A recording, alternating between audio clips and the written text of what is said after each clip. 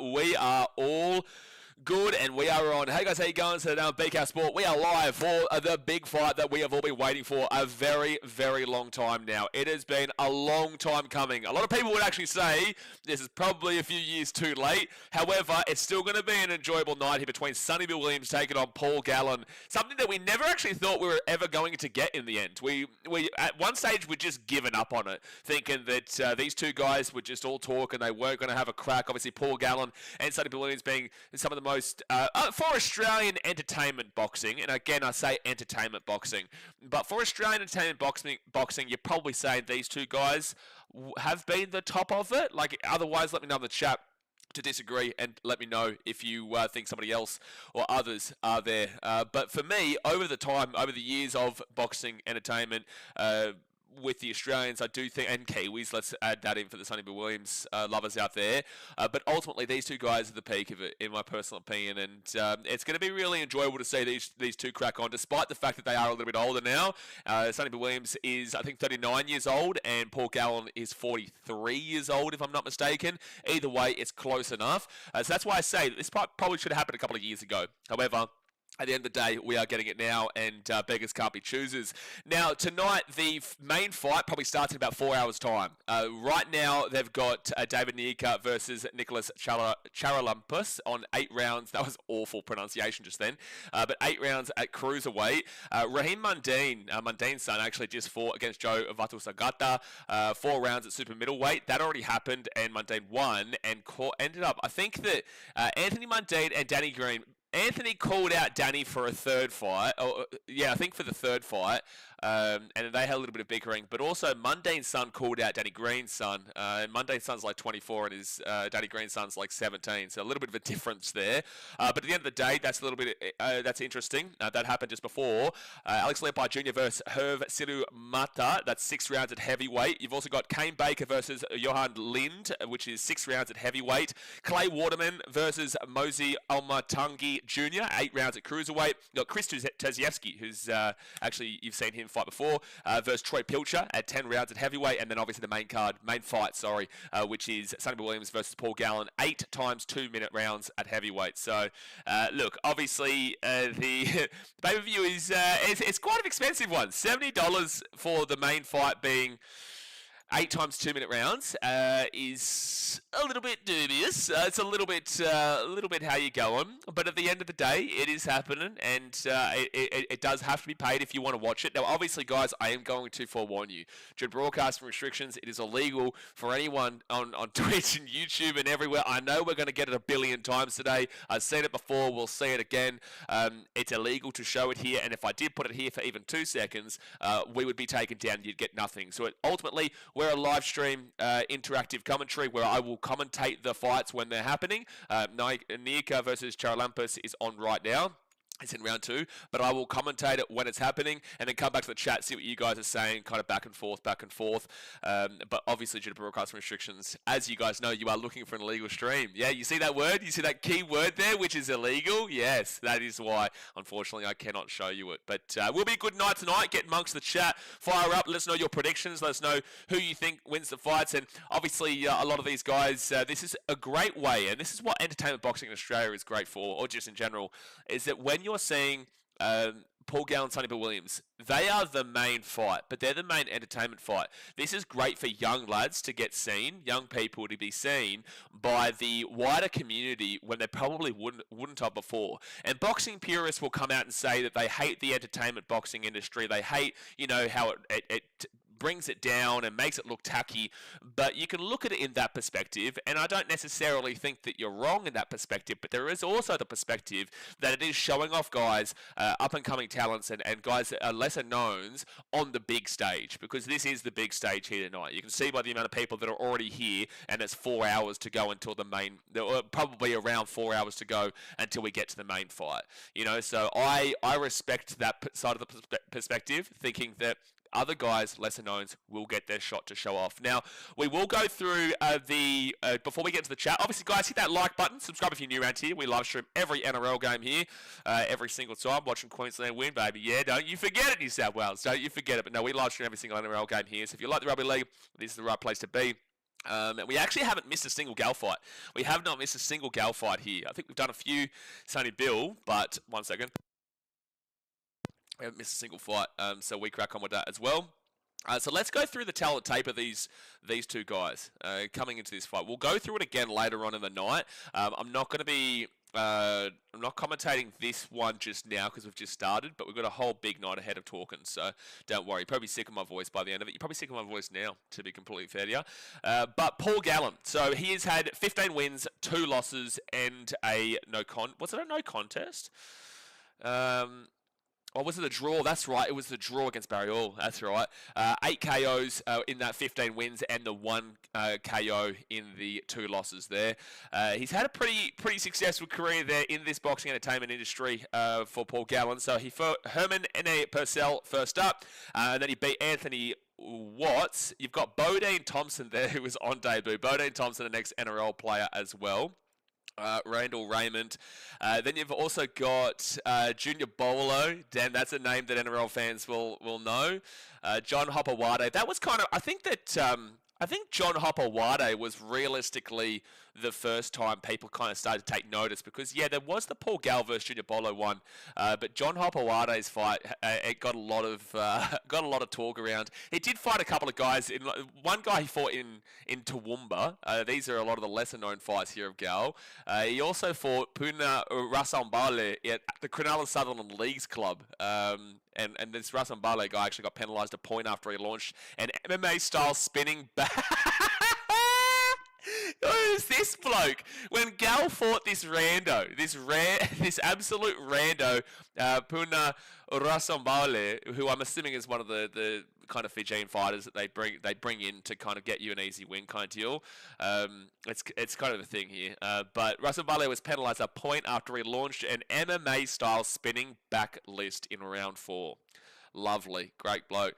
So yeah, then this is when the real kind of career kicked off here for Gal. He obviously fought John Hopewade with a win, had the draw against Barry Hall down there in Melbourne. And listen, I know there's going to be here, there, and everywhere in regards to your thought process of if you won that, if it was a draw, if he lost. Everyone has good perspectives on both sides there. But then after that, he fought Mark Hunt, and that was a huge fight there, which he got a win against. Then he fought Lucas Brown, and then after he fought Lucas Brown and got that W, which was a pretty easy dub there for Paul, he went and took on Justice Hooney, who is an actual, in the genuine boxing scene, and he lost pretty comfortably there. He held out, I think it was about 10 rounds. It doesn't show it here, but I'm pretty certain it was around 10, maybe around 9, 10 rounds. It was actually quite far into the fight that Gal did lose that. So he held his own for a bit, but obviously Hooney was the better fighter.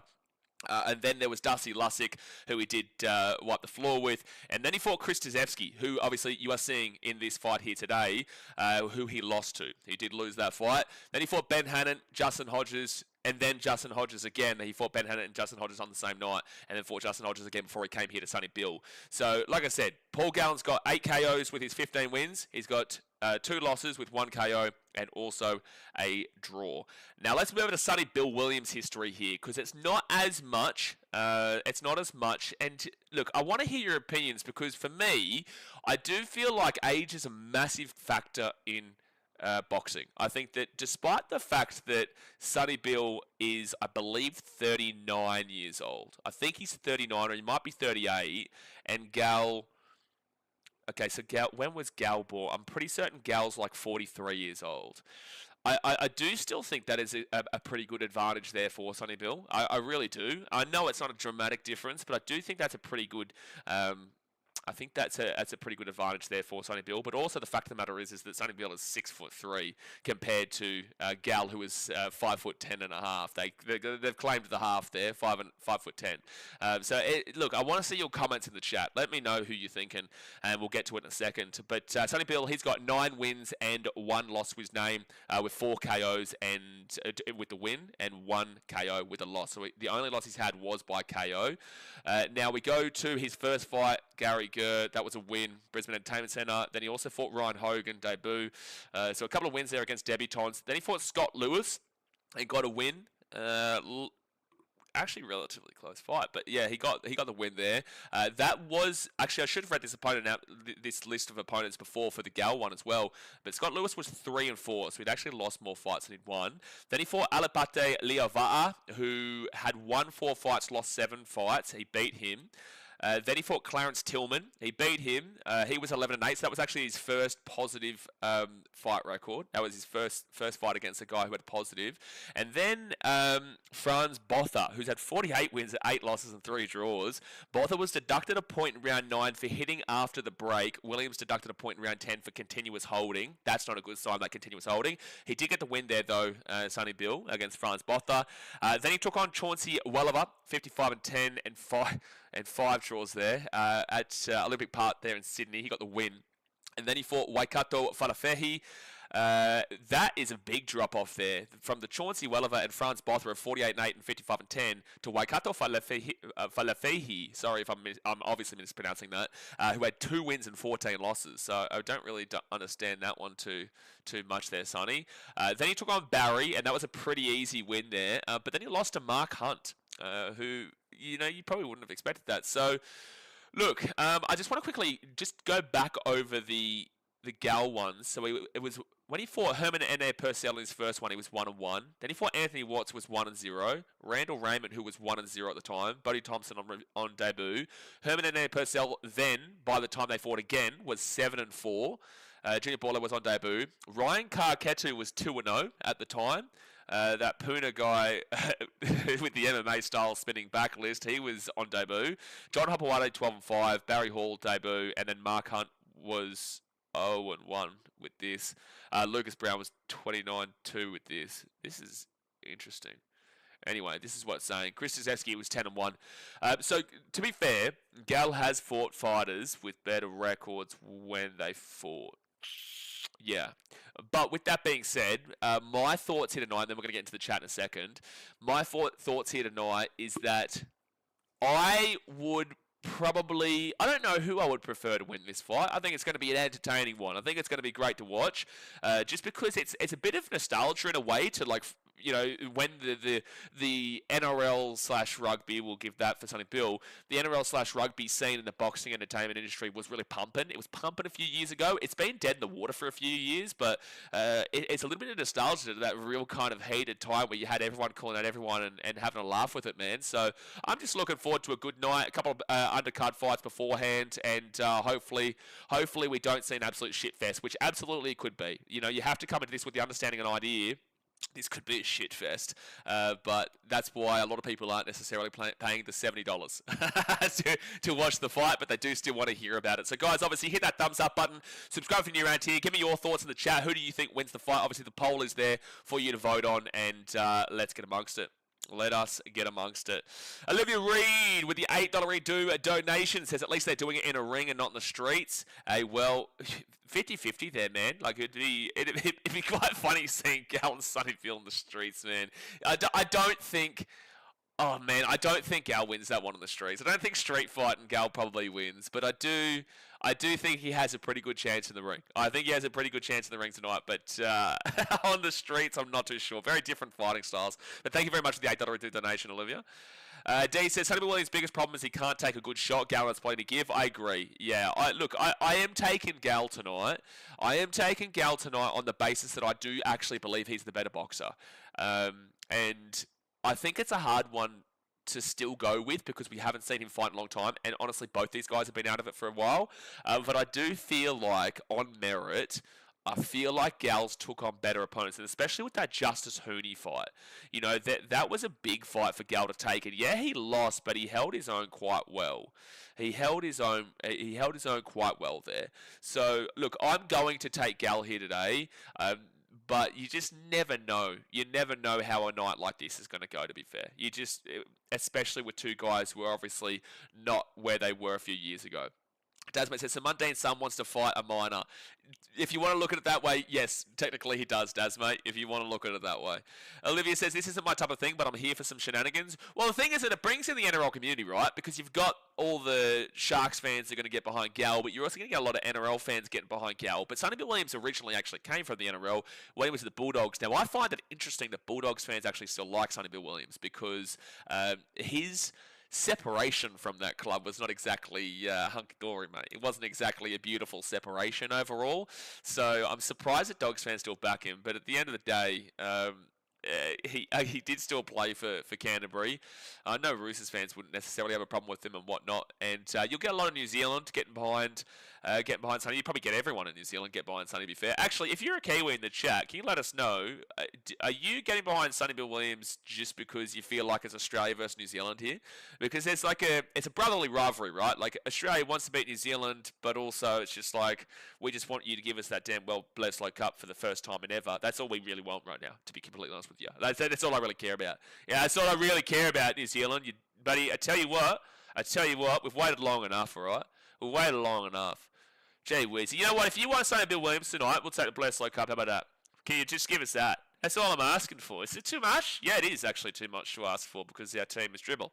It's just absolutely dribble. So yeah, if you're a Kiwi, are you back in Sonny-Bill tonight because you feel like it's a trans-Tasman rivalry, or are you kind of just getting behind him because you want to get behind him? Jonathan says, easy win for Gal. Jonathan says, what time do you think the Gal will start? That will start in about 3.5 hours' time. We've still got quite a few undercards to go through here first. Yeah, it is on Stan Sport, Azu. Michael Lemming says, is Nick winning? So I haven't actually really been watching this fight. Usually when I start a stream, I don't actually kind of react to the one that's already underway. So I haven't really been able to watch this from the start. It's in round 5 of 8. I'll let you know who wins, obviously, when it comes up. But usually I just kind of start off with the chat and whatnot for. Justin says, Bullet Brother, thanks for the call. Should be a good fight. No, hopefully, mate. Hopefully. Let's scroll past all these asking to put the stream on. Which is going to be all night, mate. Oh, Jesus. There are actually some good punches here. Nika's all over him. But he is getting a warning right now about hitting him low. Dasman says 5'10" is 6 foot on a good day. Real ones know that. As someone who is above 6 foot, Daz, I'm not going to give you it. But anyone who is under 6 foot will give you that. Oh, jeez. Nika is absolutely whooping him right now. Yeah, no. Whoever it was that just asked me about Nika, he is absolutely killing it. Olivia says, someone is going to have to tell me the rules and how they win because I have no clue. Okay, so Olivia, so what you do is right hand, good. Put hand on other head. And put that head on that canvas. See, part A, part B, part C. Finito. That's what you're looking for in boxing, Olivia. That's what you're looking for. Andrew says, Olivia, you punch the person you're fighting and hope you knock them out. Yeah, that's kind of how it goes, Andrew. That is usually how it does work out. Nicholas says, first round Gallen gone, bros. You think Gal's get knocked out first round? I want to ask, how many of you have actually watched Sonny-Bill's fights and Gal's fights? Because I know a lot of people are going to have that opinion, but I don't know what that's based off of because Gal has fought probably better fighters in his tenure.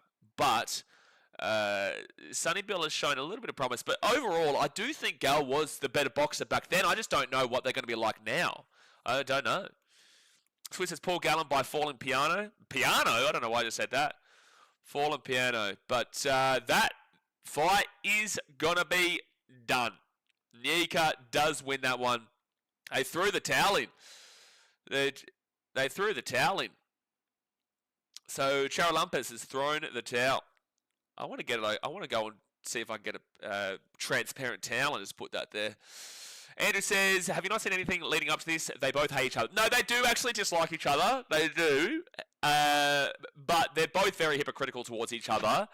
I would say that, obviously, they're very good entertainers. Yeah, you'll see a lot of respect after this fight does finish. I'm just going to quickly get a tissue, guys. That fight just finished, so we'll wait for the next fight now. Give me 1 second here, guys. I'll be back in a moment. Just hit the thumbs up button, subscribe. Give me 1 sec.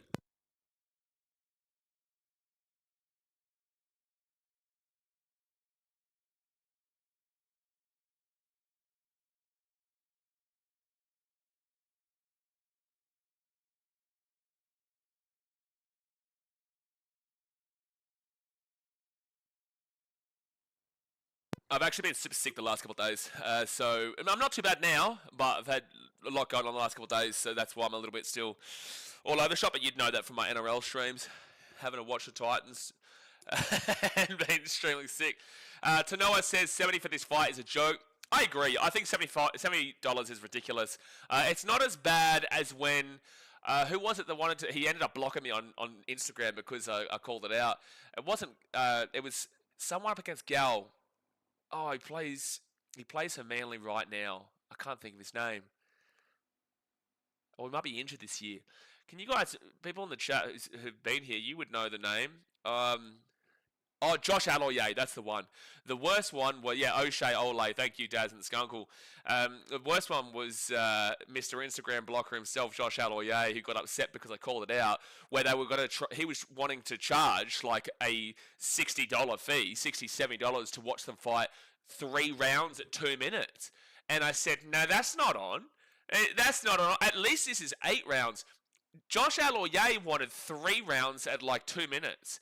And they wanted to charge $70 or some shit. It's like, man, firstly, your name's nowhere near big enough to be, even probably put in the ring with Gal in general. But secondly, to charge people like $60, $70 to watch whoever you are fight, whilst all these battlers are working hard every single day to get that kind of money, and you just want to go in there for a payday, who are you to be asking for that? And then anyway, I got blocked for that.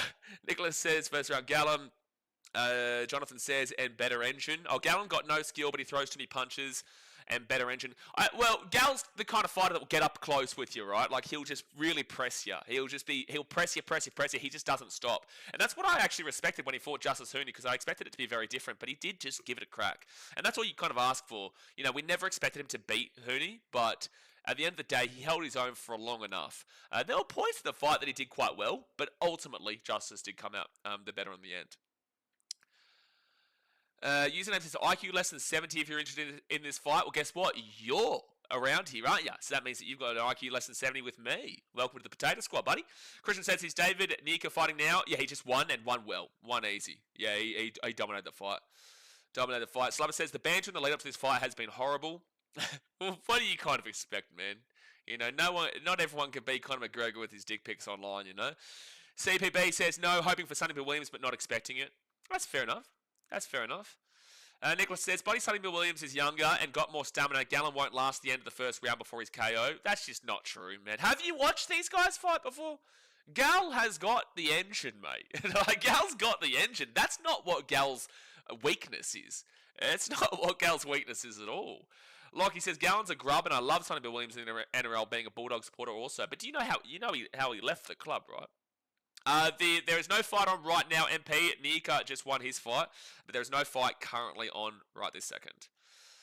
Dazmate says, don't worry, Sonny-Bill Williams will just say Gal's on roids again despite doing them themselves. Yeah, that's what I'm saying. They're both as hypocritical as each other. They're both as hypocritical as each other, man. They've both done very questionable things. And it's interesting to see that they both utilise that, especially Sonny-Bill in that press conference. But they've both done questionable things that probably shouldn't have been referring to any questionable nature like that. Rohit says, can't stand Gallen, such an irritating pest. Would love Sonny-Bill Williams to knock out cheap Gallen. So I've actually always kind of backed in Gal. I don't know what it is. He is. I can understand how you can be annoyed by him. He definitely is a bit of a pest, and he knows he's a grub. He was a grub on the field, and I hope that the old Billy doesn't get upset that I'm saying that. And I love Bill as a Queenslander. But with that being said, I do think that. I do think that Gal welcomes being called a grub. It's just unfortunate that our response to that is his origin record.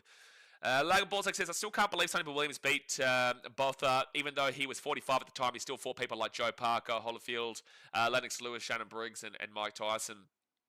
Well, it just shows you age, mate. It really just shows you how important age is in boxing. Boxing is not an old man sport. It is a young man sport. Young, fit, healthy, flying. Now, the only kind of thing to remove that is by saying the separation between the two here is not that drastic. However, there is still a difference between your 30s and your 40s, and that's not to say that it's a drastic difference, but it's enough of a difference to kind of still make a note of the age difference here. But it's nothing to say he's going to win the fight because he's 38-39 compared to him being 42-43. That's not big enough of a gap. However, age does catch up with you. And even Gal was saying that in the last fight when he was taking on. Was the last fight Mark? Who was the last fight? No, sorry, that was ages ago. His last fight was Justin Hodges. When I think he retired after it because he said that age had caught up to him. I could be wrong, but let me know in the chat. Hooney was unlucky in his last fight. Brett had said. Benny West says draw with lots of action. You think a draw tonight? Oh no, don't do it to us. A draw? What are you doing? Why are you wishing this kind of thing on us, Benny? What are you doing, man? What are you doing? You're hoping for a draw? Oh my gosh. Well, we're going to get a part 2, that's for sure, if that's the case. God help us.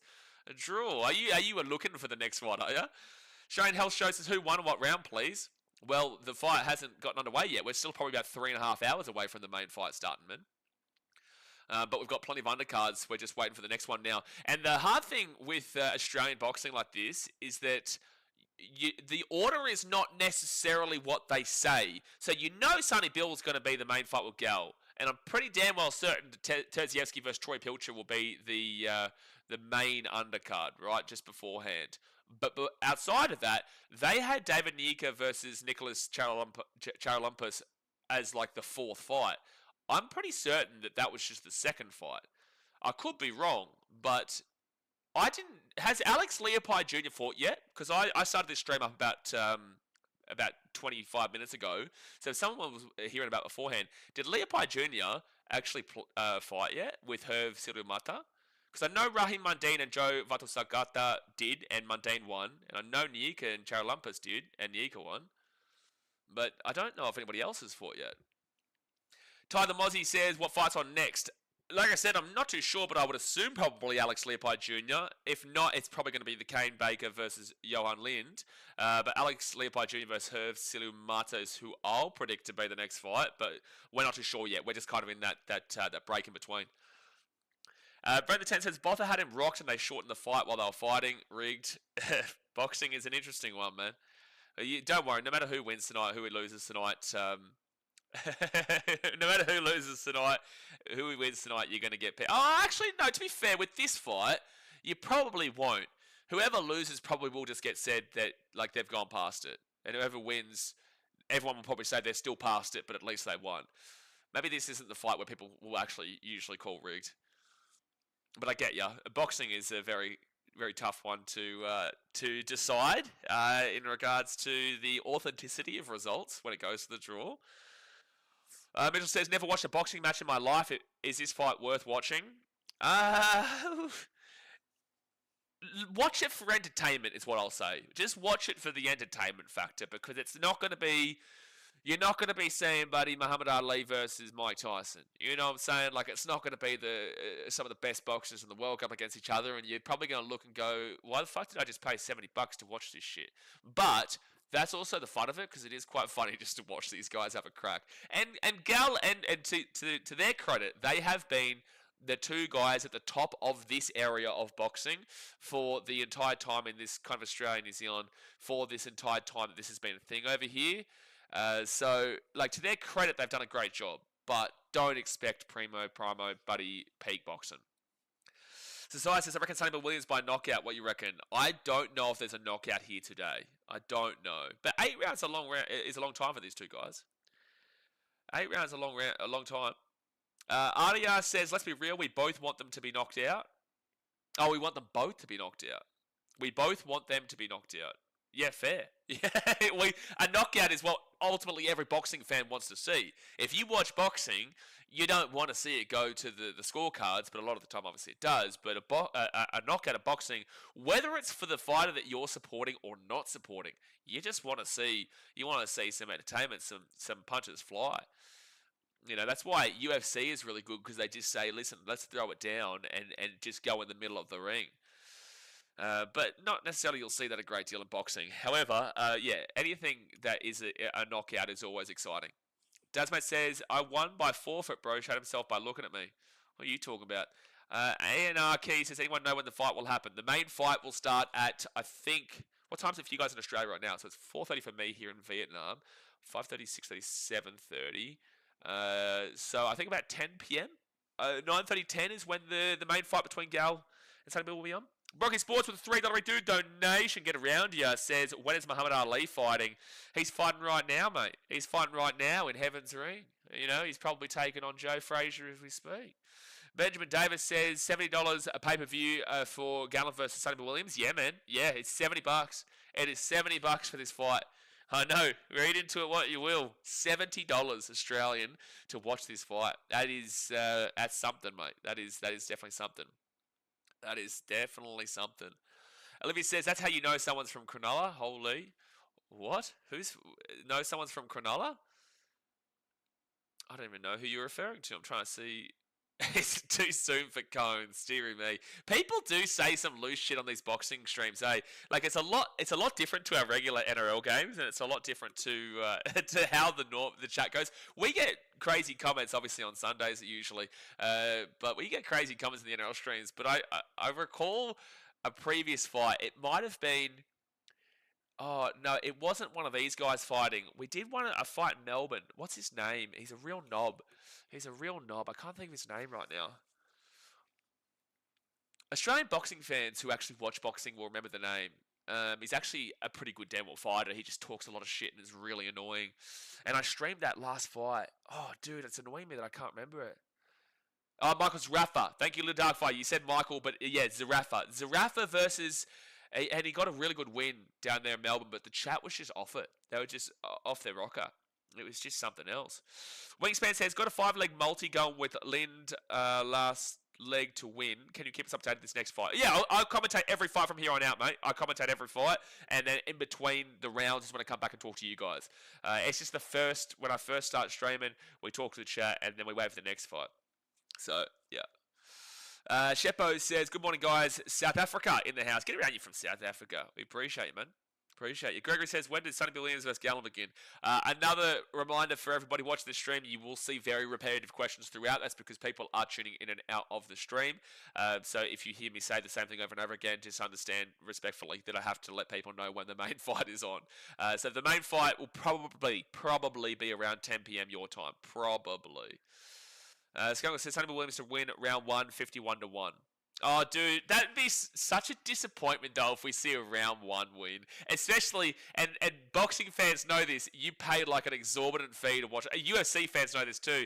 You pay like an absolute exorbitant fee. Like, you've been absolutely robbed for all money. Baker vs. Lind is on now, by the way. Baker vs. Lind is on now. But you pay an absolute ludicrous fee to watch the fight, and it's over in like 2 seconds. I remember I went to the Mundine fight. Mundine versus... Geez, my memory with boxing is going at the moment. But Mundine versus... it was in Australia. It was at Suncorp Stadium. And there's a vlog here on the channel, actually. And the fight was over within the first 60 seconds. So everyone's just there. I remember seeing fights all around Suncorp, dude. Like outside Suncorp, inside Suncorp. People just want to punch on. But that's what happens at boxing fights. But that was over within 60 seconds. And you just like, people paid thousands to go sit ringside. Thousands and thousands to go sit ringside. And it got literally a couple of seconds. Dead set. Sheppo says, is David Nika winning? Nika has already won. He already won. Actually, I should put that on the screen. Arua from Papua New Guinea. Get around you. I'm going to put some text on the screen to say that he won. Where is it? Get some text. Get a bit of text going here. Oh, where is it? Sorry, guys. Give me 1 second here. I'm going to move so I can get some text on the screen while we're waiting for these fighters to come out. Hopefully someone has the Barbie Girl song as their walkout song. Text. All right, there we go. Add that. And then... there we go. All right. So put that there, and then we'll move this across. And then I'm going to change the color of it so it's easier to see as well. We haven't done one of these boxing streams in a while, so that's why I'm a little bit rusty with it. Color, we will go. Black. There we go. Beautiful. All right, so that's got the result there. This fight is they're about to start coming out here to the rings. I'll update the scoreboard. Thank you, Jay. Wow. Did the Maroons play well? They played pretty well, Brent. Thank you for the mathematics equations on Wednesday. All right, so now they're coming out. Linda is walking out to the ring. Cameron Molloy says your prediction for the Gal fight. I'm taking Gal.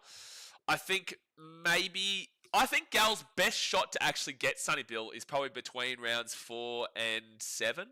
Rounds 4 and 7. It's an 8-round fight. I'd probably say Gal's best shot to win is rounds 4 to 7. I think Sonny-Bill's best shot is to win in like 1 to 3.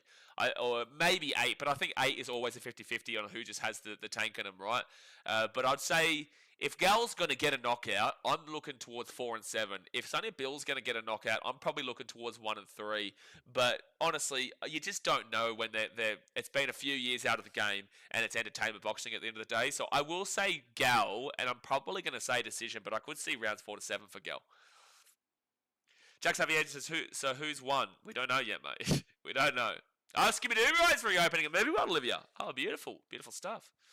Beautiful stuff. I got whiplash on that right one time. Jeff Horn was the boxer. Thank you, Luke. Yes, Jeff Horn versus Anthony Mundine was over in 60 seconds.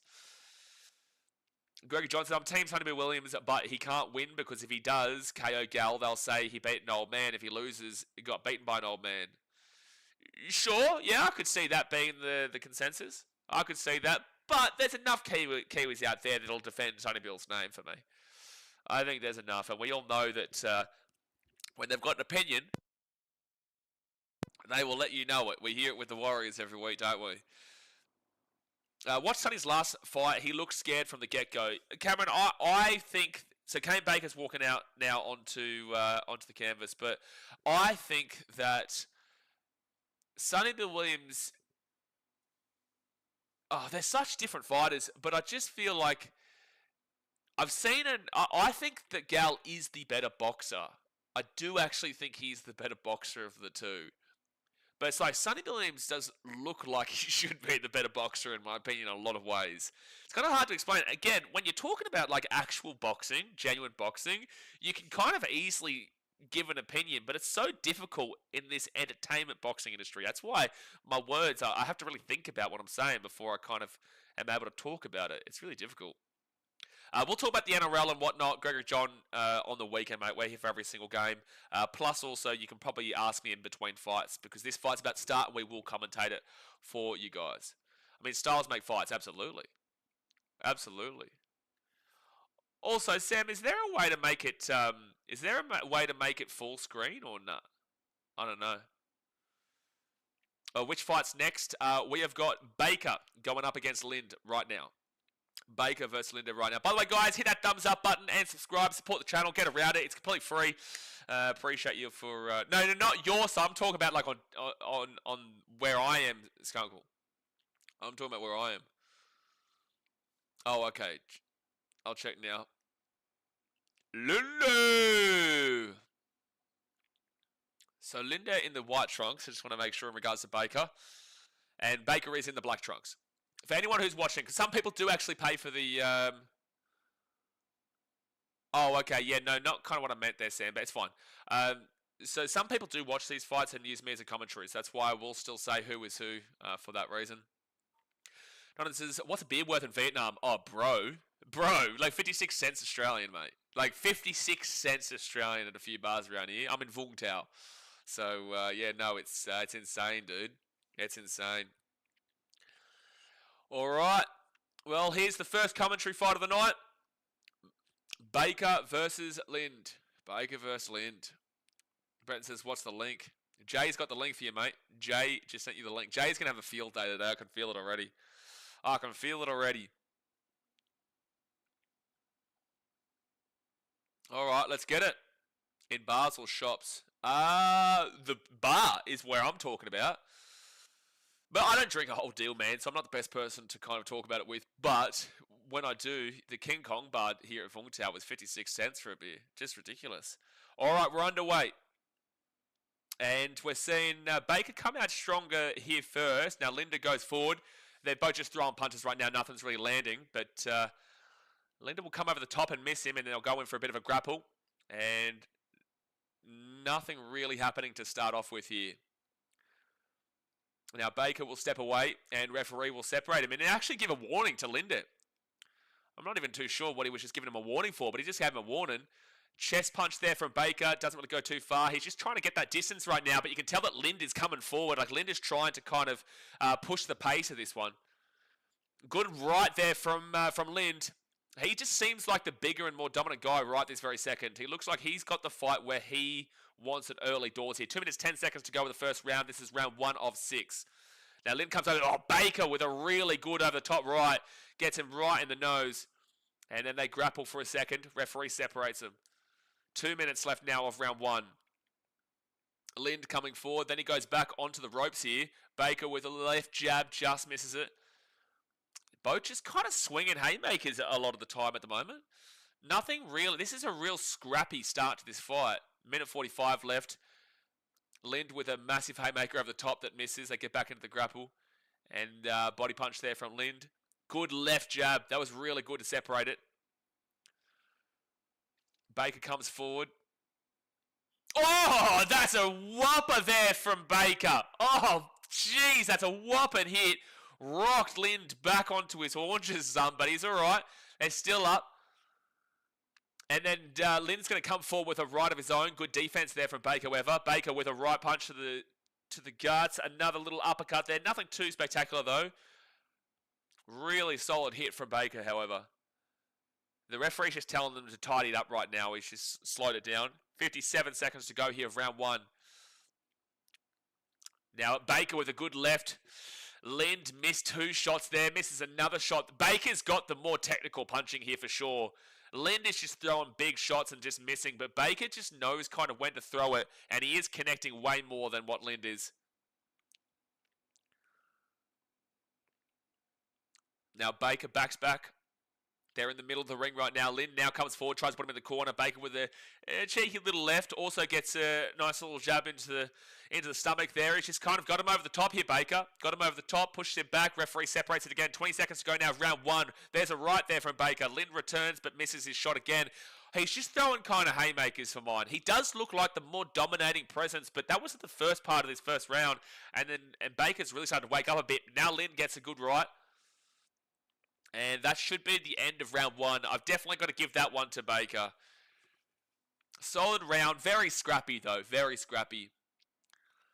Very scrappy. Yeah, technically great. It was round 5, mind you, with Nika, but that's what it does have it on the screen. The results I will put on the screen once they do happen. You're not cheeky retracting your message. Jeez, I hate that I've got a bloody runny nose at the moment. Round 1 I'm giving to Baker in my opinion, but there was a couple of good punches from Lind too. I could see an argument for Lind, but I would be going with Baker. I just think that his punches were a little bit better. I sent some photos that should make it full screen. Okay, it's kind of fine. Like, I'm able to see it anyway.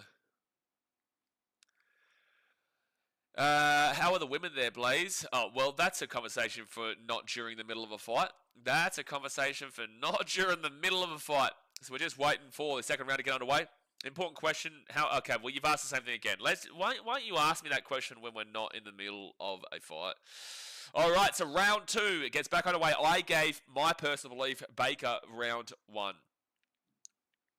Baker with the black trunks and oh jeez, I tell you what, Lind just wants these haymakers, man. It's like he just needs one of them connect though. It will connect well. But Baker's defense has been pretty solid for mine. Baker with a good right into the oblique, and then he comes over the top as well. Gets a good couple of connections there. Oh, there's the haymaker. That landed from Lind. That one landed from Lind, and now he comes forward, puts Baker onto the ropes, and now Lind, I think he's got him rocked a little bit here. No, Baker might be okay, but he did look like he was a little bit rocked there. Lind is well on top now in this second round, just because he just needs the punch to land. He's not necessarily the best technical boxer. Baker is, for me, a better technical boxer here, but Lind just needs one of these big ones to land. Yeah, Lind is 5'2", 100% KO rate. It doesn't surprise me with this. Oh, that's a good right from Baker, however. They're in the clinch. Baker comes over the top with a right. 2 minutes to go now of round 2 of 6. Lind is like a KSI. Sure, I can see the comparison in that regard. Baker comes with a right, does miss that one. Then goes in for a stomach blow. And Lind over the top again with a haymaker, but he does miss that one. I can definitely understand the KO rate. Lind comes through, comes in with an oblique shot.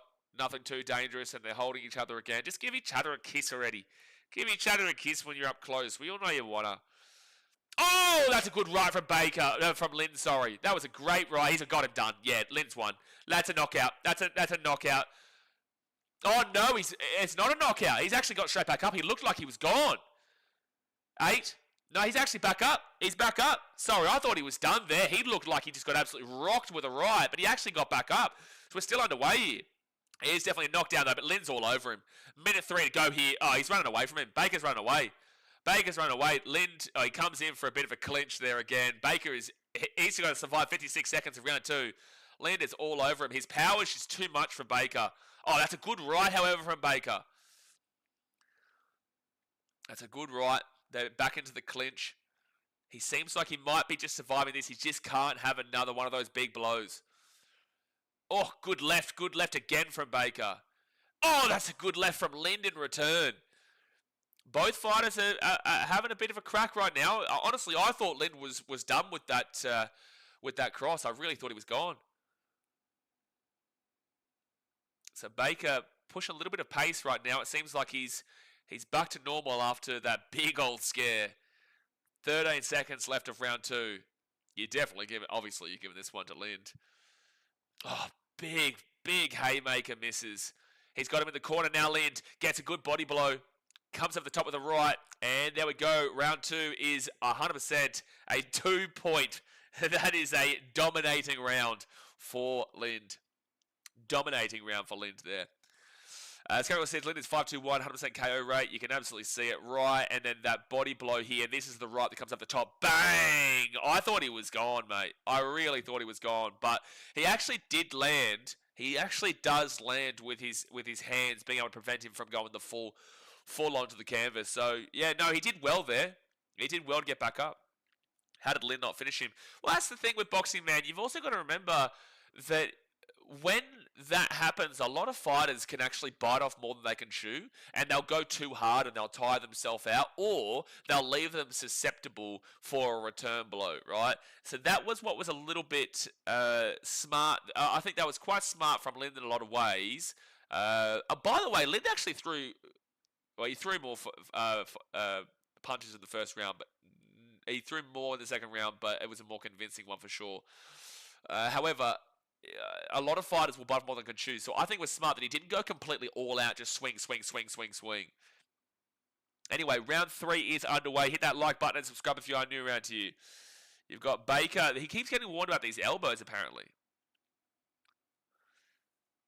And now Lind comes over the top there with a right. Pushes him back onto the ropes area, but then there's a switch there from Baker. Baker with a good body blow there. Good, solid body blow.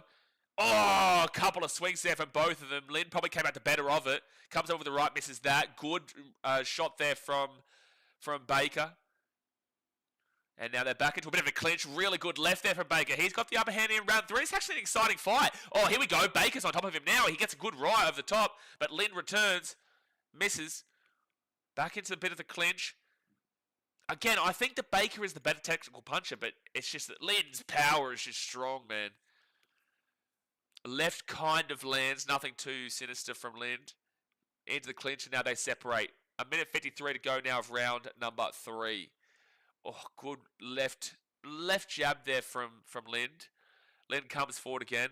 He definitely does throw more. Again, I think Baker won round 1, but he did throw 91 punches to 70, Lind. Oh, there's a right, but good defense there from Baker.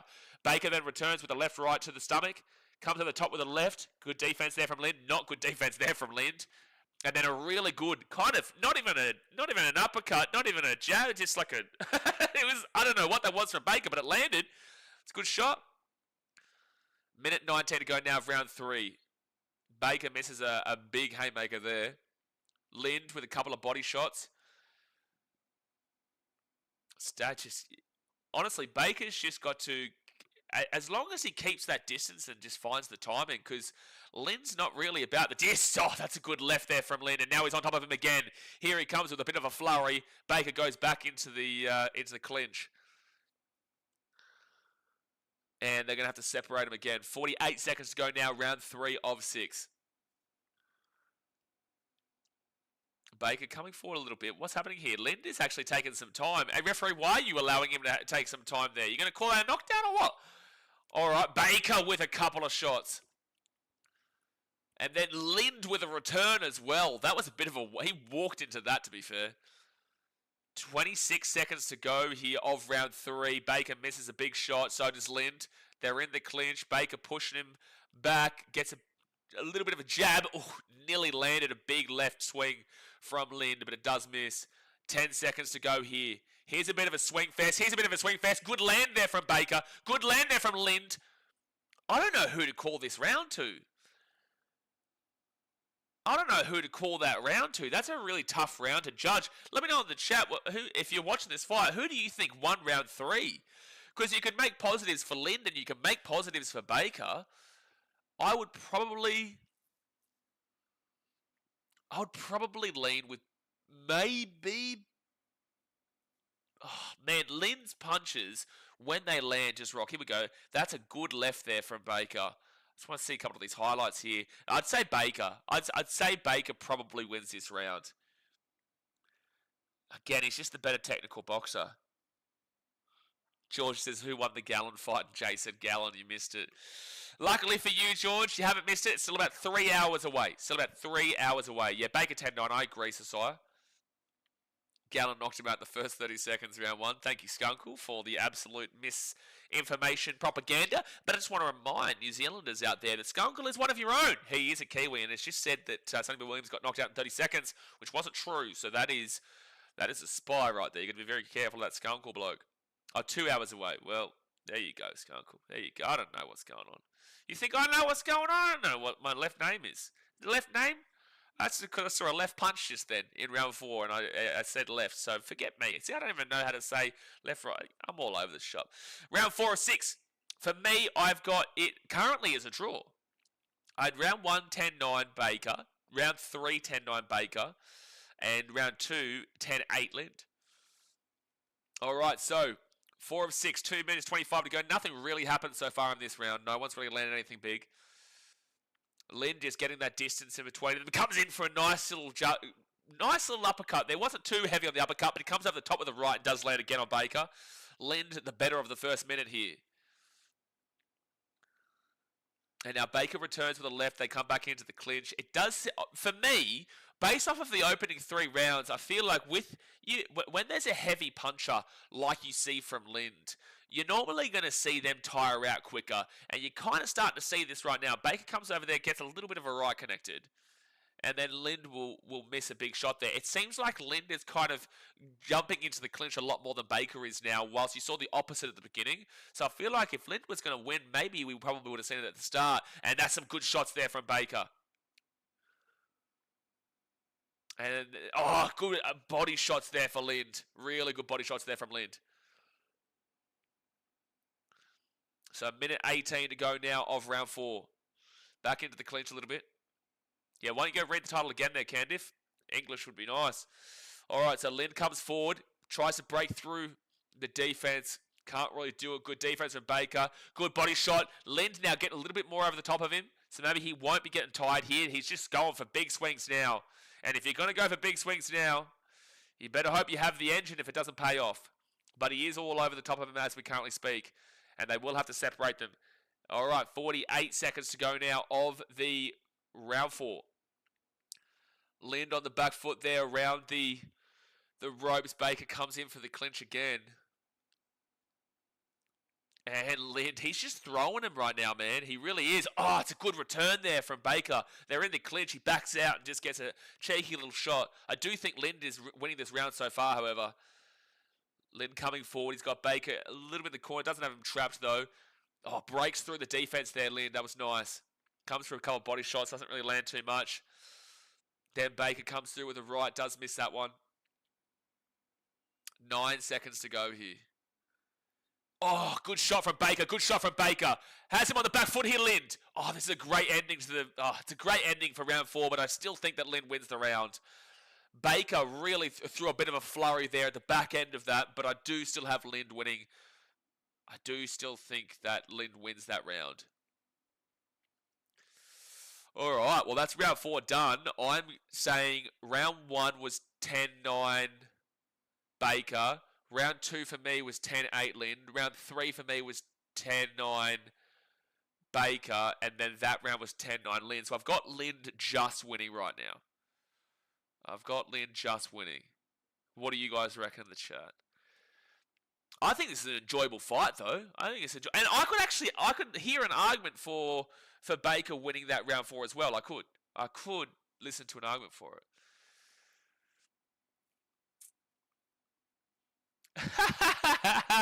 Oh, Candice. Oh, man, get a job. How about that? Can someone give him the link to the McDonald's application website? Daz, mate, where's Daz, mate, to give him the application for the old McDonald's? That's what we need him right now. Brother, you're looking for an illegal stream, mate, and you've got commentary in the title. Get a grip of yourself. All right, so 2 minutes 50 to go of round 5. We are underway here. And nothing really going on too much just yet. Agree, Lind 10-9. Yeah, I think Lind probably just edged it out, but it's a close one. Oh, good right there from Baker. He comes over the top. 2 minutes 30 seconds to go. That was a good couple of shots there from Baker. Back into the middle of the ring now after a bit of a separation of the clinch. Baker comes over the top with the right. I don't know if Lind is tiring as much as I kind of thought he might have been. I think he does have a bit more stamina than I was expecting. Ah, there he goes. There's Daz, mate, with it. Good defense there from Lind. And back into the clinch in the middle. Oh, a bit of an uppercut there in the clinch from Baker. That was nice. Now Lind throws a flurry. He had some good defense there, Baker, but at the end of the day, he's got such big power that he did rock him a little bit. Minute 49 to go of round 5. Lind keeps turning his back here to Baker. Good shot there to the oblique from Baker. Comes up with a right, probably just missed. Lind ducks away from it. Minute 35 left. I would say first minute and a half here of round 5, Baker's probably on top though. Oh, he went for a big uppercut there. Left himself no defense and was lucky that Lind didn't take the opportunity.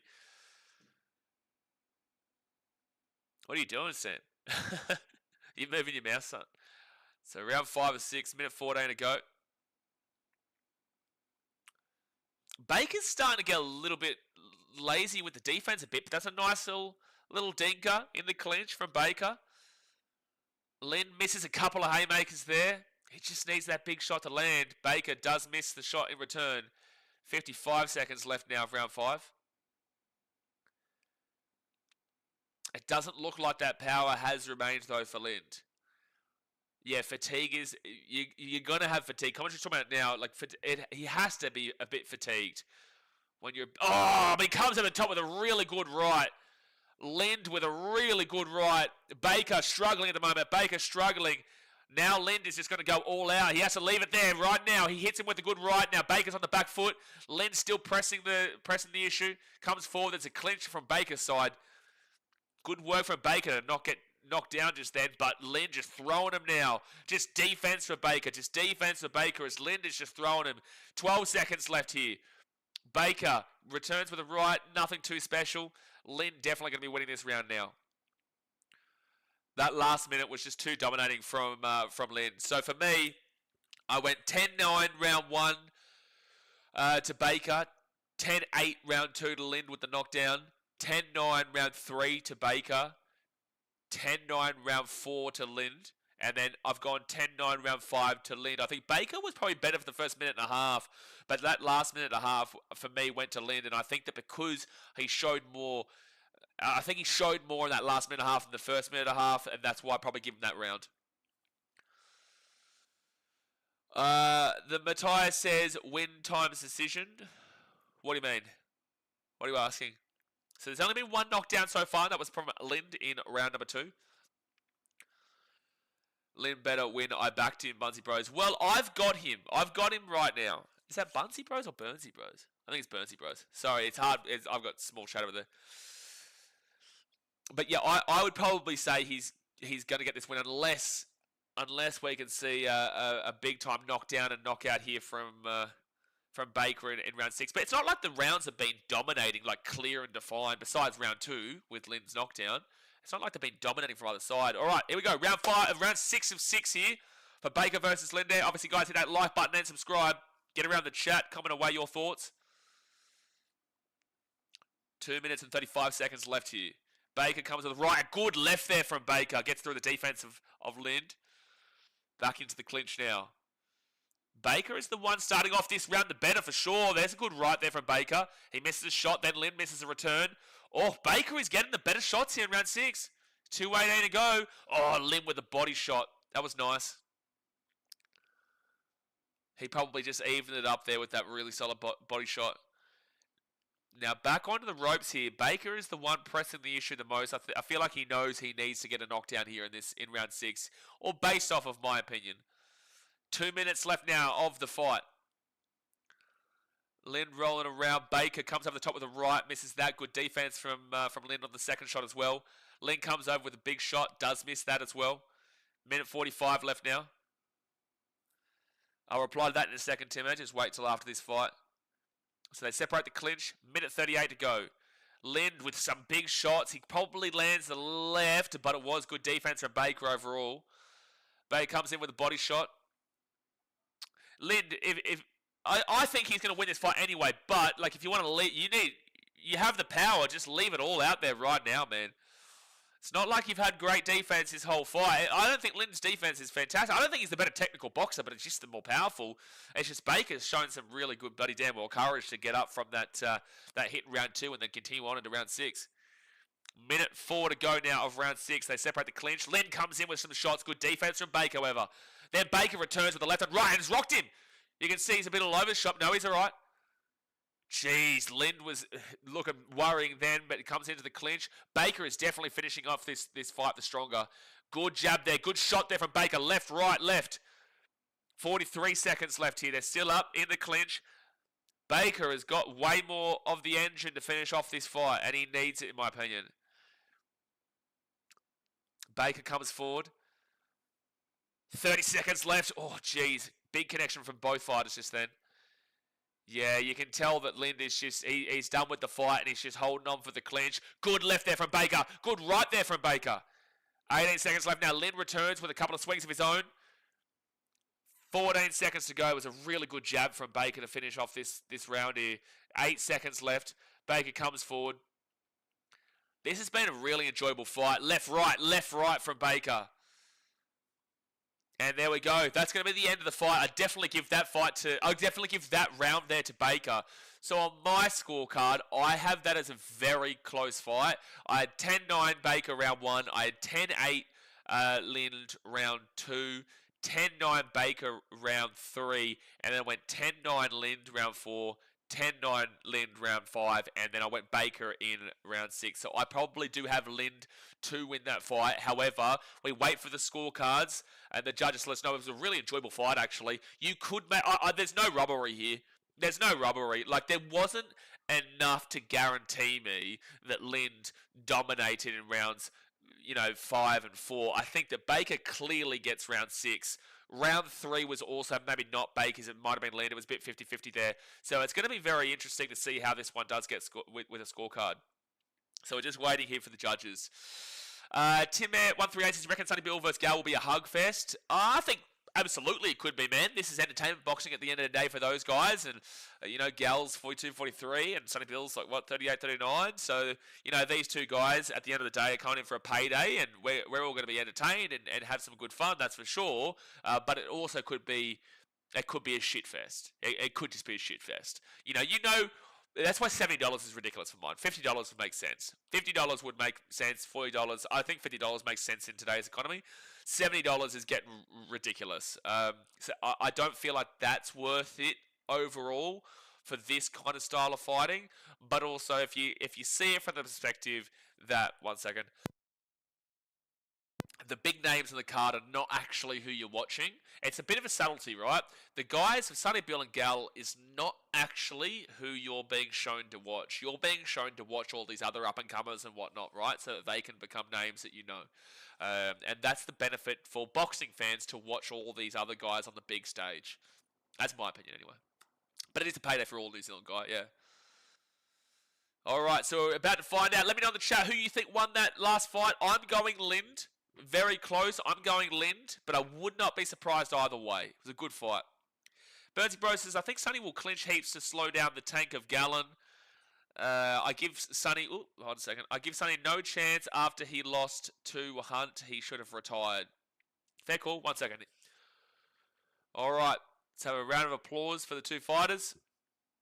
6 rounds of action here.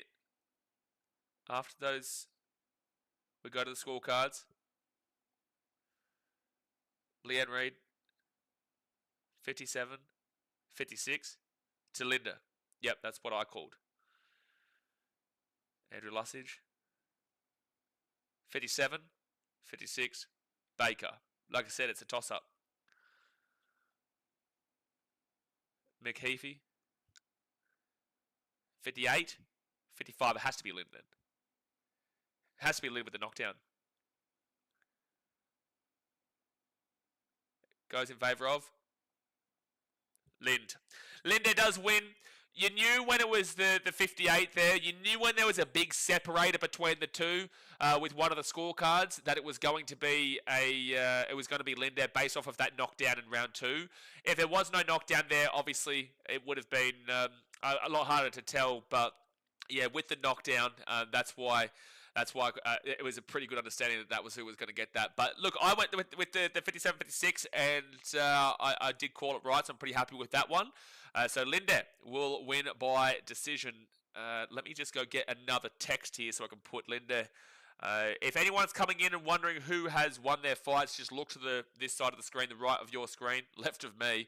Just look there and you will see the winner, because a lot of people have been asking about Nika, and he won round 5. All right, so let's just put this up here. Linda. Move that bad boy down here. So there's probably about 20 or so minutes before the next fight does get underway, guys. Had a lot of fun with that fight. It's a really good fight. That was a really fun fight. You know, when it's a split decision, it's usually going to be a pretty good fight. And we'll put that over there. And also, let me know in the chat if you want to see more boxing fights and whatnot here on the channel. Obviously, now that I'm traveling the world and doing a lot of things all over the place, I've got a lot more kind of time to do whatever. So if you want to see more boxing fights here, and actual boxing fights too, let me know in the chat. All right, Linda. It was a really good fight, actually. All right, let's move that down there. Sometimes you can be watching fights like this, and you can watch a really early undercard fight. You're just like, what the fuck was that? But that was a really good fight to watch. It was really enjoyable. Birdsy Bro says, will be if I get Gal to win. So you get on Gal. You betting on Gal? Or are you just saying that you reckon Gal will win? Zoo fights this week, doesn't he? Oh, I think this is Zoo's last chance, mate. Like, I think Zoo needs to win this, eh? Like, Zoo needs to get this shit going. I know what he's done, but I think he needs to get this shit going. He can't have another loss. Avani says, boys, give me tips for the upcoming fights. The upcoming fights, a lot of guys, most people here wouldn't know, but people in the chat, please help him out if you've got some predictions for the next fights. Obviously, so far, we've seen Rahim Mundine get a win over Joe Vato-Sangata. We have seen Johan Lind get a win over Kane Baker. And we have seen David Nika get a win over Nicholas Charalampus. I don't think we've seen Alex Leopold Jr. versus Herb Silumata yet. I don't think so. But I know I started watching about over an hour ago. And that was when Mundine had just finished. No, we were into the Nika fight. I don't think we've seen the Leopold Jr. fight yet. But let me know. We haven't seen Waterman versus Almatangi Jr. We haven't seen Todziewski versus Pilcher. And it's no shock horror to you that we haven't seen Sonny-Bill versus Gal yet. Birds Bros, yeah, man. Bet Gal to win in the multi. I think Gal's the underdog, isn't he? Like $2.25 or something like that. Again, I'm in Vietnam at the moment, man. So when I've been overseas all year, I can't see betting odds unless I use a VPN. Which actually, funnily enough, I'm on a VPN right now, so I could actually go and check it out. But yeah, Gal's the underdog, isn't he? Oh, Leopold won first round. Oh, he did. Oh, thank you for letting me know. I wasn't on the stream early enough. So we've got 3 fights left then, do we? We've got Clay Waterman versus Mosey Amatunga Jr. and Chris Staszewski versus Troy Pilcher, and then Sonny-Bill versus Gal. Fair enough. Thank you for letting me know, mate, because I would have known. I wasn't there in time. So, based off of this fight card that I'm looking at here on this website, it originally had Mundine fight first, then Leopard Jr., then Baker, then Niika. Now, the reason why I got confused and why I didn't know is because obviously Alex Leopard Jr. must have fought first, and then it was Mundine underneath him, and then it went up to Niika, and it's come back to Kate Baker and Linda, right? So that's why I got a bit confused here. A knockout, bro. Yeah, mad. Yeah, Alex Leopard Jr. was actually signed to the Titans, the Gold Coast Titans for the NRL fans out there, but he chose to go down the boxing route instead, which is pretty cool. So it's good to see him, make the right decision for him. And considering my team, considering the Gold Coast situation right now, I don't think he's regretting a great deal. Adapt, so I think draw for Sonny-Bill Williams and Gal. If it's a draw, we're going to be back to see a second fight. You know it. So I wouldn't be surprised in a lot of ways because that'd just be another money grab. And it's like, look, the money grab is still entertaining. I want to clarify here. You can call it a money grab. You can call it that because it is. That doesn't mean that it's not still entertaining to watch. A bit of a laugh. Two old guys, old ex-players that we all know. Everyone knows Sonny-Bill. Everyone knows Paul Gallen. It's still entertaining, and that's why you're here. You're gonna get people saying, "Oh man, look at all those losers who pays $70 for the fight, watched it for free." Sure, but you still watched it, right? You still watched it. You still provided the entertainment for people on Instagram and on Twitter and on Facebook. And I guarantee you, a lot of those people that you were having a laugh with and taking the piss out of and whatnot, I guarantee you they paid it. So it's like it doesn't impact you, but it still means that this continues. So it's like, yeah, look, don't necessarily watch it on a legal stream and whatnot. However, by you interacting for weeks and weeks and weeks through all the social media posts everywhere, here, there, and everywhere, it created enough hype that a lot of people have actually gone and paid the $70. And that's why this keeps on going. Johnny Man Johnson says, mate, Paul versus bro, Sonny-Bill Williams. What? A Jake Paul. Mate Paul? What's going on here? I'm going to say Jake Paul versus Sonny-Bill Williams. They will be drinking together after this match. Oh, now I get what you're saying. Sorry, mate. That's all on me, Johnny Man. It's so hard to read comments. Sometimes you don't know if the English is correct and you've got all over the shop. I thought you were suggesting Jake Paul to fight Sonny-Bill, and I was like, I was going to roast you in a second, but I understand. You just forgot. Yeah, anyway. Sonny Man Johnson says, mate, Paul versus bro Sonny-Bill Williams, they will be drinking together after this match, win or lose, the Anzac punch-up. That's what I got confused at the start, but we got there in the end, mate. I'm the Muppet, don't worry. But, yeah, look, absolutely, Johnny Man. I don't think that they're massive fans of each other, but I also know entertainment. I also know the entertainment industry, so, like, they're not massive fans of each other, but they also know they're going to have a drink together. Look at Conor McGregor versus Floyd Mayweather. They weren't fans of each other, but they are ultimate entertainers, especially Conor McGregor. Now he's entertained the world with his entire penis on the internet, right? So they can sell it and shit on each other and mean what they're saying, but also now when they see each other, they know they made the bag with that Mayweather versus McGregor fight, so they don't give a shit. But I do think that ultimately Sonny-Bill Williams and Gal aren't fans of each other. You wouldn't be bringing up your drug usage if that was the case. If they actually liked each other and it was entertainment, I don't think they would be bringing up like Gal's history with Cronulla and the peptides and whatnot. And I don't think that Gal would be bringing up the usage there for Sonny-Bill Williams either. I think that that's where it probably kind of separates and goes, yeah, these guys don't like each other, but they're kind of the same bloke in that aspect as well, which means they'll probably have a beer after this. Do you understand what I'm trying to get at there? Trevor says, Gal, yeah, let us know in the chat, guys. Let us know in the chat right now who you have to win that fight and why. Tim S says, who do you think will win between Gal and Sonny-Bill Williams? Well, I'll give you mine now because Tim has asked me. I am saying I think Gal's best chance to win is between rounds 4 and 7. Sonny-Bill's best chance to win is rounds 1 to 3. Round 8 will always be a toss-up. And then decision, I'd probably say Gal because he'll probably land more. I do think that Gal's a better boxer, but you never know years down the path, years down the track. Look, I would say that Gal actually should be the favourite here, but based off of age, makes me worried there. And they're both a similar age, but there's also a gap there. And 40s to 30s, I know it's not a dramatic difference between their age, but it's enough of an age difference to kind of, just acknowledge is what I'll say. Sentence says, does Pilcher win this? Is Pilcher next fight, is he? Pilcher next fight? This would be a good fight here, Tezieski.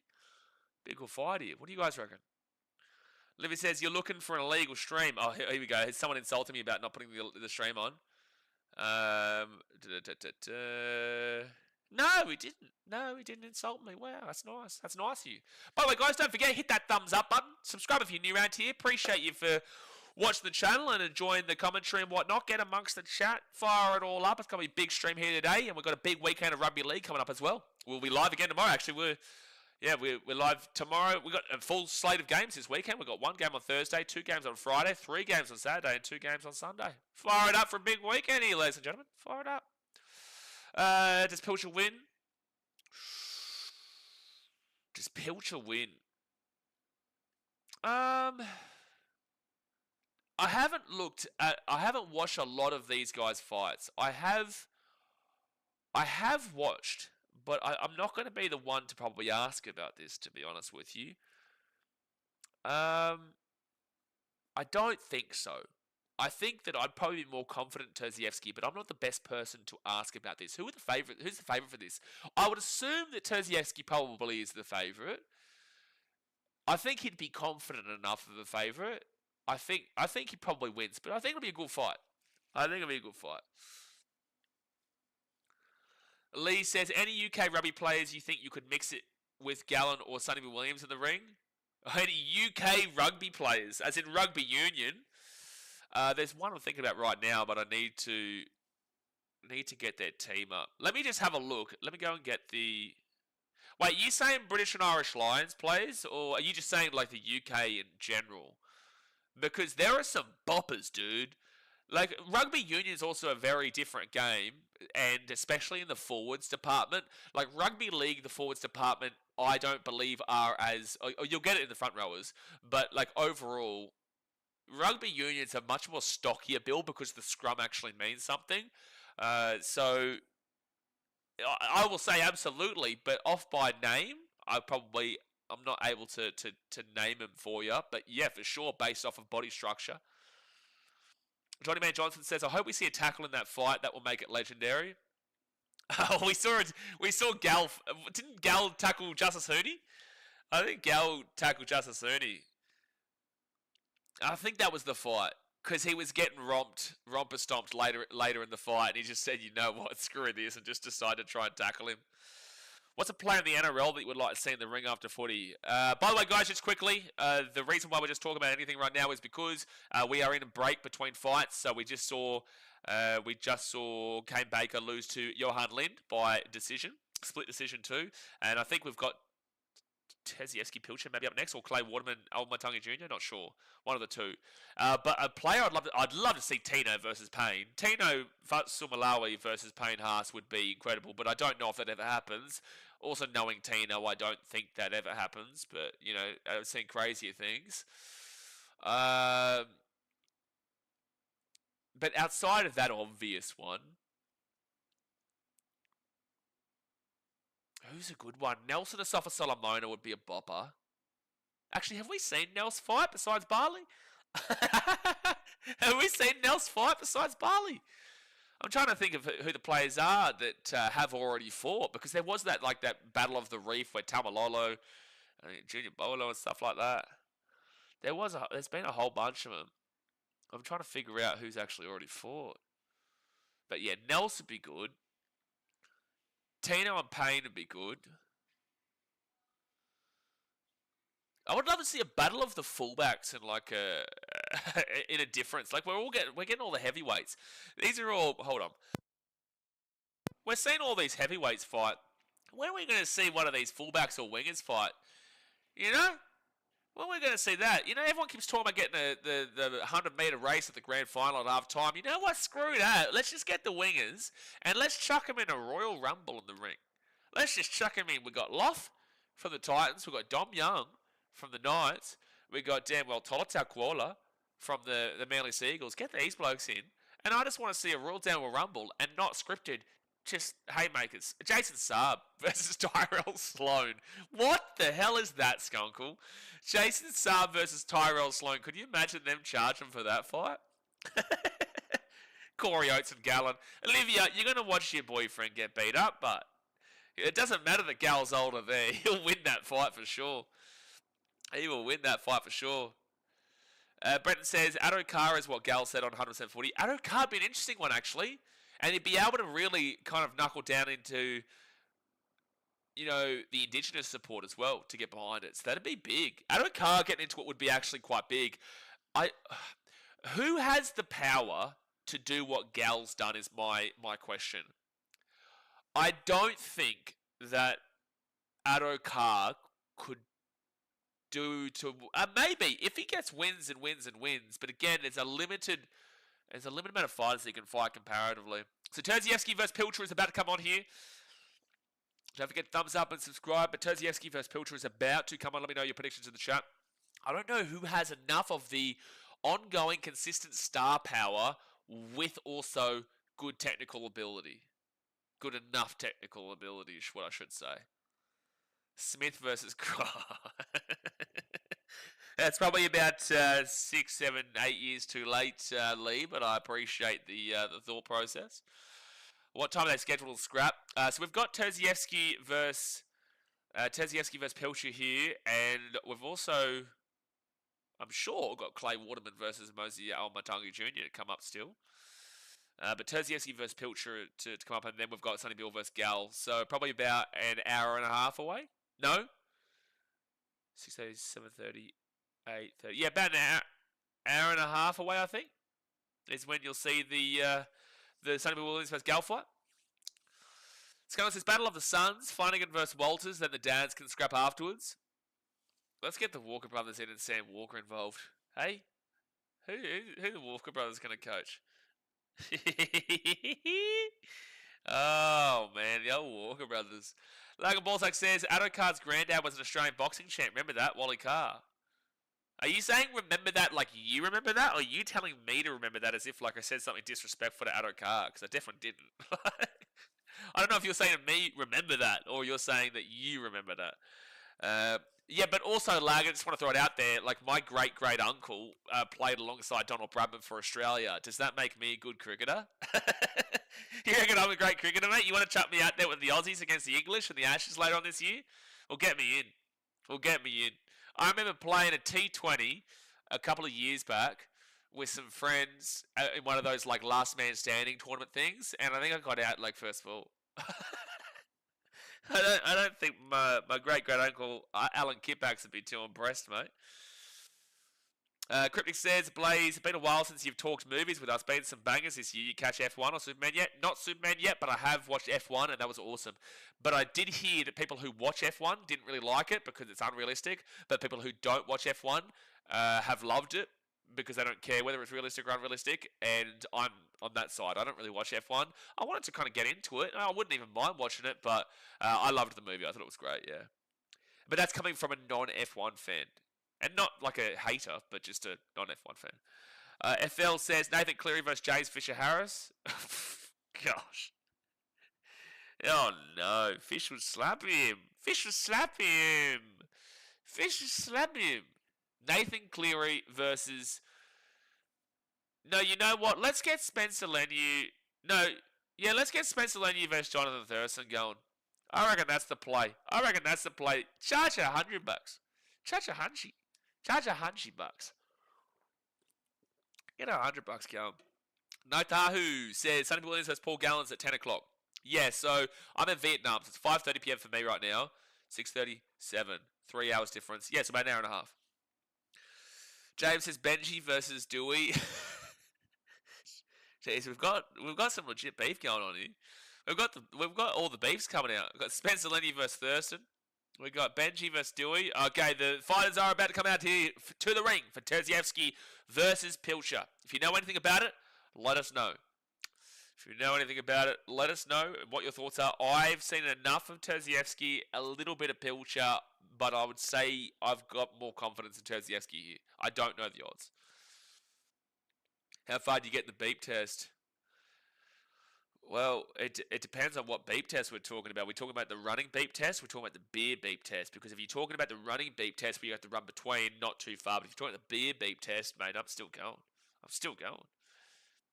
Johnny Man says Russell Crowe should have a fight with who? Where's Russell Crowe getting bloody barbs here? What Russell Crowe? What? What? Oh, where's Russell Crowe coming to this? Russ doesn't even own the Rabbits anymore. Cryptic says, if there was a movie to be made about rugby league, which team do you think the movie would focus on? Probably Panthers 4 in a row, I'd probably say. Or, Rabbitohs 2014, I reckon. Daz will love that. Daz will be a big fan of that one.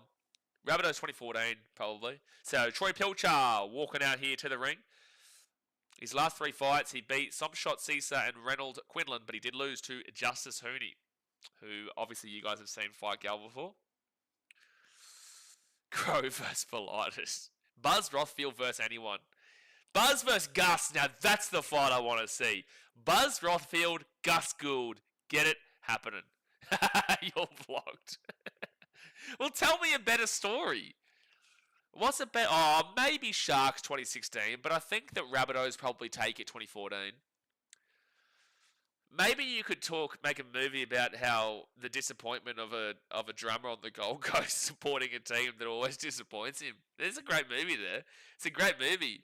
The team pissed him off so much he ended up in India, Thailand, and Vietnam. Ethel says Benji versus Lockie Galvin.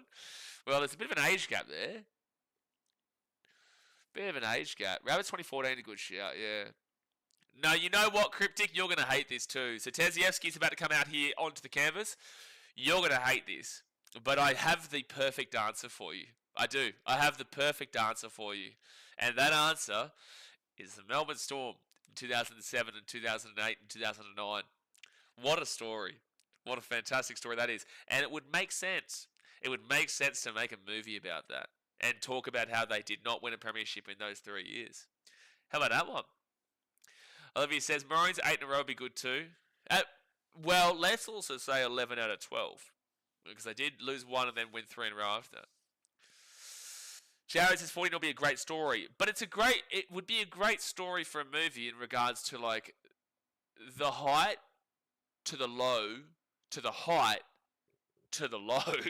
As in like height of winning 2007, the low of losing 40-0 to Manly and getting absolutely romper-stompered despite cheating. And then winning again in 2009 and then getting caught cheating the salary cap. It's like a roller coaster of emotions, mate. Roller coaster of emotions. Hopefully we can get the actual real double books. Hopefully we can get the real books involved in the movie. Logan says, Gus Gould would flog that skeleton. Also, Cooper Cronk's finish would make a good movie. Cooper Cronk, unbelievable. Okay, I'm not reading that comment. I'm not reading that comment from Ethel. Dazmate says, better story, the very hungry caterpillar. Yeah, good decision to remove that comment there, Skunkle. Very hungry caterpillar. Thank you, Daz. All right, so they're both in the ring right now. Get your predictions on for this fight, Terzievsky versus Pilcher. Jay says, next fight night, can we get some ring girls for chat?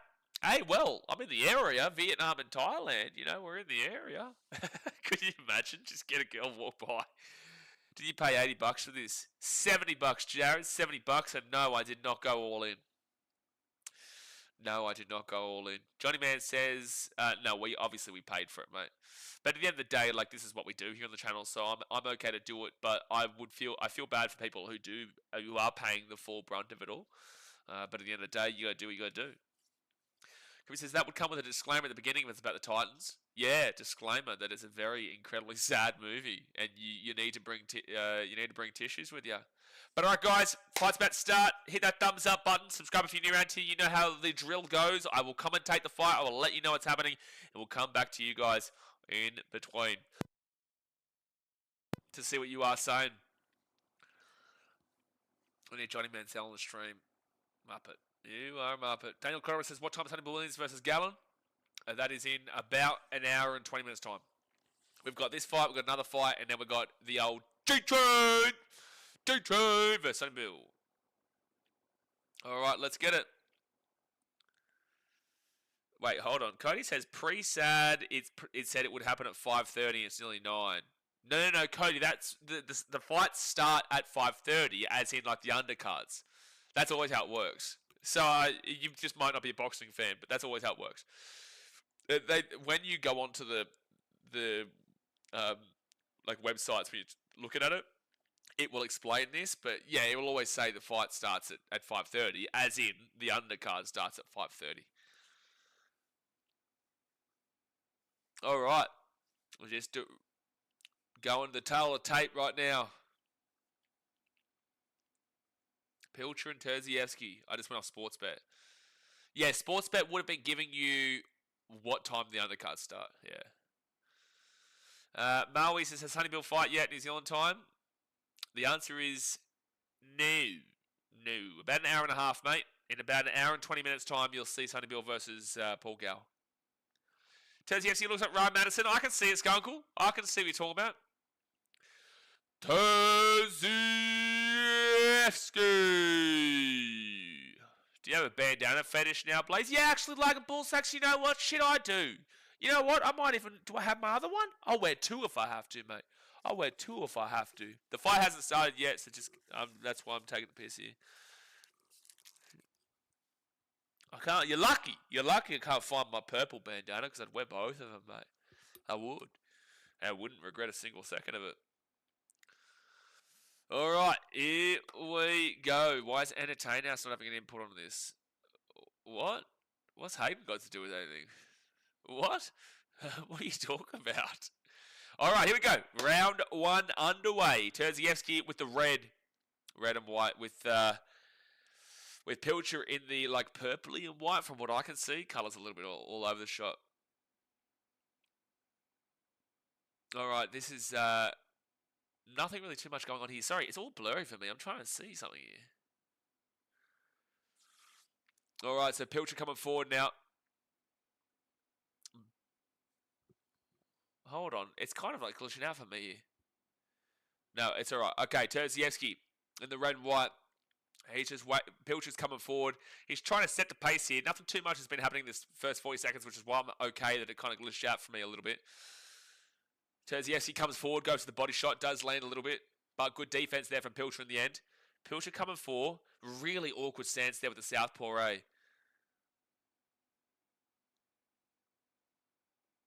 So he's on the back foot here, Terzievsky. He's just kind of moving around. These angles are so awkward here. The angle is so awkward. Pilcher comes over the top. Terzievsky is one of the guys who did beat Paul Gallen, mind you. Just a reminder.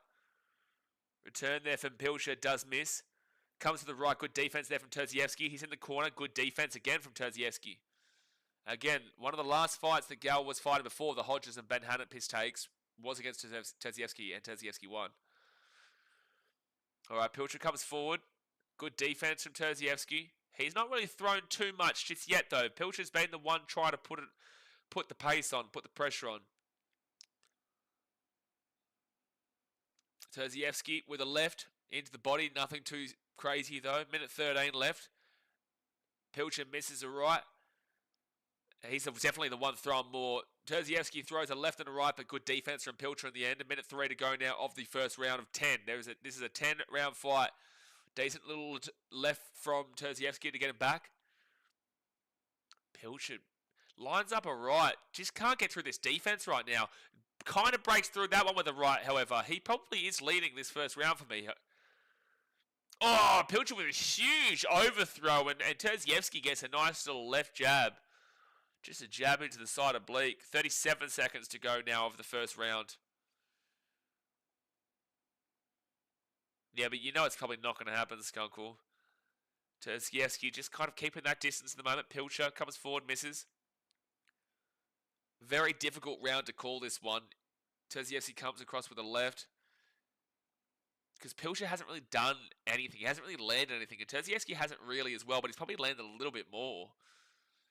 Pilcher's just throwing that big uppercut there. Completely misses. 7 seconds left. The defense from Terzievski has been unbelievable. You know what? I'm going to give that round to Terzievski. I think his defense was unbelievable, and no one really landed anything. But if anything, Terzievski probably did land the 2 better hits of the round.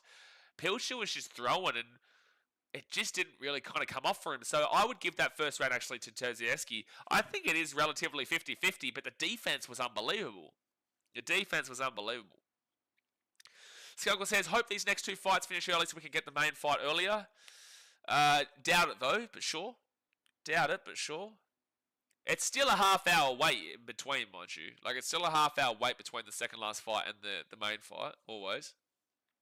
When's the next Kahoot stream? Shit, I haven't done one of those in a long time. So I've got, that first round, I'm going 10-9 Terzievski. If you disagree, let me know in the chat.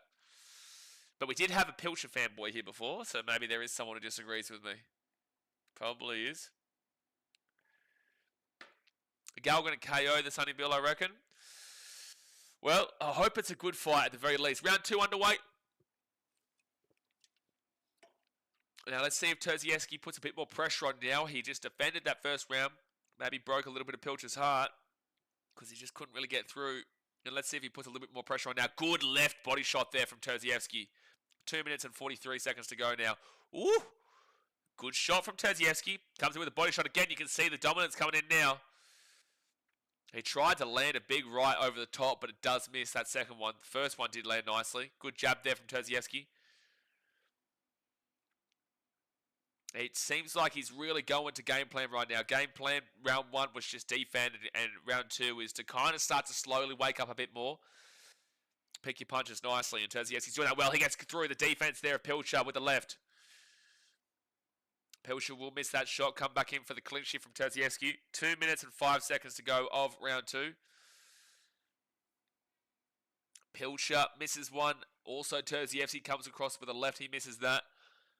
Separated in the middle at the moment. Bit of a body shot there from Pilcher, and he's just pushing him to the ground there. You can't blame Terzievski for that. Yeah, Pilcher's just kind of had his head and pushed him to the ground in a lot of ways.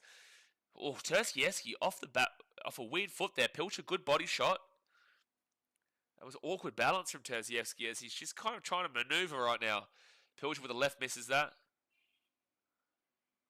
And Terzievski misses a bit of a jab to the stomach. Pilcher misses one, but that's a really good left. That's not the back of the head, Pilcher. Stop it. That was not the back of the head. The referee doesn't acknowledge it. That was a good left from Terzievski.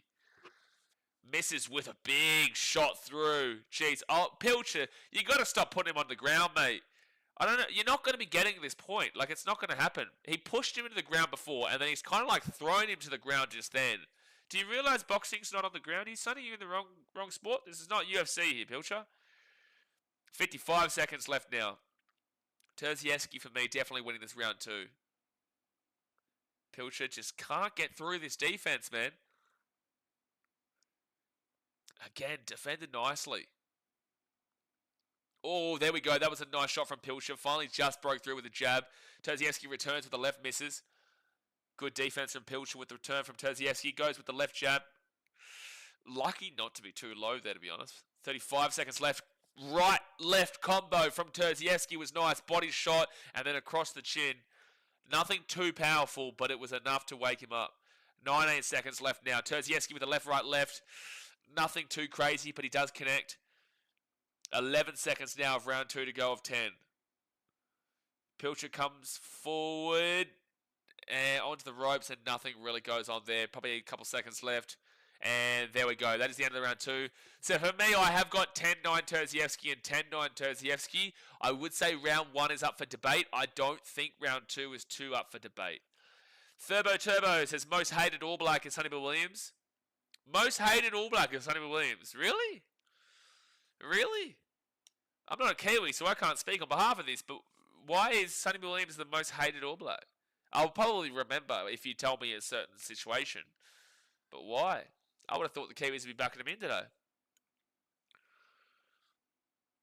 $10 barbecue, Sonny reckons.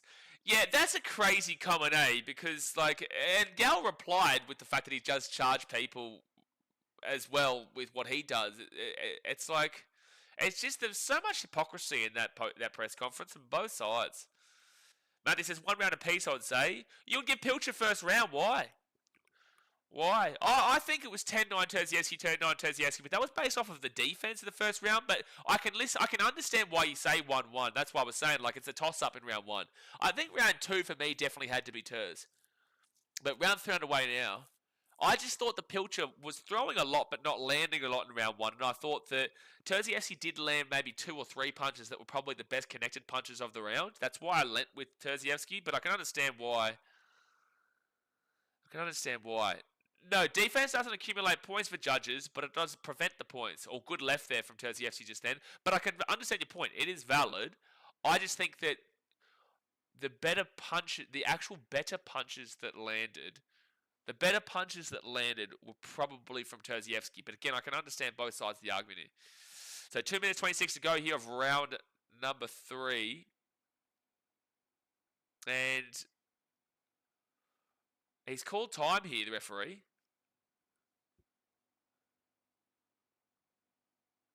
Oh, he's got a bit of blood coming out. Mr. Sir says poor quality audio. Good. 2 minutes 13 to go now of round 3. Oh, Terziewski with a great right there.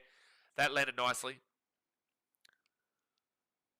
2 minutes and 4 seconds to go. Too much weight's not enough speed work is why. Okay, fair enough. That was a really nice shot from Terziewski. Referee separates it again, gives a warning to Pilcher. You can tell he's definitely frustrating him right now. Pilcher comes forward. Good defense from Pilcher to block that shot.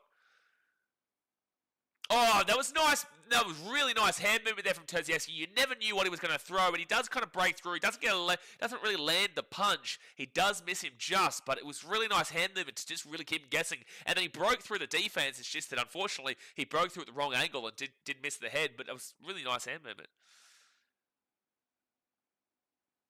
A minute 20 to go now of round 3.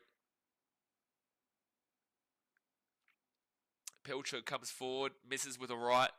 Terziewski rolls around, jab, Pilcher. Nothing happening here, though. Terziewski tries to return, doesn't land one himself. A minute 4 to go now of round 3 of 10. Good left there from Terziewski, though.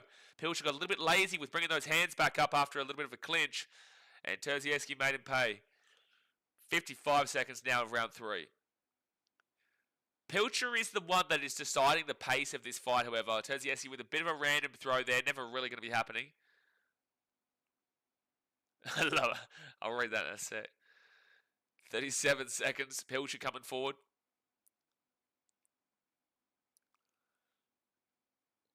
You can definitely tell that Terziewski is just chilling a little bit at the moment, but he definitely has this round 3 for mine.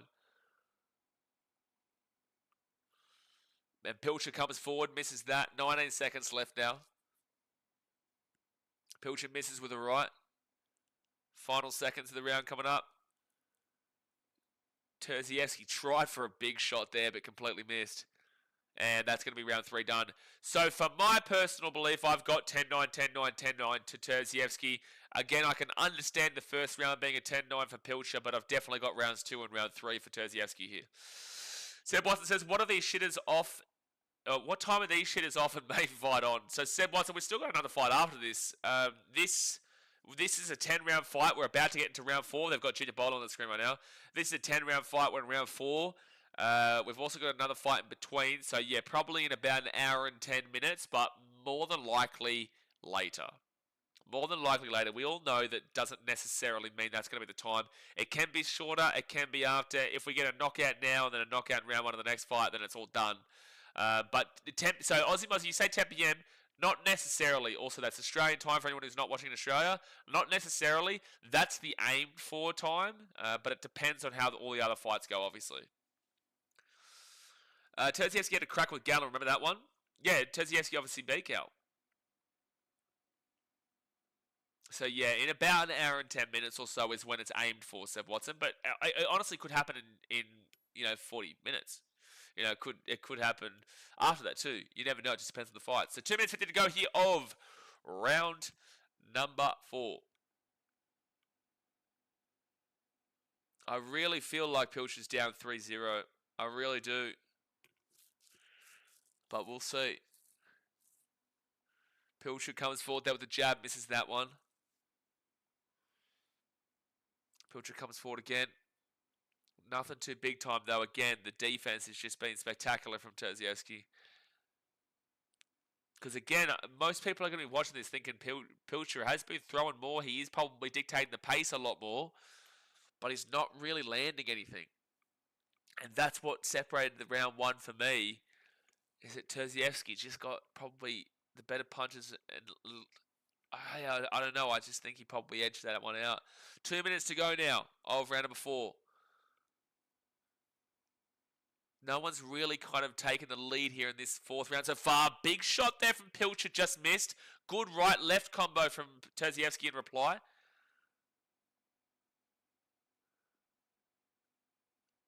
Nothing too much happening though still.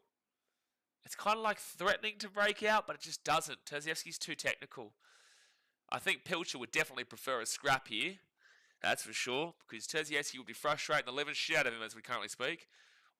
Good left. He waited for his time and got it. Pilcher comes to the right. Decent defense again from Terzievski. Waited for Pilcher to come forward. Goes over the top of the right. Didn't really connect to anything too heavy. Rolls away from the ropes now. And now they're just kind of shadowboxing themselves a little bit. 1 minute to go now of round 4. Oh, good left-right combo there from Terzievski.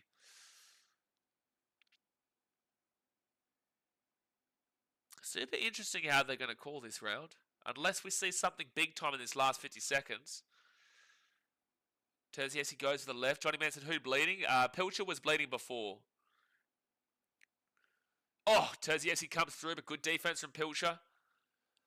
I do really just like his hand movement as well. It's really difficult for Pilcher to know what's coming, and that's exactly why the left comes over the top there from Terzievski. He is moving his hands around just so that you don't know what's happening. A lot of boxers you will see just will keep it up and just, take their time and make their punch and make their moment. But you can see Terzievski kind of just like making a lot of hand movements here, and it really is taking Pilcher aback in my opinion. And that's the end of round 4. Tough round, but again, I might be leaning here with Terz. I don't know. Again, that was probably a better round for Terzievski than Pilcher. Matthew Vincent says, depends what the judges look for. Mick Heafy looks for ring domination and direct dictation of fight. Well, then if that's the case, then he's definitely going to be leaning a lot more with Pilcher in the 50-50 rounds, but I do overall think that Terz has dominated this for the most part. Not like a clear domination, don't get me wrong, but I just think that overall Pilcher's punches aren't really landing because of the defense. Turbo says, come on, Timmy Zoo. Yeah, I'll probably stream that fight. What time is that fight, actually? That Timmy Zoo fight? If you guys enjoy the boxing streams here, let me know. We obviously stream every single NRL game here. But if you enjoy the boxing streams, we'll do more. Appreciate you, Richard. Barry Bob says, are they fighting yet? Terzievski and Pilcher are fighting. If that's what you're asking. If you're asking about the main fight, no. No, they are not. All right. So we're back on the way here for round 5. Oh, okay. I get you, Matthew Vincent. Heafy scored Linde 58-53. Yeah, that's a big switch up in my opinion. All right. That was a really good landing punch there from Terzievski. Pilcher, again, as we're having the conversation here with Matthew, like Pilcher is the one that is dictating where the fight is to be had, and he's pushing the pace. But ultimately, he's just not really doing too much with it, is my argument with it. That's what kind of the conversation is as we are currently speaking. But 2 minutes and 15 seconds to go, round 5. Terzievski is definitely kind of trying to dictate a lot more now. Blocked that one away. Comes with the left and does miss, Terzievski. 2 minutes left now of round 5. Pilcher comes through with the right. Oh! That's a body shot and a half from Terzievski, and he's gone to the ground. He has gone to the canvas here, Pilcher, and the count is on. He's up, though. He is up, Pilcher. He's a tough man. That was a big body shot there from Terz. Another body shot to the exact same area. Minute 43 to go now of round 5. Terzievski just needs to keep on aiming for those body shots. He's weakened up his core. Oh! Jeez! Big right hook. I thought that was going to get him. Doesn't work out. Turbo how's the ring girls looking? Mate, keep your eyes on me, mate. Keep your eyes on me. So minute 23 to go here of round 5. Terzievski will miss that one. They're in the middle of the ring at the moment. Nothing really too heavy going on. Bit of a body shot there from Terz. Comes over with a big left, but does miss a good head movement from Pilcher. Minute to go now of round 5. That was a massive right uppercut if it landed. Probably would have done it. Good body shot again there from Terzievski. He's just got to keep going for that left, the right side left for Terzievski, that oblique side, because he's definitely got him hurt there. It'd be sore. It'd definitely be sore. Jonathan says, isn't that the guy Gallen gave a run? Correct. Terzievski is the one he fought, yes. And lost to. That's just a slip. That's not a knockdown there from Pilcher. 25 seconds left now. Good shot. 15 seconds left. Sorry, no, he's 10 seconds. I was right. Oh, Pilcher coming through. Can't really get anything going there, though. And there we go. That's time on that round. And that will be a 10-out round for Terzievski with the knockdown. He just, for me, is dominating this fight. I ask you, Matthew, do you see a world where... Because I don't know as much about this referee as you do. Do you see... Not referee, judge. Do you see a world where this Heafy bloke gives the fight opposite, despite the fact that I think right now it's a pretty clear domination? Yeah, Terzievski more shots than a hunter on safari. I just know how boxing is, man. So that's why it's like you have like a really clear view of how the fight's going, and you're like, for me, I've given Terzievski every single round so far, but like I've got a pretty clear view of how the fight's going, and then you see a judge's scorecard, and you're like, what the fuck is that? You know, is that what we're about to potentially see here? Beginning of the end. What? Hands are freed? Definitely not now. Fair enough. All right, so we're back on the way for round 6. I've given all rounds. Yeah, possibly round 3 maybe, but like I said, round 1 there was just nothing that really happened. All right, so round 6, we've got 2 minutes 46 left here. Pilcher needs to get a move on if he wants any chance. He needs to get a knockout effectively. He would need to get a knockout, but Terzievski just... Oh! Well, there's going to be him taken down here, Pilcher. Here's a wobble, and that was a great left. That was a great combo from Terzievski. Pilcher is just done right now, but he's got back up. He'll be able to fight, but he'll be able to go on here, I reckon. However, this fight's as good as done, lads. Terzievski in the last minute and a bit has knocked him down twice. I just can't see a world where Pilcher's going to be able to muster up a challenge from here. It would be a great comeback. It would be a great comeback. So he is back up. Now Terzievski, he's going to smell the blood, and Pilcher is bleeding, so he can definitely smell it. Terzievski comes in there for a left. Don't bite off more than you can chew, though, and get yourself knocked out in the process of trying to get the knockout. Goes for the left, goes to the right, over the top, can't get it. Body shot there from Terzievski. You can tell he wants it. Just don't bite off too much here. Oh, good right over the top. Oh, he's got him here. He's got him here. He's got him in the corner. He's got him here. He's down. It's done. It's over. Terzievski with the K. Oh, baby, he's gone. Terzievski will get the victory here, and it was dominant. I gave every single round there to Chris Terzievski. I think he absolutely deserved it. And look, his defense was phenomenal. He waited for his time. He didn't just kind of go for gold early doors. He bided his time in that round 1, kind of just felt it all out, defended nicely, got a couple of good punches himself, but then took him to the cleaners, probably from about round 4 onwards. But look, I gave him every single round. I think he was pretty clearly the better fighter there, and that's why he is walking out as le victorieux. All right, let me get this text up so that I can put that on the screen so people can see. So now we are only one fight away after this. One fight away after this. I just want to watch this knockout again. Bush got that right. And then the mouth guard goes and he's gone. He is gone. Wobble City Beach. Wobble, wobble City Beach. As soon as he got that wobble going, you just knew he had to go for gold. And you wouldn't have wanted to be Pilcher in that corner just then. It was a bad day to be a corner. Bad day to be a corner just then. All right, Terzievsky. Let me just make sure I spelled this correctly, actually. Terzievsky. All right, and then change the color to black. All right, guys, hit that thumbs up button and subscribe. We have got 2 more fights to go, one of which obviously being the big one, the main event. Sonny-Bill versus Paul Gallen. Let me know in the chat who you think will win that fight. All right, there we go. There we go. I can't make it as big as the other ones because his name is a lot longer than the other 2 lads here. All right. Tanks is what round? That was round 6, I believe. Round 6. Someone can correct me if I was wrong, but I'm pretty certain that was round 6. Matthew says, possible world title shot now for him at Bridgerweight. Get around him, the old Tersey. Get around him. That was a great performance, mate. It was a fantastic performance. Fantastic performance.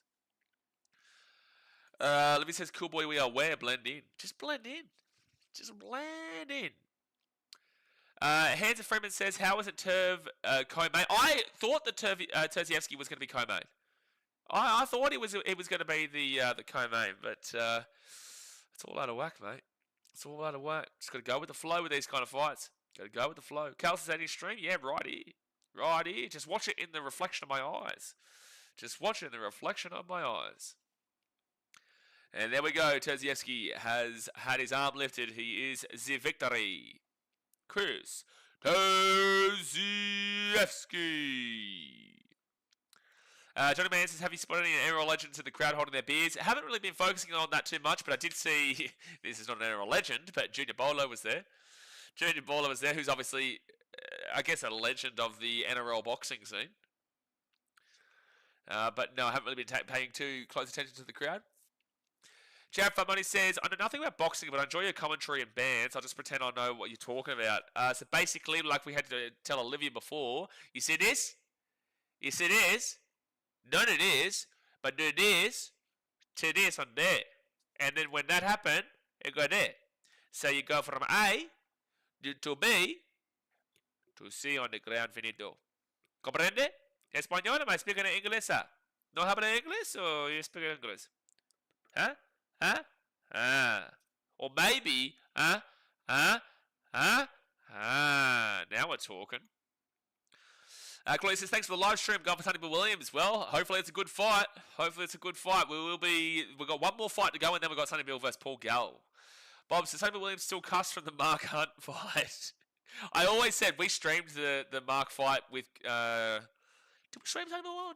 We definitely streamed Mark Hunt versus Gal. Not sure about the Sonny-Bill one, but I said you always have to, especially when you're commentating, you always have to really clearly define Mark and Hunt. Otherwise, it obviously doesn't sound like that. So I always go Mark, Hunt. I taught myself from that fight. I taught myself how to separate them from that fight to remove any confusion from people in regards to the name. Oh, dearie me. It was a hard one in that one. Rahid says, Sonny-Bill Williams will KO Gallen Pest. You really hate Gal, eh? Mike says, Gal by decision. Can see it. Benjamin says, Gal to win round 1 to 4 by KO. You got round 1 to 4. I think that Gal's best chance of a KO is actually rounds 4 to 7.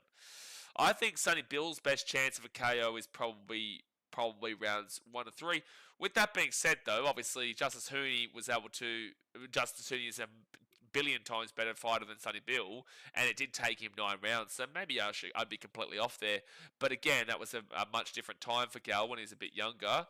I personally believe 1 to 3 Sonny-Bill maybe, and then 4 to 7 Gal, and then I'd probably say 8 is a toss-up 50-50, but I'd probably lean with Gal because he has got a good solid engine. I think that Sonny-Bill will probably come out a lot more aggressive, but also I just don't, with all due respect, I don't think Sonny-Bill Williams is that great of a fighter. I really don't. I'm not saying that I'm better at all. I'm sitting on my couch in damn well, or sitting on this Airbnb couch in damn well Vietnam right now. I'm not doing a big time boxing event, but I just don't really think that Sonny-Bill is that great of a boxer. And I don't think that Gal is either by any stretch of the imagination, but I do think that he is better with how he boxes. So that's why I do still lean with Gal, but you never know. You never know. Daz says not that great of a bloke either. I'm not going to speak on anybody's character. I'm not going to do that. Matthew says, your commentary's awesome, bro. Well done. Appreciate you, Matthew. Appreciate it. Bob says, great, entertaining commentary, man. Get around you, Bob. Jared Fun Money says, when is your Boxing for Dummies book coming out, Blaze? Well, I just gave it to you for free, mate. Just gave it to you for free, huh? I prefer the, that's what I prefer. But you could go the real simplistic touch. Just a beautiful simplistic touch of a Up to you, mate. And if you can get the jabber knockout, oh my gosh, now that's expert. Now that's expert level, mate.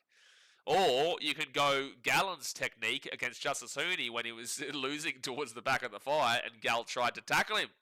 Now, this one's illegal. It's a big old no-no in boxing. But Gallen went back to his rugby league roots, especially for New South Wales, because they did have to do a lot of tackling. Miss a lot of tackles against Queensland, but did have to do a lot of tackling, the old Gal for New South Wales, and he fell back into his old roots and thought that he could tackle Justice Hooney off the canvas. But unfortunately, that was not to be.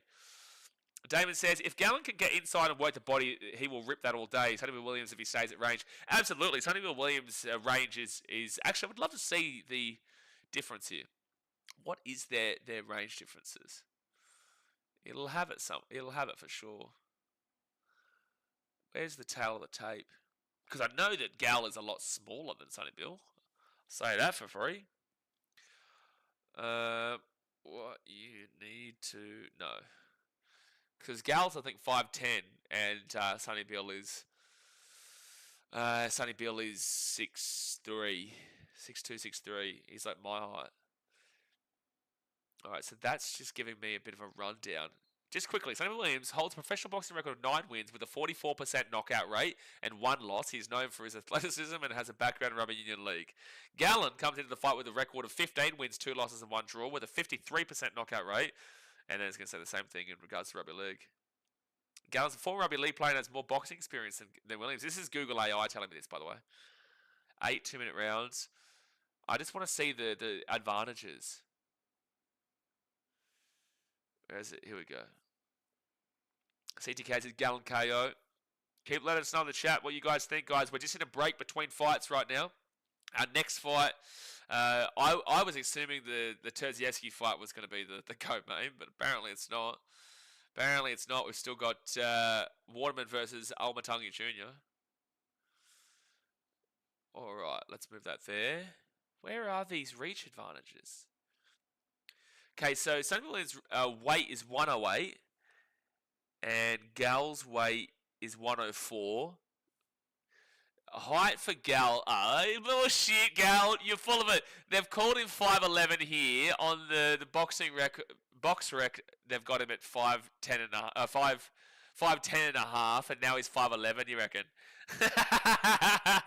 Gal, who have you paid? Who have you paid to get that one? Over at rnz.com.nz. Who have you paid, Gal, to get the extra half an inch? Hey, 5'11" here, 5'10" and a half on box rec. I wonder what they're going to have it on. I wonder what they're going to have it on the actual thing. City Case and Warrior sub from Raiders vs Tigers. No, I appreciate that. I just remind people to like and subscribe because a lot of people watch streams and enjoy and actually forget that they're not subscribed or they just don't think to subscribe. So that's why you remind them. For people who have already subscribed, it's not that one's not really for you. If you haven't liked it yet, then hit the like video. But it's just kind of to keep that reminder for people. If they haven't yet, because obviously we're live pretty much every single day. So weight advantage is with Sonny-Bill, and you would expect that when he's at 6'3". Gal is 180 centimeters, which is 5'11". Let me just repeat that. And then Sonny-Bill is 191 centimeters, which is 6'3". So again, Sonny-Bill with that advantage there. But my one that I wanted to look at is the reach advantage. Can someone tell me the reach advantage in the chat? Because I can't seem to find it online. Maybe Google AI will tell me. Maybe Google AI. What is reach advantage? Sonny-Bill Williams, Paul Gallen. And then it doesn't. You have a massive reach advantage. Oh, shit. So, anyway, this has gone down a path. Long story short, I agree. Long story short, I agree. Sonny-Bill is a taller, bigger frame. But it's just Gal's fighting style is very stocky. He's very up and at him. I would love for someone to actually show me the reach range though in the chat, if you can. I want to see Hunt versus Hopewade. No, you don't. No one wants to see Hunt versus Hopewade. Stop it. What the hell? What am I paying? Buddy McDonald's ice cream cone to watch that? Mark Hunt versus Hopewade. Get Hopewade as far away from the boxing scene that in the history of the planet. I don't even think you can send him to another galaxy and he'd be far enough away, because you're not sending him to buddy Neptune, Pluto. You ain't sending him there. That's still too close from the boxing scene. I don't ever want to see Hopewade even close to our galaxy in the near forever. The next time I want to see him fight is the buddy 31st of Neverary. Oh my gosh. Mark Hunt versus Hopewade. That'll do me. Infinite gives his extra half inch of forehead for Gal. Gee whiz. Apparently Sonny-Bill Williams is good for the reach around. Okay, main star. You know, now we've gone down this path, have we? Now we've gone down this path. Brent says Hopper would check Hunt's oil. You guys need help. You guys need help, that's for sure. Jared says, Gal able to use all those $10 barbecue donations to pay for the high adjustment? Sonny-Bill charges for shit too, but I think Gal probably does do it. I think Gal probably has done that in the past, which is silly, but also I understand the perspective, but it's so tight-ass, man.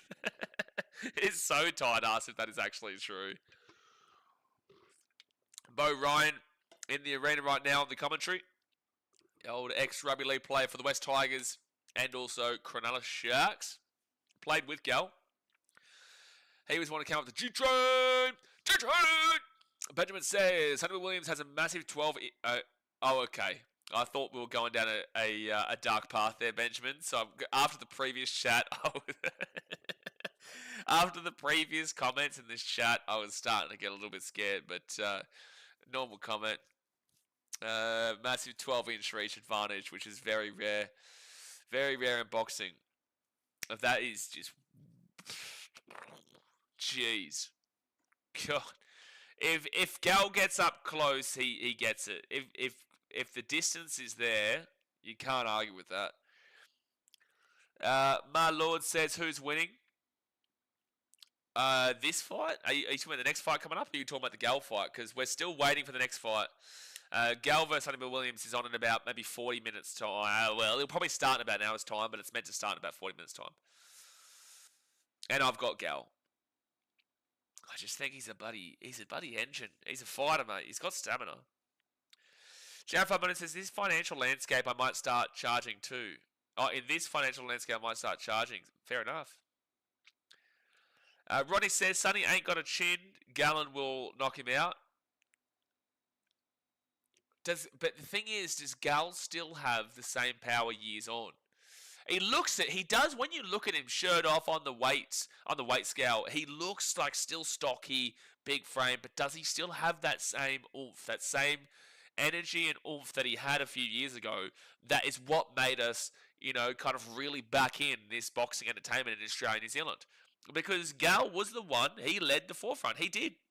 Gal is the one who got us into this path of watching sports stars boxing. I know Barry Hall was there too, and Sonny-Bill has been there too.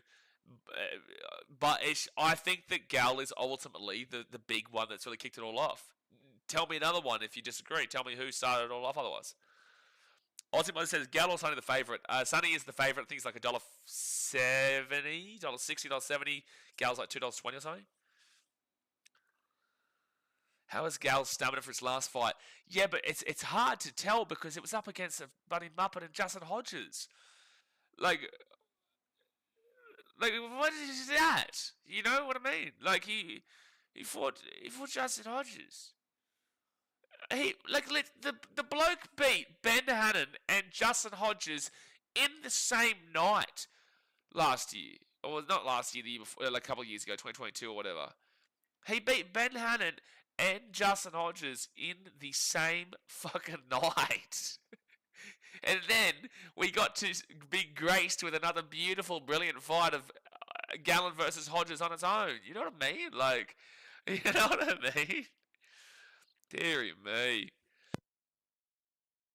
Azrael says, shout out to the OG Blaze with the drums at the Titans games. Even remember your mum's putting the Mighty Sharpies. Yeah, no, she still gets around them. She's still very disappointed in them from this year so far. And don't start me on my Titans, but appreciate the love, man. Spartacus says, how many rounds is the Sonny-Bill Williams fight? 8 rounds at 2 minutes. 2 minutes times 8 rounds. Also want a big shout out for Gal not accepting any stupid fight with Josh Alloy, Instagram blocker Josh Alloy, for his stupid suggestion of 3 rounds times 2 minutes at like a $60, $70 price range to buy the the $60, $70 price range for Josh Alloy. Who is she up against Gal? And he wanted to. I'll never get over it. And then to get upset and block me because I called it out. Like, it's something. It's spectacular. Like, it's spectacular that he did that. 3 times 2 minute rounds or something. I wouldn't have been surprised if it was 2 times 2 minute rounds. And he wanted us to pay $70 for it. You know, really got something going there. Truly. Fernando says Gallen's paying $2.10. Oh, $2.10. Well, he was $2.20. Someone was telling me a couple of hours before I started streaming. So he must be coming in a little bit. Who is your all-time favorite Titans player? Richard says. Good question. On the field itself, Presto. Off the field, Kieran Foran. On the field, absolutely Presto. Steve says, last thing to go on, a boxer is their weight behind their punch. It will come down to fitness and who gets out of breath first. I think that based off of how these two guys have fought in the past, over the years, I would say that Gal has more stamina. But it completely depends on how the fight is done. Again, as we were speaking before, Sonny-Bill has a massive reach advantage. Gal is also much smaller. But Gal, I just believe, is a better boxer, and it just comes down to age too, dude. It does. Who is aging worse is what I would say. Still wait for the next fight to get underway, guys. Hit that thumbs up button, subscribe. Wasn't Mundane the OG ex-footy player turned boxer? Okay, you're right. Kyrus, you're right, but that was on a professional standing point. Gal has never pretended to be a professional. Maybe you could make the argument for Justice Hooney fight, but Gal has never pretended to be a professional. Mundine, went rugby league into professional boxing, and there's a separator between genuine boxing and entertainment, which is what this is. I'm not trying to take this away from what this is, because it still is entertainment, and it is still good to show up-and-coming fighters and whatnot on the undercards, but at the end of the day, there is a clear separator between entertainment boxing and genuine boxing, and Mundine went down the genuine path, in my opinion anyway. Natahu says, who are you guys going for the next fight? I actually don't really know a great deal about this next one between Waterman and Almatungi Jr. I knew more about Terziewski vs. Pilcher. I didn't know a great deal, but I knew more about that. But Waterman versus Almatungi Jr., we'll see. Let me know in the chat, guys. Let me know in the chat. Jared Farmoney says, Greg Bird is the best Titans player. Don't let anyone else say otherwise. Yeah, get around, Birdie. Get around, Birdie. Don't you mean O'Shea Ole? I do mean O'Shea Ole, Azrael. I do mean O'Shea Ole. Who would win, Edric Lee or Semi Radradra? What a random comment. I'll go Semi. Big Semi. Big Semi Radradra for sure. Clay Waterman all the way, Natahu Harrison says. Amanu says Sonny-Bill to win by shoulder charge.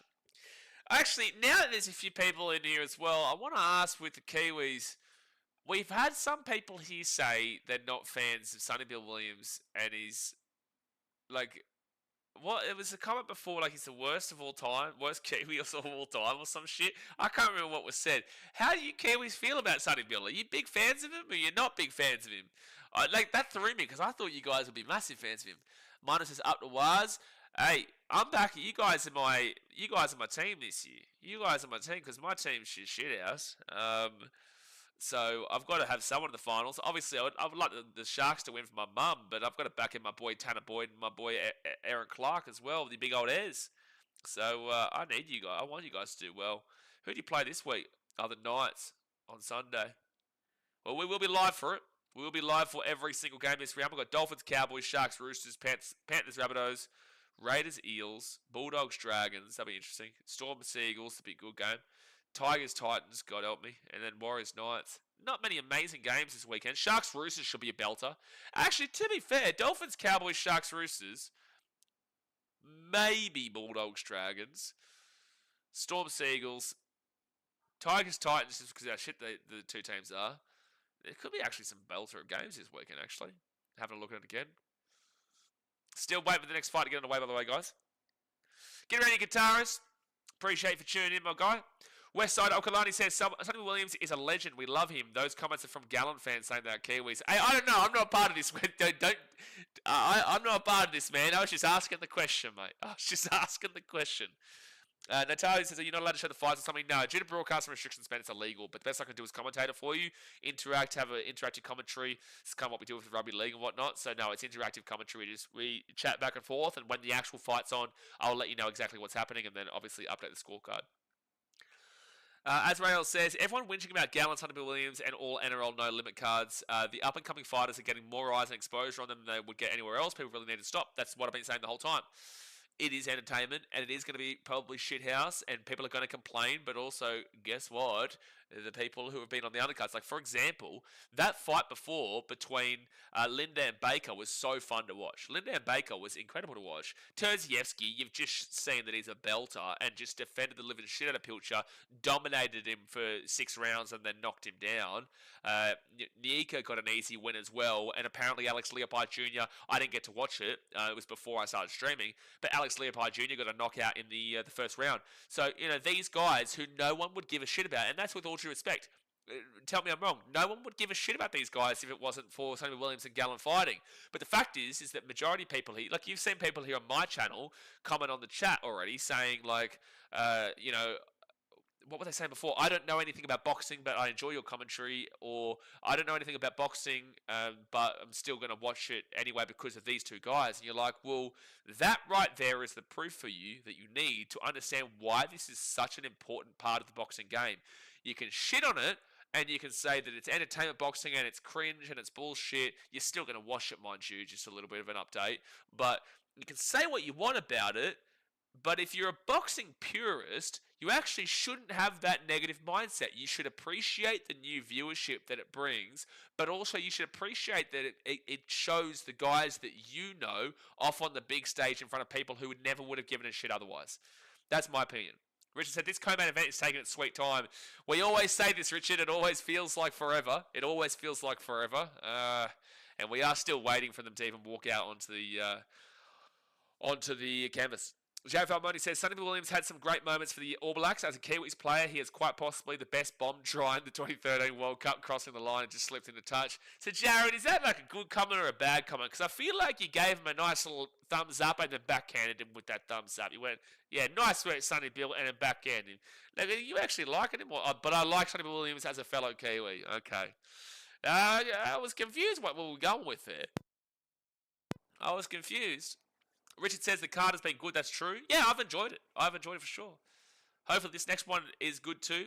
So for people who aren't aware, the next fight that is coming up is the co-main, interestingly enough, which is surprising considering Terzievsky was there. But Clay Waterman versus Mosey Almatungi Jr. in 8 rounds at light heavyweight. 8 rounds at light heavyweight. As Raul says, they were saying that they don't know anything about boxing, but like your OnlyFans. But like my OnlyFans, yeah, my OnlyFans is pretty good, to be fair. My OnlyFans is belter. It only costs $100,000 a month to sign up to my OnlyFans, but hey, it's flying. Jay and Skunkle are my biggest users. Gary Richmond says, who's winning so far? Anyone who's watching these fights, because they've been very good. We've still got 2 fights to go. One fight is about to come up now, which is, let me just pronounce his name correctly by looking at it. Almatungi Jr. and Waterman. And then after that, we have Sonny-Bill Williams vs. Gal. Tony says, thoughts on G-Train? G-Train! Calling out Sonny-Bill Williams charging small businesses for food reviews. Can we verify that for starters? But also, secondly, it's probably true for sure. Ultimately, what I got from that press conference, mate, is that they were both hypocritical as all shit. You know, you had Sonny-Bill Williams calling Gal a jug cheat. You're just like, what on earth are you doing? And then you've also, from obviously, Sonny-Bill Williams is calling out Gal about these $10 barbecue things. And then Gal, obviously, you're saying that he charges for the food reviews and whatnot. At the end of the day, it is different. It is different if Gal is charging $10 for his mates at a barbecue comparatively to his business decisions of Sonny-Bill Williams charging small food reviews and whatnot. But if it's small business, I really don't think with his platform he should be charging, especially ludicrous amounts. But I'm not going to sit here and tell someone what to do with their career. However, I feel like big business, sure. Small business, it's just like, I hope he gave him a good discount. Cody says, $10 barbecue is justified, just depends on what's on offer. Sure, but it's a little bit questionable if that's what he's actually doing.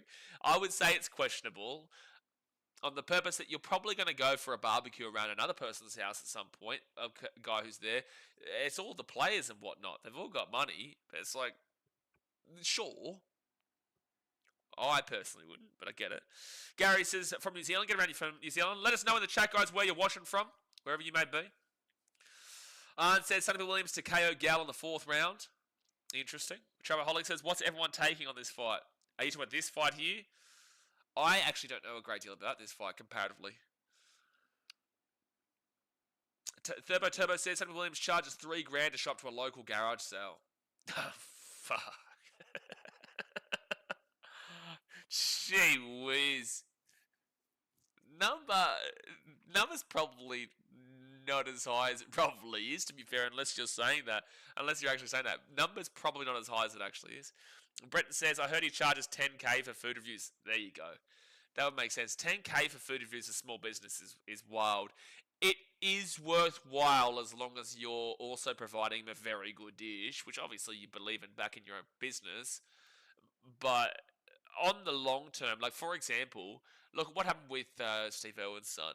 What's his name? Steve Irwin's son, Robert Irwin. So we've got the fighters walking out for the ring walk now. This is the co-main. But it's like with Steve Irwin's son, Robert Irwin. He forgot to pay at a Coffs Harbour restaurant or something. And anyway, so because he forgot to pay, he realised or something like that, and then put up it was completely free, apology post and told people to go follow him and all that, and he was going to come back and go to the restaurant again. But that blew their business up. It blew their business up. So from a business standpoint, $10,000 is actually very, very, very good. But I also understand why people are annoyed with stuff like that. For small business, anyway.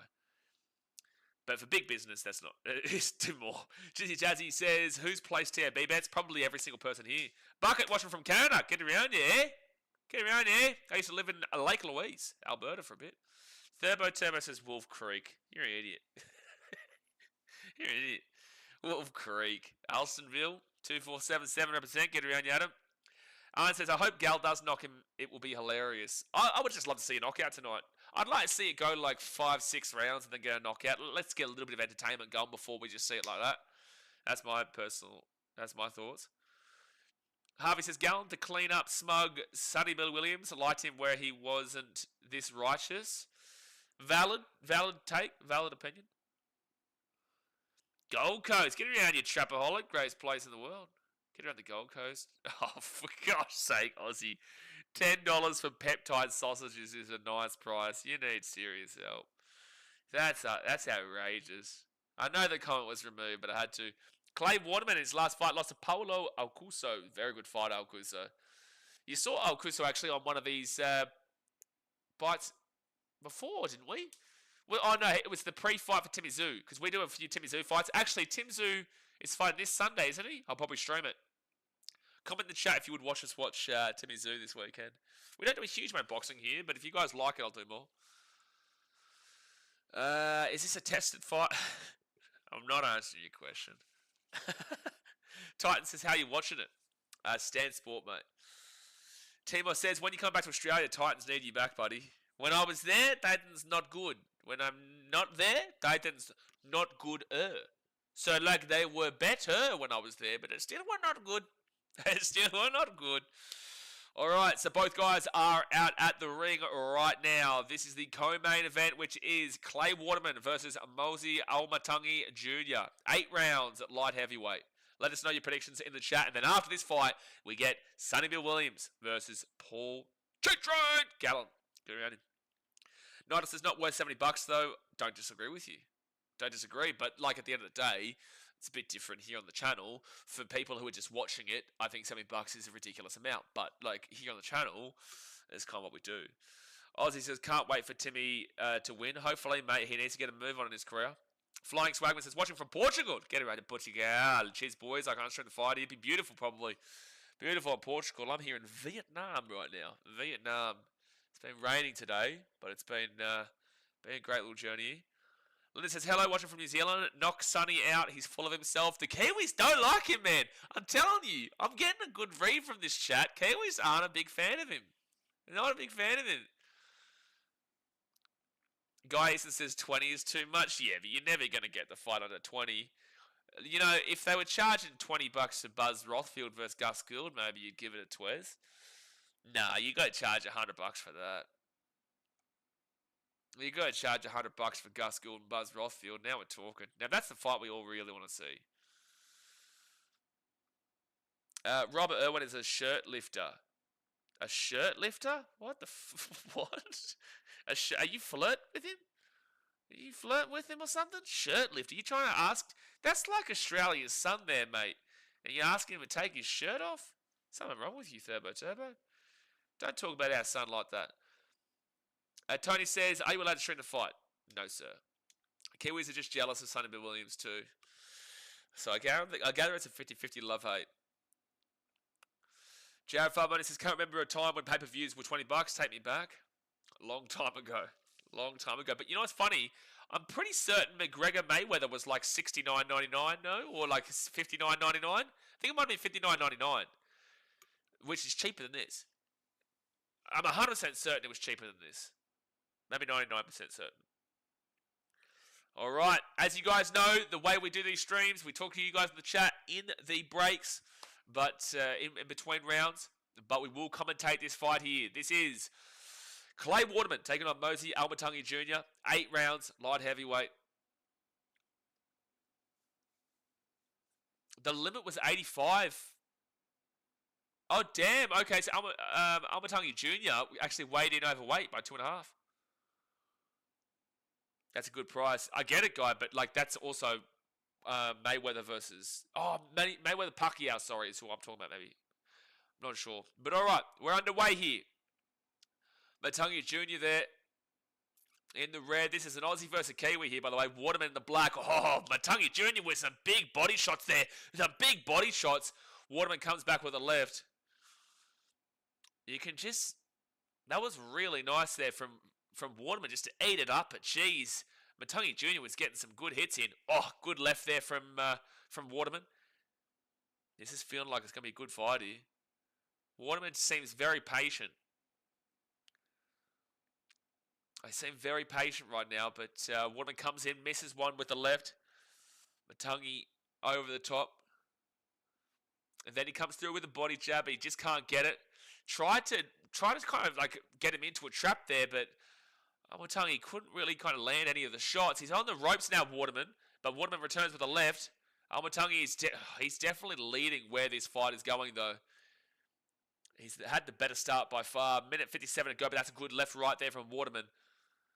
Matangi comes in with an uppercut, doesn't really get it going. Matangi coming through again, but Waterman with a good left right. Matangi comes underneath, Bit of defense there to get away, but Waterman's starting to take a bit more control here in this fight. Oh, geez, some big connections of round 1 of 8. Left there from Waterman was nice. Amatangi Jr. tries those body shots. He really wants to hit those body shots early on in this fight. That's what he's really aiming for in round 1. Waterman comes... Oh, jeez! Waterman must have been knocked off balance there. I didn't think that was actually that great of a punch, but he must have been knocked off balance, hits the rope and comes back into him. That was a bit weird. And separates them back. 1:04 to go now. Waterman comes in with a right. Amatangi Jr. misses with a right of his own. 53 seconds left. Waterman comes in with a left. Good defense from Amatangi Jr. Then there's a bit of a left from Waterman. He just keeps going for these big swings over the top, and Amatangi Jr. just keeps stuck it underneath it. 40 seconds to go now of round 1 of 8. Waterman misses. Plenty of the top. Gets a good right there, however. He's just picking his punch is probably the better, but Amatangi Jr. is throwing more. He's landing a few here, though. He keeps getting him back into the ropes and just kind of unleashing on him. And then just patiently waits as well. They're both actually quite patient here, just obviously more so Waterman. Waterman misses an uppercut. Amatangi goes for a big swing. Good block from Amatangi Jr. And that's round 1. I'm not sure who gets that. I'd probably lean towards Amatangi Jr. I feel like Waterman probably wakes up a little bit as this fight goes on. I would maybe lean with Amatangi Jr. because he does throw more punches and land more punches. There was some really solid punches from Waterman as well, which I would lean with 50-50. But I'm going to say Amatangi Jr. gets that round 1, but it will be close. That's really close. Leanne says, I don't know what's more for... Okay, that comment's been removed. I'm not even going to... I'm not even going to read it. I did actually end up reading it. It was very funny. Well, unfortunately, Leanne, this is why jobs are necessary. All right, so end of round 1. I'm leading 10-9 Amatangi Jr. I can understand if you've gone Waterman, though. Amatangi for the win, John says. Belaz, what is the game going to be on? Well, it's not a game, it's a boxing fight, but also 2, in probably about 50 minutes. It was meant to probably start about 10, but I think it's probably going to start about 10:30. All right, so round 2 underway. It's always funny when the comments get deleted, Levi, mid-sentence of reading it out. Amatangi Jr. goes for a body shot, uppercut, left, misses with a big right and a big left, but he's putting on this pace again. It goes for the body shot there, Amatangi Jr. Left, right. Will he have enough? Referee just stepped in there and just separated him. Good uppercut there from Amatangi Jr. He's definitely got the pace. You just need to see Waterman really kind of work into this fight right now, because I just think Amatangi Jr. has been the better so far. They're in a bit of the clinch right now. They're just going toe-to-toe with a couple of uppercuts. Waterman. Oh, it's a great shot from Waterman. Separates from the clinch, goes for the right. Back up close here. This is what I expect Gal to do. This kind of fight style, for people who don't know. Up close and just kind of really trying to get up and underneath. 1:50 to go now of round 2. Waterman back in around the corner. Amatangi Jr. goes for a couple of shots. Just misses all of them, though. And now they're back into the up close and personal. Great uppercut there from Waterman. Good defense from Amatangi Jr. though on that little flurry. Good defense again from a left there from Waterman, and then he goes for another one, and Amatangi Jr. defends and goes underneath. Waterman's probably doing the better actually now in this next minute. The first minute was Amatangi Jr. The second minute here has probably been Waterman. Good left there from Waterman. Minute to go. For me, whoever wins this last minute wins it. Oh, here we go. A bit of a flurry from Waterman. That was a flurry. Only landed a couple of the flurry, but a good... He went with some big lefts, big uppercuts. He mainly landed the lefts a little bit, but it was a good flurry from Waterman. 50 seconds to go now, round 2 of 8. Couple of jabs from Waterman. Amatangi goes for a big shot over the top, misses that one.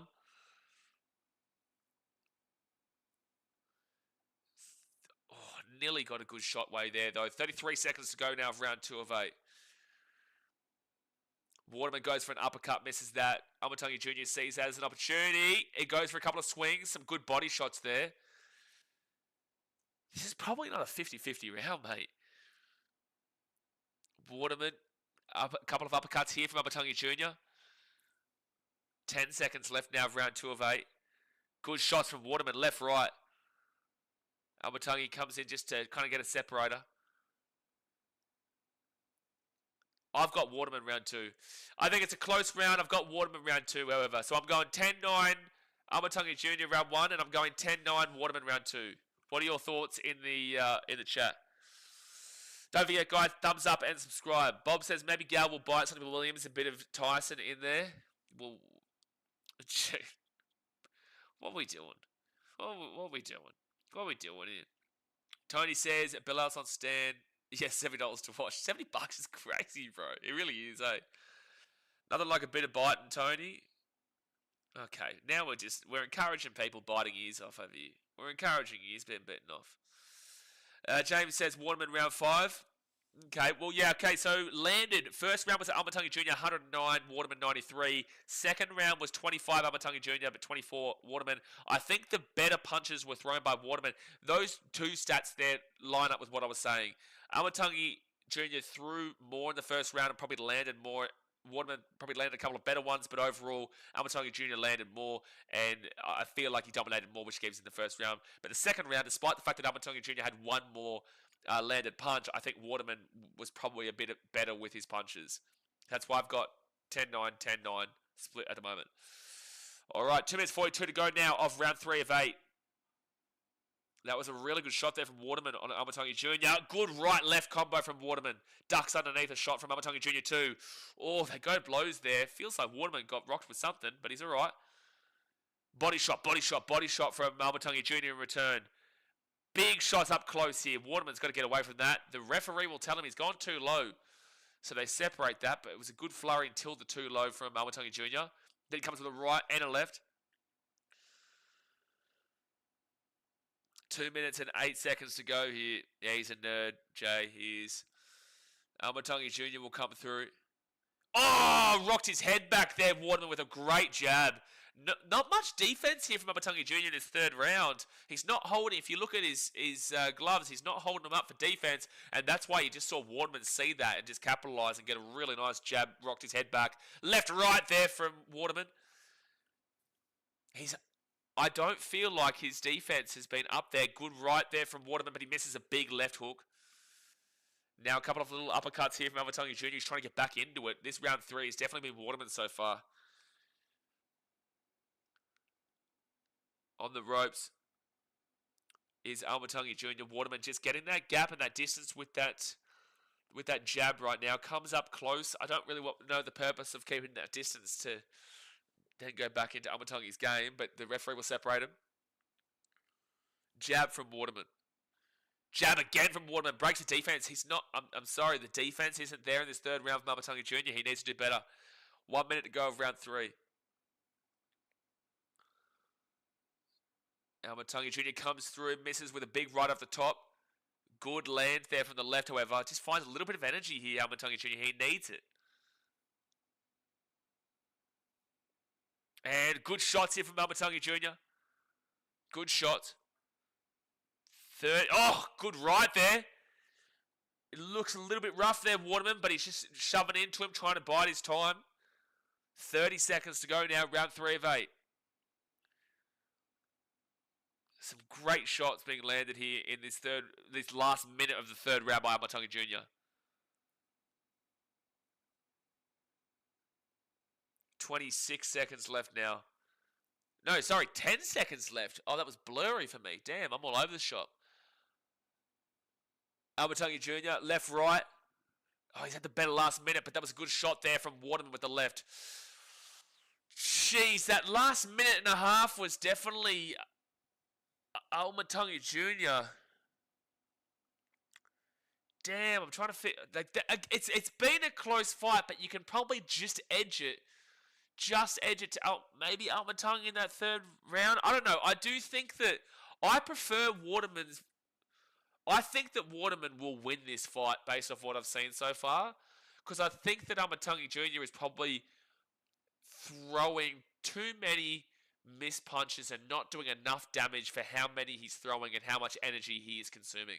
So I would say that for me, Waterman probably wins this fight by the end of it, but Amatungi Jr., if he gets one of those uppercuts, it'll be rough. But let me know your thoughts in this after that third round. It's probably bannable. You should change the title. No, it's got commentary in the title, man, so it's sweet. Don't worry, we've done this before, man. Like, you always get scared that in boxing, that they're going to do it because boxing and UFC and stuff are very strict and shit, but at the end of the day, it's completely legal to do what we do. All right, so it's going to be, because we've done every gal fight like this. 2 minutes 47 to go now of round 4 of 8. I probably have Amatungi Jr. leading probably just. But it's hard, man. I can see Waterman. Waterman did have a good first minute and a half of that round 3.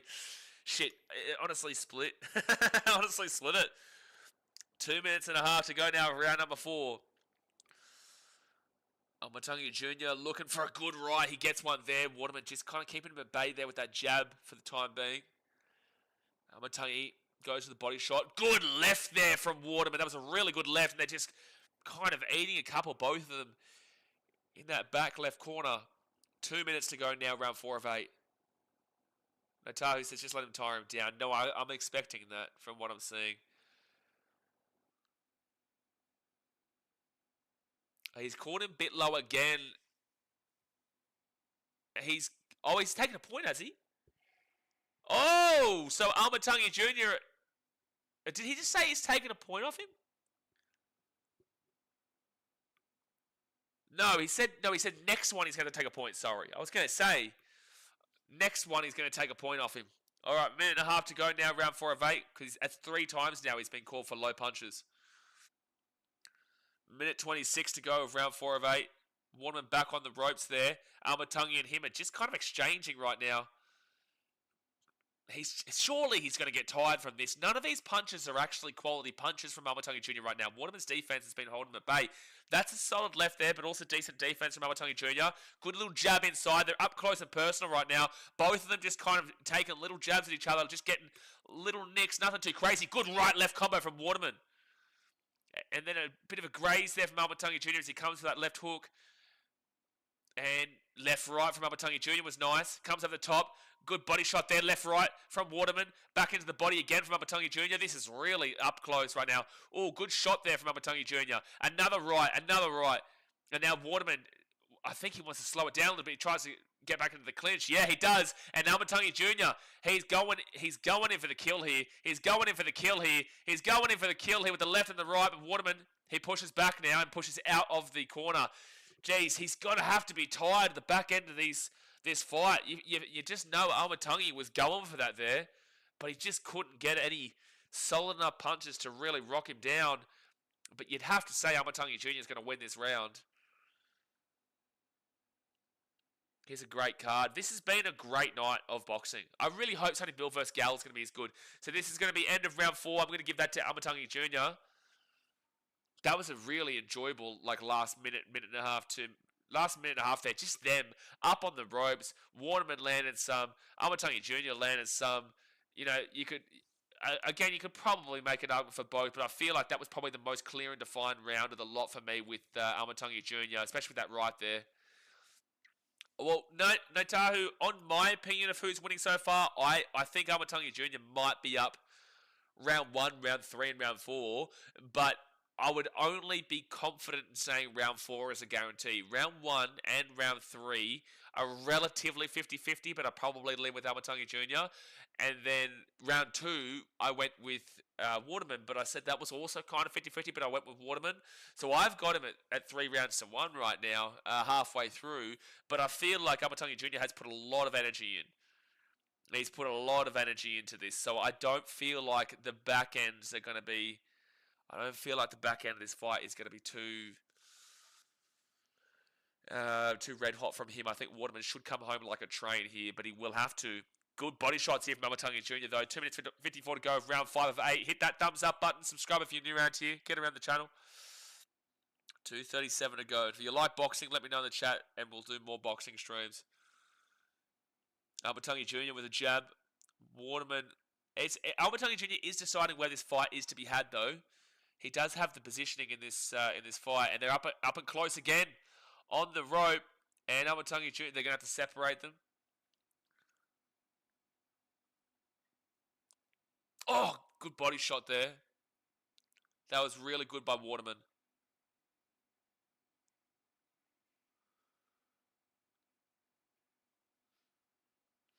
I will say though, like Waterman's punches are better, but it's just that Albertungi Jr. is probably landing more, but Waterman, his punches are better timed, and it just seems like they do more damage.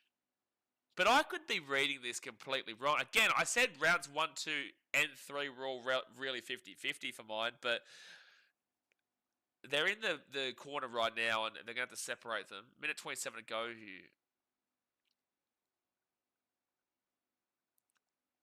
Left, right there from Waterman. Yeah, couldn't get the knockout, will tire out, Rodney says. Yeah, I don't disagree with you. He has to tire out. I've got Waterman currently running round 5.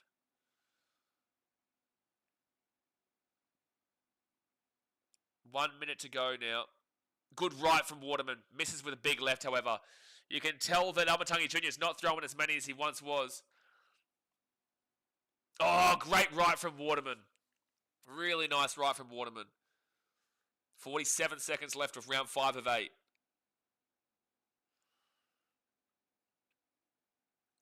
Yeah, Waterman needs to come home like a train, in my opinion, but I reckon he probably does. 35 seconds left. They're just kind of waiting at the moment. Albertungi Jr. just wants this fight to be really close. But look at him. Look at the way that his arms are. Like, his arms are dropping by the second as well.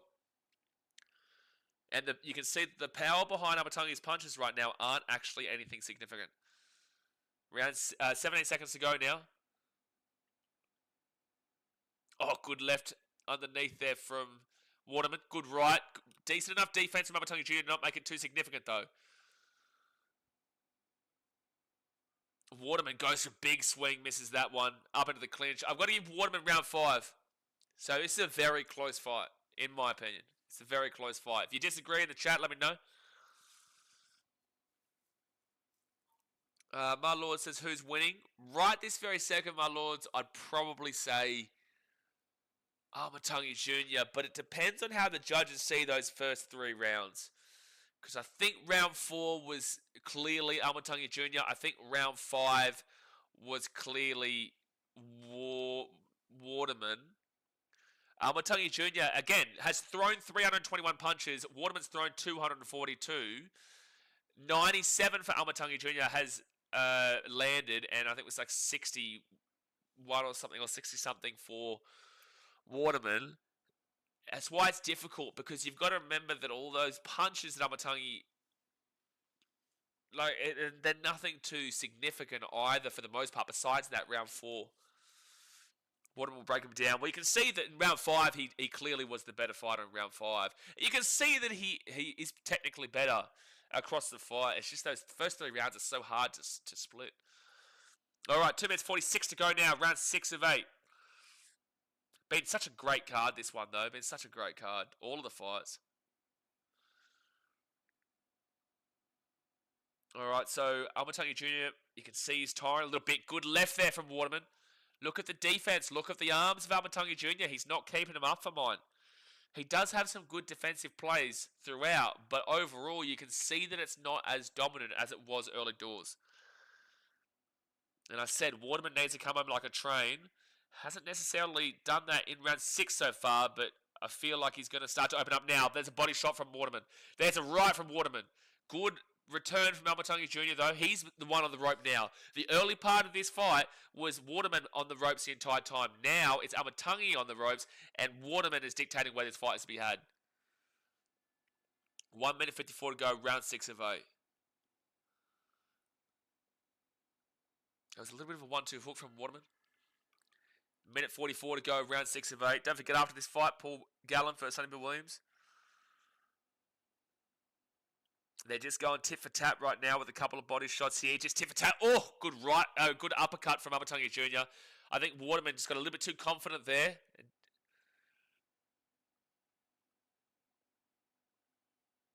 Oh, good shots from Waterman. Yeah, that was a bit wobbly. That was some really nice shots from Waterman. Lovers Keys, Waterman will break him down, more stamina. You can see, for sure. Minute 8. I think that he could get... I think he could get him. I think he could get him in round 7. I think he could.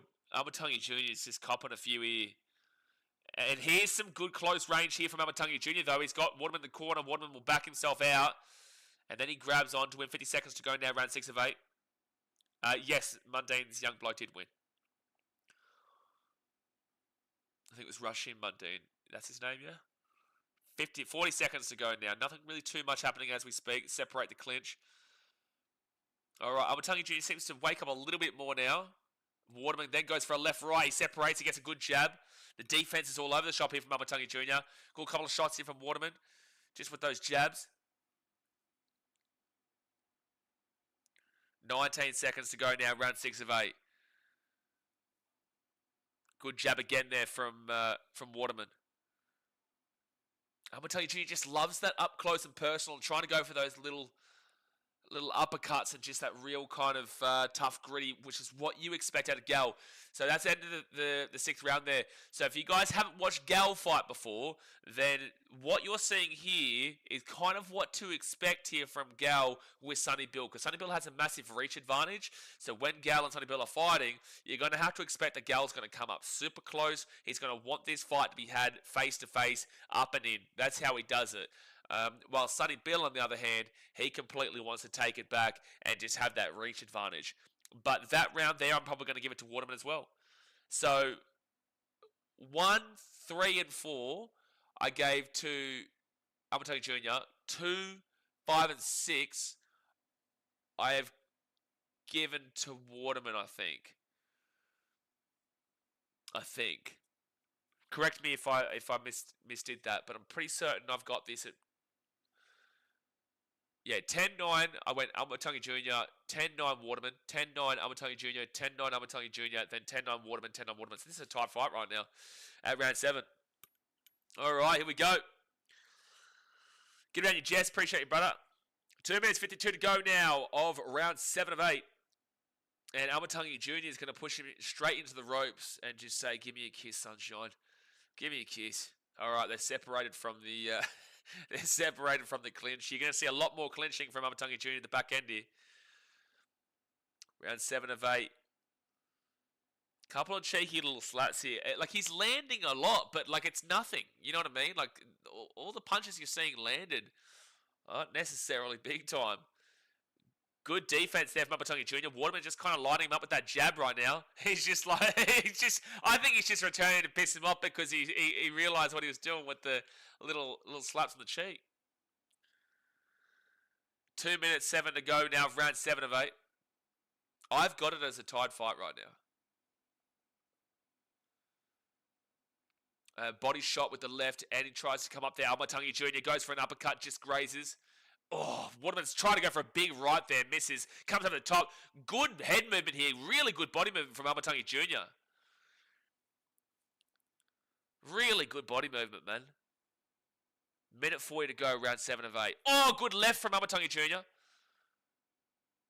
Damn, he's probably leading this round 7. He probably is. Minute 30 to go now. Good shot there from Waterman. Good left again. Defense was okay from Amatungi Jr. Minute 19. This is still open, but I think that Amatungi Jr. might be actually winning this 7th round. Then they're back into the clinch. If you hear me go quiet, it's probably because they've gone into the clinch. Couple of jabs here. Big miss from Waterman. He goes over the top of the right. Couple of good jabs then. Amatungi Jr. tries to get that distance again. Good left from Waterman, however.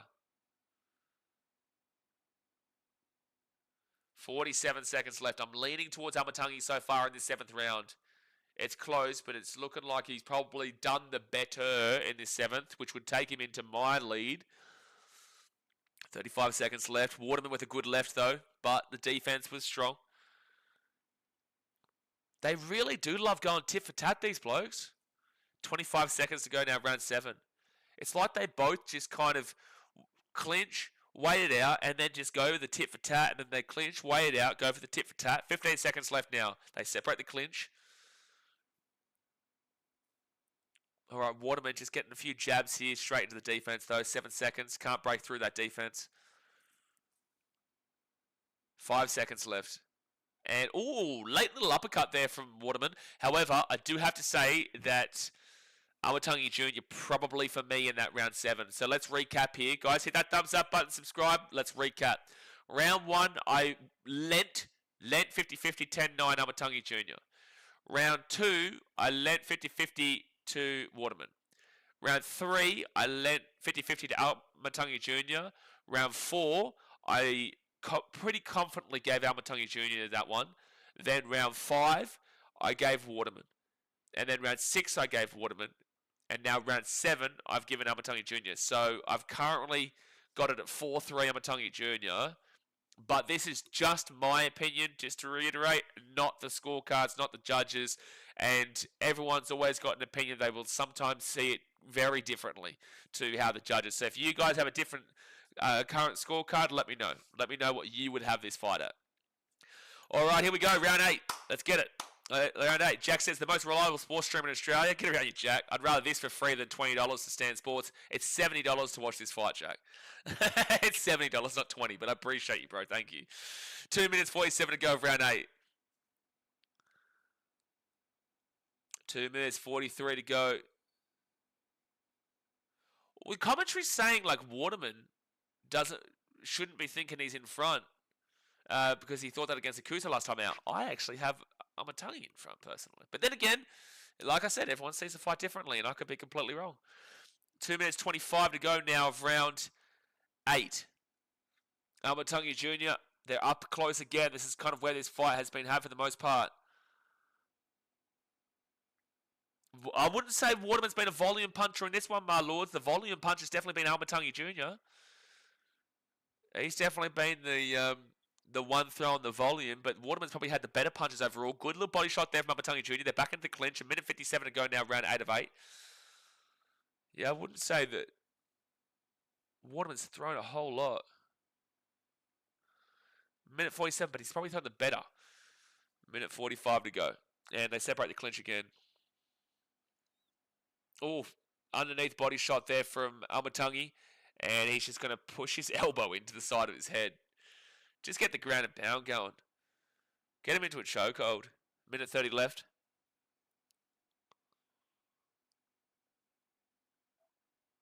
The commentary keeps talking as if like Waterman's very clearly in the lead here. Interesting. 1 minute 16 to go here. Amatungi Jr. goes for a couple of body shots. Waterman, to be fair, Waterman's also kind of fighting this last round as if like he's pretty confident. Oh, it's a great right there from Waterman. And then a great right in return from Amatungi Jr. That was some nice clean shots from both of them, actually. Couple of uppercuts there from Amatungi Jr. They separated. 46 seconds to go now. And Amatungi Jr. going pretty strongly as well. Both of them are kind of... This is a bit 50-50 round as well, to be fair. Waterman, good couple of lefts. Left jabs, anyway. But it was like a mixture of like a there and a mixture of a jab hook. It was weird. 23 seconds to go now, round 8. 20 seconds to go now of the fight. You got 15 seconds if someone wants to finish it. Now 10 seconds to go. Oh, big shots. Big shots. Both Waterman and Amatungi Jr. with some big shots to finish that off. You know what? Like, that's a great fight. I'm just a little bit kind of rocked at the moment right now. After round 8, I might even lean to Waterman, but for the sole purpose of it, because that would be ultimately a draw. But for the sole purpose of it, I nearly want to just back against what the commentary is saying. Because the commentary is very confident right now that Waterman...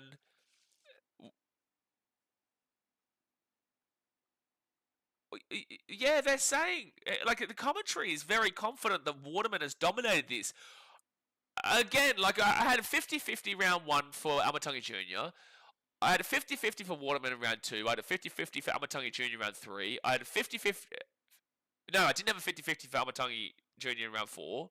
That's 3-1. And then I went Waterman, which was 3-3. And then I kind of went 50-50 for Amatungi Jr. in round 7.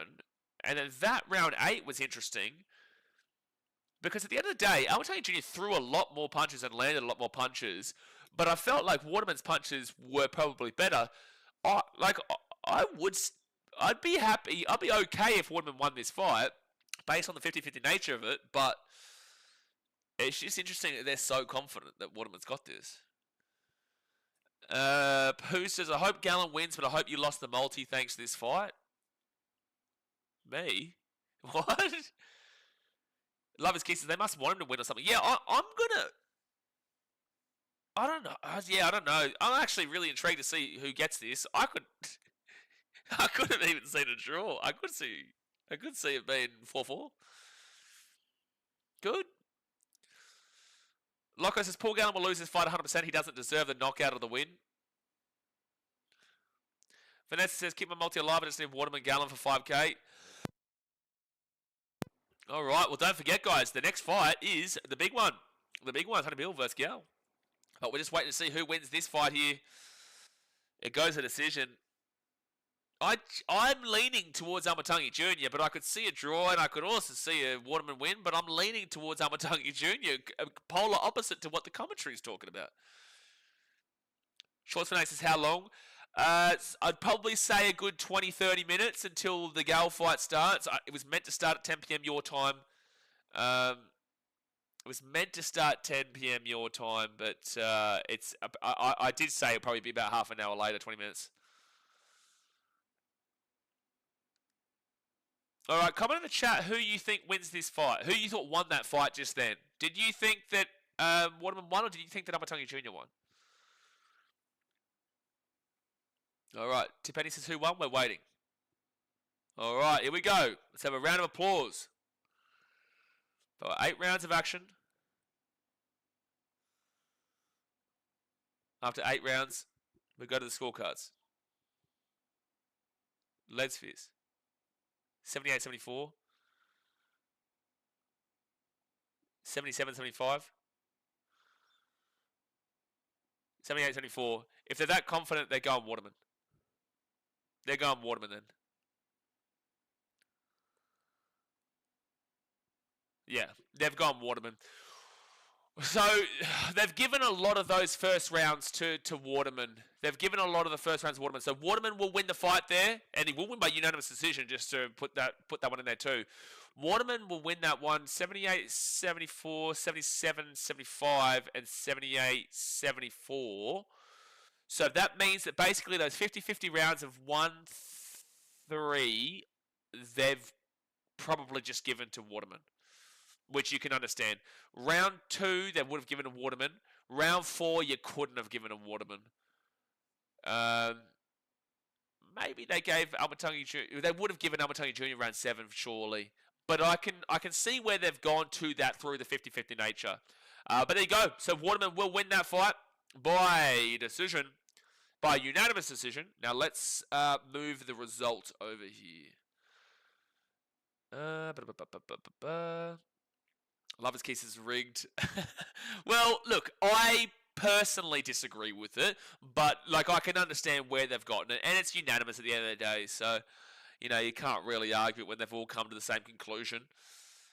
But with that being said, like I personally saw it a bit of a different way, but again, I did have most of it as 50-50. So it just means that the 50-50 was lent with them. All right, so Waterman. Sorry, I'm just typing this in here, guys, so that I can put that update on the other side. And then don't forget, the next fight, the big one. We're here. We're ready to rock and roll. Hit that thumbs up button and subscribe, guys, because we got Sonny-Bill Williams taking on Paul Gallen. Sonny-Bill Williams taking on Paul Gallen in the one we've been waiting many years for. All right, so if you've just tuned into the stream and you want to know who's won their fights, Almatangi Jr. and Waterman won by decision, unanimous.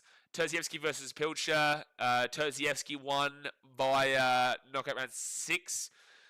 Baker and Linde won by split decision in a great fight. Nika won against Charalempis very early, and Alex Leopold Jr. won, I think, in round 1. I didn't actually watch that fight. Rahim Mundine also beat Joe Vasu Sangata. But if you're a boxing fan, you know that Joe Vasu Sangata, you know he was thrown in there for a very specific reason. John Matangi says rounds are too short. Yeah, well, it's better than Instagram blocker Josh Aloye wanted 2-minute rounds times 3 instead of this fight between Sonny-Bill and Gal, which is 2-minute rounds times 8. At the very least, we're getting more rounds there. At least we're getting some solid rounds in. Jeez. Reese says 50-50 rounds go to the best punch or flurry of the round. Good point. Okay. Then round 1 was definitely Waterman's. Round 2 was Waterman's. I still would have said round 3 was probably more so Almatangi Jr. And round 4 was his. And then round 7 and round 4 was definitely Almatangi Jr.'s. Definitely. Round 8. Yeah, geez. Anyway, point is that I can understand where they've got it from the 50-50. It just came down to the better punch, as you said. But round 1, I would have, because I did say that at the end of round 1, I said, look, it was 50-50. Almatangi Jr. threw a lot more punches, but I think Waterman's probably better. Yeah, they've definitely given round 1 to him. Rodney says, Loco, Gallen will knock Sonny-Bill out in round 5. Yeah, guys, get into the chat now. Here we go. We've got about 20 minutes, 25 minutes to go until the big fight is on. Sonny-Bill Williams, Paul Gallen. Let's get it. Let's get it.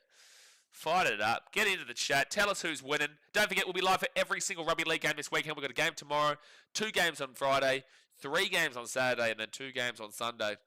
Big weekend rugby league. G-Train, Crooked Sniper says the G-Train. Going to prove why Sonny-Bill Williams been ducking this fight for how years. Oh, yeah, no, Sonny-Bill's been the one ducking for sure. I don't disagree with you. Some people will try and disagree, but Sonny-Bill Williams was the one that was running from it.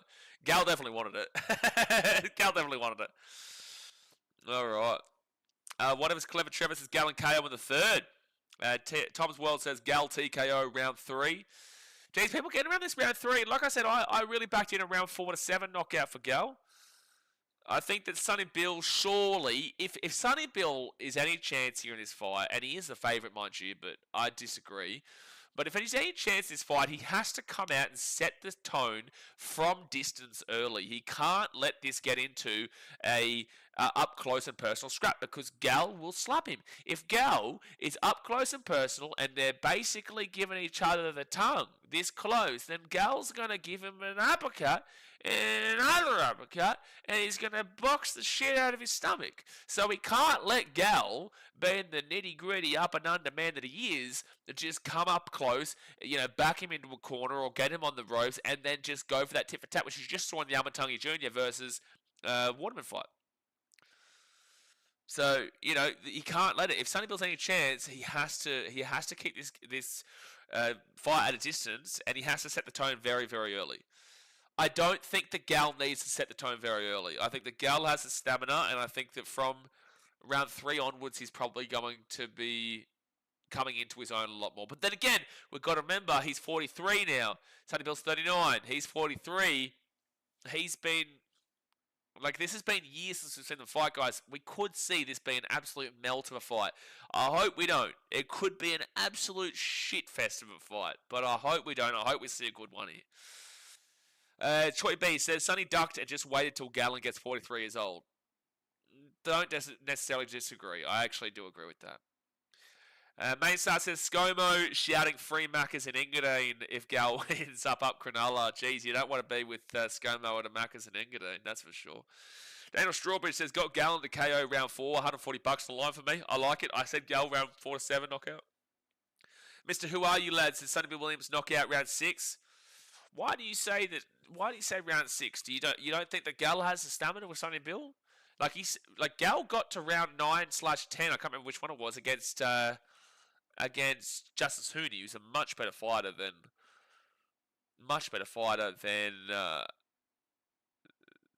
Sonny-Bill Williams here today. So I was just trying to click on that fight just to see what round it was, but I can't see. So why do you think that Sonny-Bill's got the edge late on in the fight? Rebel says, Mike, at the distance, all these entertainment fights could go the distance, Rebel Nuts. All these entertainment fights could do it. Bobby James says, Sonny will do Gallen. Will do go Gallen as he did with Hall. Sonny will do go Gallen as he did with Hall. Oh, no, surely not. Surely not.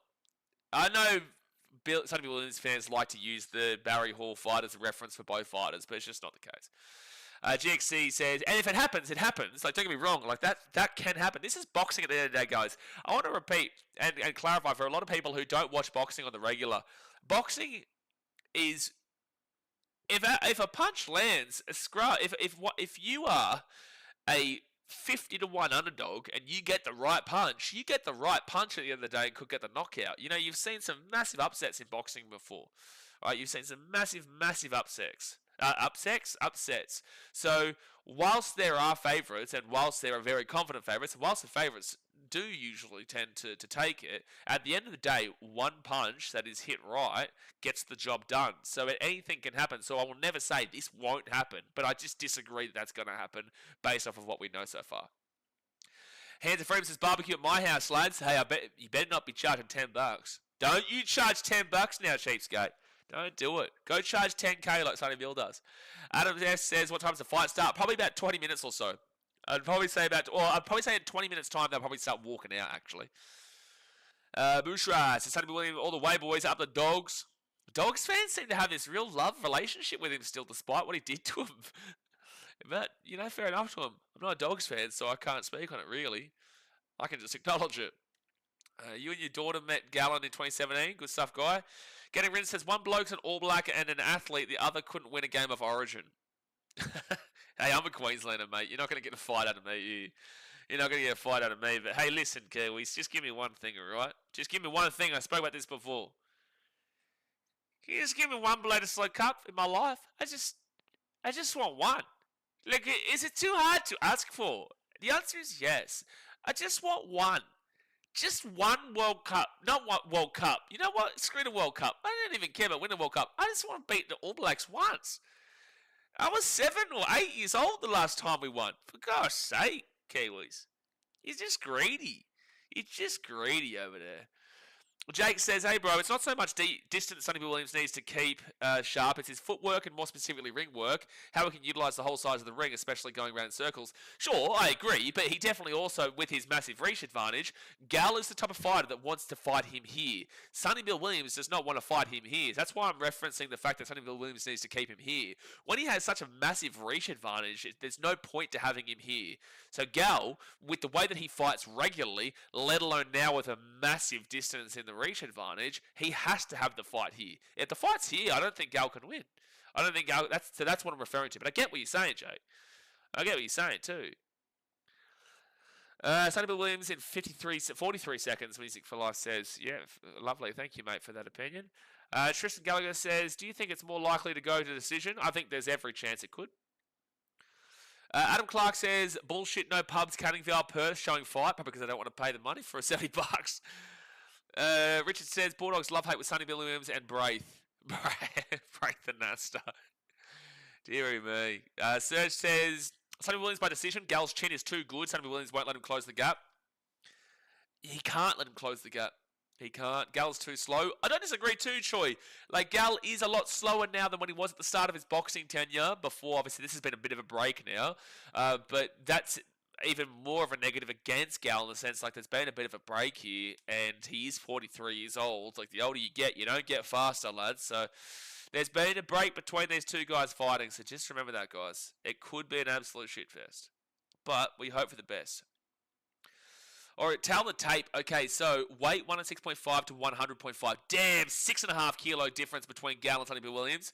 Reach is 191 centimeters to 179 centimeters. So that's a 12 centimeter reach advantage there for Sonny-Bill Williams. That's huge. Height is 191 centimeters to 179. So 179. What's 179? We had this before. What's 179 in feet? 179 centimeters to feet. Who was right? Ah, you. Who did he pay? It's 5'8". It's 5'8". Have a listen to him. Have a listen to him. Remember when we went through box rec and all that? It was saying he was 5'10 and a half and 5'11. He's 5'8, gal. He's 5'8. Get out of it. It just said 5'8. That's crazy. Daymem says there is no option for Gallen by decision in Pill. There's no option for Gallen by decision in Pill. Are you saying that he can't win by decision? Don't agree. Hunter Valley says Sonny has no chin. If Gal clips him at night, Sonny Sparko. I'm taller than him, which shocks me. Well, by the height they just gave us, that's 5'8". Shane Criddle says Sonny only needs 2 minutes. Sonny only needs 2 minutes. Bill Williams. Sorry, unrelated. Go Kiwi. Jeez, the chat's getting wild now.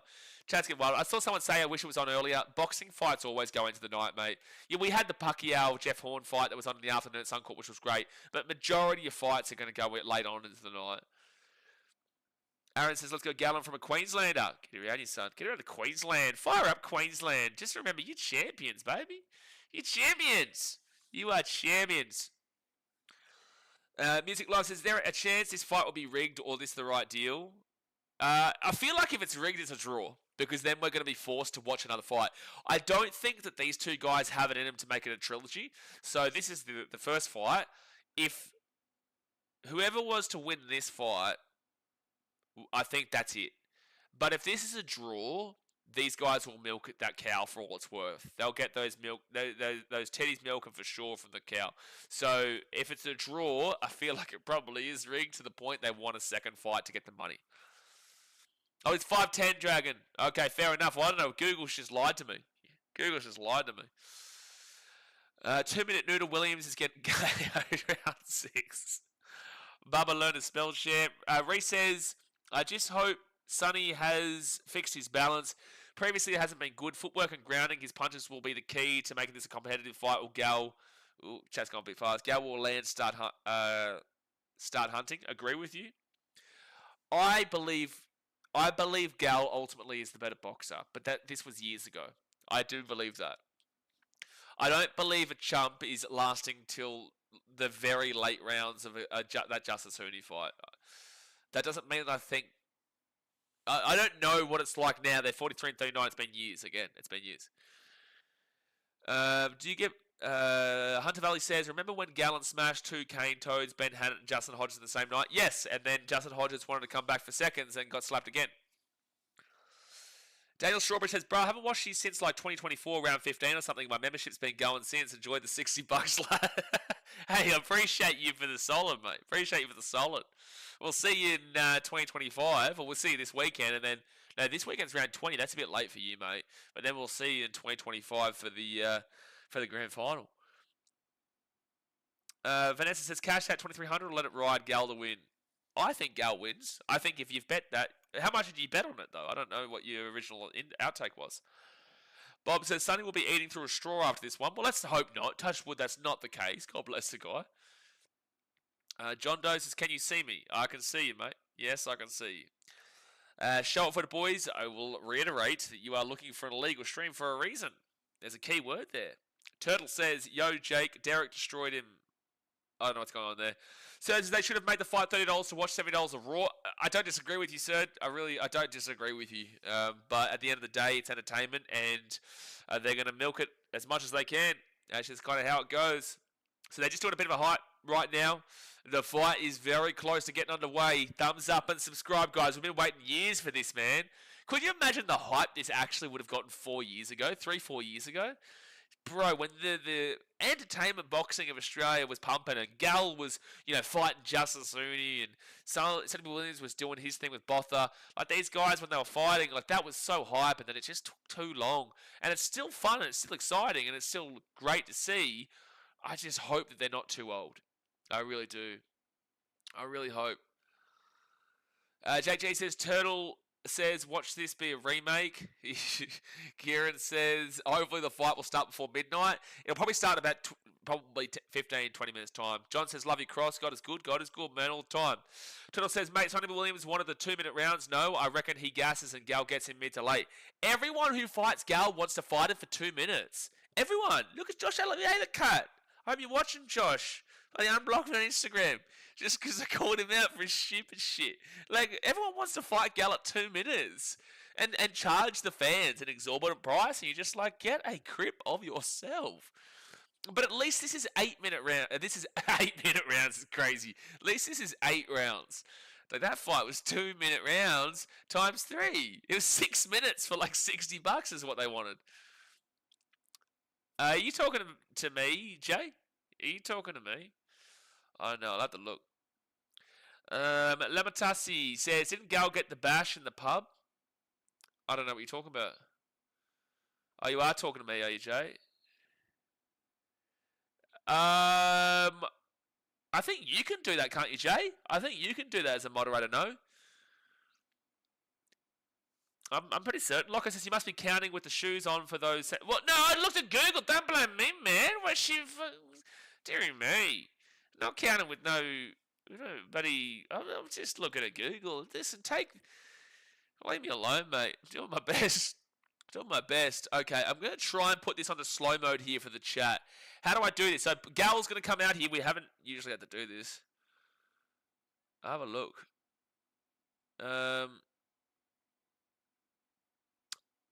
You might need to let me know here, Jay. Let me know, please. Can you message me on FB? Alrighty, so Gal is walking out onto the canvas right now. Here we go with shoes. Don't blame me, mate. Don't blame me. They're still looking for the mouth guard. Mark Hunt knocked out of Sonny's mouth. G'd up. Gal is G'd up right now. Max Power says, yeah, Gal had a loss at Shellhaven Heads Hotel. That's not on his record. I actually don't even... I might know about this, but I can't think of it right now. Alright, guys. Smack the thumbs up button. Subscribe. We're about to get underway. Should be a 5-second option. I want to do it, but I just don't. I'm not sure. I think that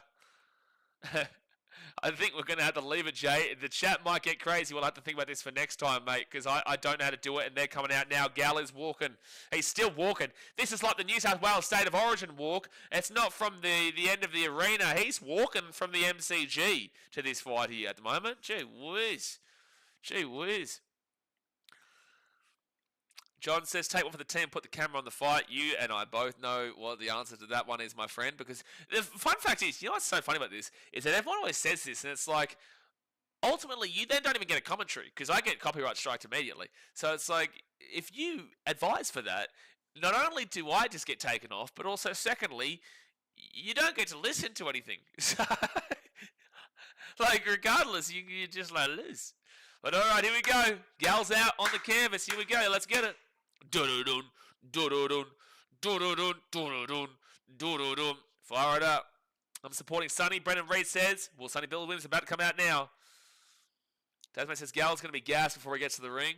Didn't you call Sonny-Bill Williams a cat just before? Daz, who are you supporting here? Do-do-dun, do-do-dun. I can't think of the name of the song, Max Powers, but that's... here we go.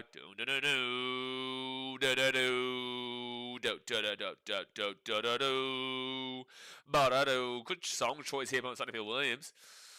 But he's walking out the up Cronulla. He should have, Jake. That would have been great. He should have been walking out to the old up Cronulla. That would have been the way to go. That would have been the way to go. Jeez. Jay Forder's wife getting brought into this? That's crazy. Alright, he says Sonny-Bill Williams will knock out Gallen. Linda says, 10 years we've been waiting for this. Go, Gal from New Zealand. We've been waiting for a long time here, Linda. Cool Boy says, there was a live stream where someone was showing the fights and he got a copyright strike and the stream was taken down. Yeah, wow, Cool Boy. No way. I can't believe it. Can't believe what you're saying. It's like this is not my first rodeo. Richard says, the song he used against Mark Hunt, I can't remember if that was the same song. Sonny-Bill Williams is on the canvas. Keep commenting away here in the chat. Keep letting us know. Moderators, you are in for a fun time over the next, half an hour. You are in for a fun old time in that chat. Good luck. God bless. We'll see you soon, moderation team. Good luck. Lex says, Paul Gallen, first round knockout. Watch. Well, let's see. This is it. This is it. All the talk comes down to this. Sam isn't. Yeah, that's because Skunkle's a cat. Sam says, let's go, Gal. Damien says, who won? Me won. I went in and I beat them both. The fight hasn't happened yet, mate. Fight hasn't happened yet. We're about to watch it now. Sonny-Bill has just come out. We've listened to their walkout songs. Do we do... I don't remember if they do the anthems anymore, eh? Because I feel like the first couple of Gal fights, they did the anthem before the fight, no? I can't remember. Bob says, hope the canvas is soft for Sonny's sake. Let's go. Gal says, I'll get there. Max Power says, Gal's got bacon, fat in his gloves. Hey, man, I feel like some bacon right now. Just looking at Sonny's head pisses me off. Daz, mate, you literally just... Hold on. Sonny Williams, recent form, lost to Mark Hunt. Barry Hall win, and Waikato Falafehi also was a win, whilst Gallen was Hodges, and Ben Hannon. Hodges, and Ben Hannon. So Sonny-Bill Williams has lost to Mark Hunt. Gal beat him, but also Sonny-Bill Williams beat Barry Hall, and Gary drew with him. But there's always debates about who won that fight. 10 years in the making, better be good. Here we go. But it's Sonny-Bill Williams, no KO power, pillow punch, will get tired quick because of massive muscles. Don't disagree. I just think it's so hard to tell when they're 43 and 39 years away from the boxing scene. But Gal, you know, I feel like he's a better boxer, but Sonny-Bill has a massive reach advantage and a weight advantage of like 6.5 kilos. Gee whiz. Feed him Mungo. Get Trent from Punchy out here. Buzz Rothfield versus Trent from Punchy. How about it? I'd pay $100 for that. Hell, I'd pay $250 to watch that. Nah, I'm still going Buzz Rothfield, Gus Gould. That's the one we were waiting for. Alright, so they're just doing the tally tape right now. Bob says, Gal should have had a piglet for a mascot. Are they using the bunker tonight? Hope not, Lamatasi. Please, don't ever introduce the bunker here. Gee whiz. Munoz says, what's with the headband? I'm a professional tennis player, mate. That's why. Best tennis player you ever did see. Of Vietnam. Now, I've been in Thailand and Vietnam, so I'm just used to wearing a bunch here. Especially with the humidity. It's always so like hot and sweaty. So you just get used to it. You versus Blocker. Oh, mate, please make it happen, Leader. Please. If I have to listen to a word that comes out of that man's mouth for the rest of my life, I'm going to be sent into a depressive state. But all right. They've called out both Gal and Sonny-Bill Williams now. Here we go, ladies and gentlemen. Here we go. Guitarist is Sonny-Bill for the dub, boys. Robert says Gal knocks him out. Sonny will gas out, I believe. Get all your predictions in now because you guys know when the fight starts, I will commentate the fight and then I will come back to you guys in the chat in the breaks and then I will commentate the fight and then come back to the chat. Now, guys, thumbs up. Smash the thumbs up buttons. Hit the subscribe button if you are new. Wish from every NRL game here. We pump it out. But here's the big fight. It all comes down to this. You start to get those little jittery nerves in the stomach. You start to get those little jittery nerves in the stomach because at the end of this, we will know, after so long of waiting, who will win. Talking about the Cronulla Sharks. A bit of booze around when the Sharks name got brought up. I just want this to be a good fight. Let's get past like 3 rounds and then we can see a knockout. You know, make it worth it for everyone tuning in. Make it worth it for the wait of so long. And let's show the fight, you coward. Hey, Cody, how about you get a job, coward? All right, so the game is about to start here. See, I'm nice to everyone. Except for people who are dicks about it who know you're looking for a legal stream. All right. And Combo Well says, who do you think will win? I think Gal wins, mate, but I hope it's going to be a good fight, mate. I hope it's going to be a good fight. Yeah, some people understand it, some people don't. Sometimes you got to cook someone. Sometimes I respond like a normal person too. Hard but fair. Well, Shane's got to happen. Main Star says Slice of Heaven walkout song for Sonny-Bill Williams. Thanks for giving us the name of it. I thought they already did these introductions here for the two fighters, but now they're just introducing him now. BJ Bro says if Gallen pulls a Tyson card, height, we're still going on about the year? Are we still doing the year thing? I'm not even reading that comment out. Good timeout, Jay. Any comment, well, you'll know when it starts, bro. I'll commentate it when it starts. Don't worry. Don't worry. Can you at least play commentators? That's literally what I do. Lee, I'm just going to call you Lan. But yes, the fight hasn't started yet. So what do you want me to commentate when the fight hasn't? I'm not going to read your comment again. So Gallen and Sonny-Bill, I don't know what you've wanted me to commentate for the last half an hour when there hasn't been a fight on. Do you comprehend? You Espanol? We speak English here on this channel, not Nigerian. We don't speak Guatemalan, and there's no Chinese here. Just English. Well, here's your English for you. Round one starting. Sonny-Bill Williams versus Gallen. Let's get it. Sonny-Bill Williams now. At the half. Jeez, I'm all over the shop now. Gal comes back. He goes over the top of the right. He's coming up hitting close. Sonny-Bill Williams will go backwards. Let's see this reach advantage here, Sonny-Bill. He's trying to get that jab going. Gal comes in with a quick one. Nothing landed too crazy just yet. Sonny-Bill's got him around the neck there. Referee, you got to stop that. And now Sonny-Bill's pushing him back into the ropes. Gal's definitely trying to put this pace on and put this pressure, as we knew that he was going to do. He's going to try and get up in close. Body jab there from Gal. Sonny-Bill just utilizing that jab for the distance, not for any kind of... He's not actually getting a hit away. He's just keeping that distance. Gal tries to get up underneath. He can't do anything there. Minute 13 to go now of round one. These are 2-minute rounds, 8 times. Sonny-Bill tried to get something going there, but nothing really happened. Gal, they're up in the clinch with a minute to go now of round one. I'm sure I know what the comments will be like at the end of this fight, but at least Gal is throwing some. Sonny-Bill tried to get something going there, couldn't do it. Look at the height difference, dude. Look at the height difference. 49 seconds to go. Sonny-Bill Williams has no excuses, mate. He doesn't have any excuses with his height, reach, and weight advantages. Gal's just trying to get up close. Sonny-Bill still hasn't really utilized this reach advantage besides the defensive side. Gal's the one who's actually trying to put some pressure on. Sonny-Bill goes for left, right, misses. Gal tries getting close, but Sonny-Bill keeps him away. A couple of body shots there from Gal, though. 20 seconds left. And good defense there from Gal, stops that.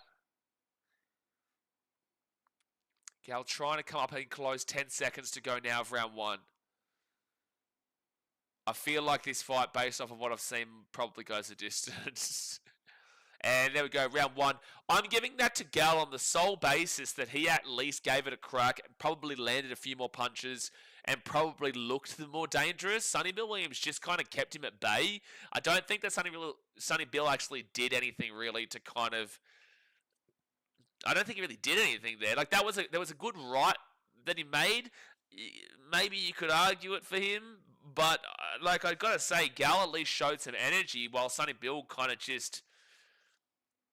He just kind of kicked back a bit. He just kind of kicked back there. But anyway, that's going to be round one done. Hit that thumbs up button and subscribe. Be thankful. So Sonny's going to KO him round two by uppercut. Well, he needs to throw some punches for that to be the case. He's thrown a good right. Besides that, he's just kind of kept him at bay. Let me know in the chat if you are watching this and what your thoughts are if you have a differing opinion to mine based on what you watched. Sonny will just keep holding when Gal gets through. Well, Sonny has done well for the most part to keep him at bay. He has. 10-9 Gal, as his boss says. Serge says 9-9. God help us. All right, so round two underway. Gal comes over the top. He's up hitting close. Body shot from Gal. Body shot from Gal. And then Sonny-Bill Williams, you got to get your arm away from that. Minute 43 to go now of round two of 8. They separated the clinch. Now Sonny-Bill is just getting some jabs here. Good defense from Gal, however. 1 minute 30 to go of round two.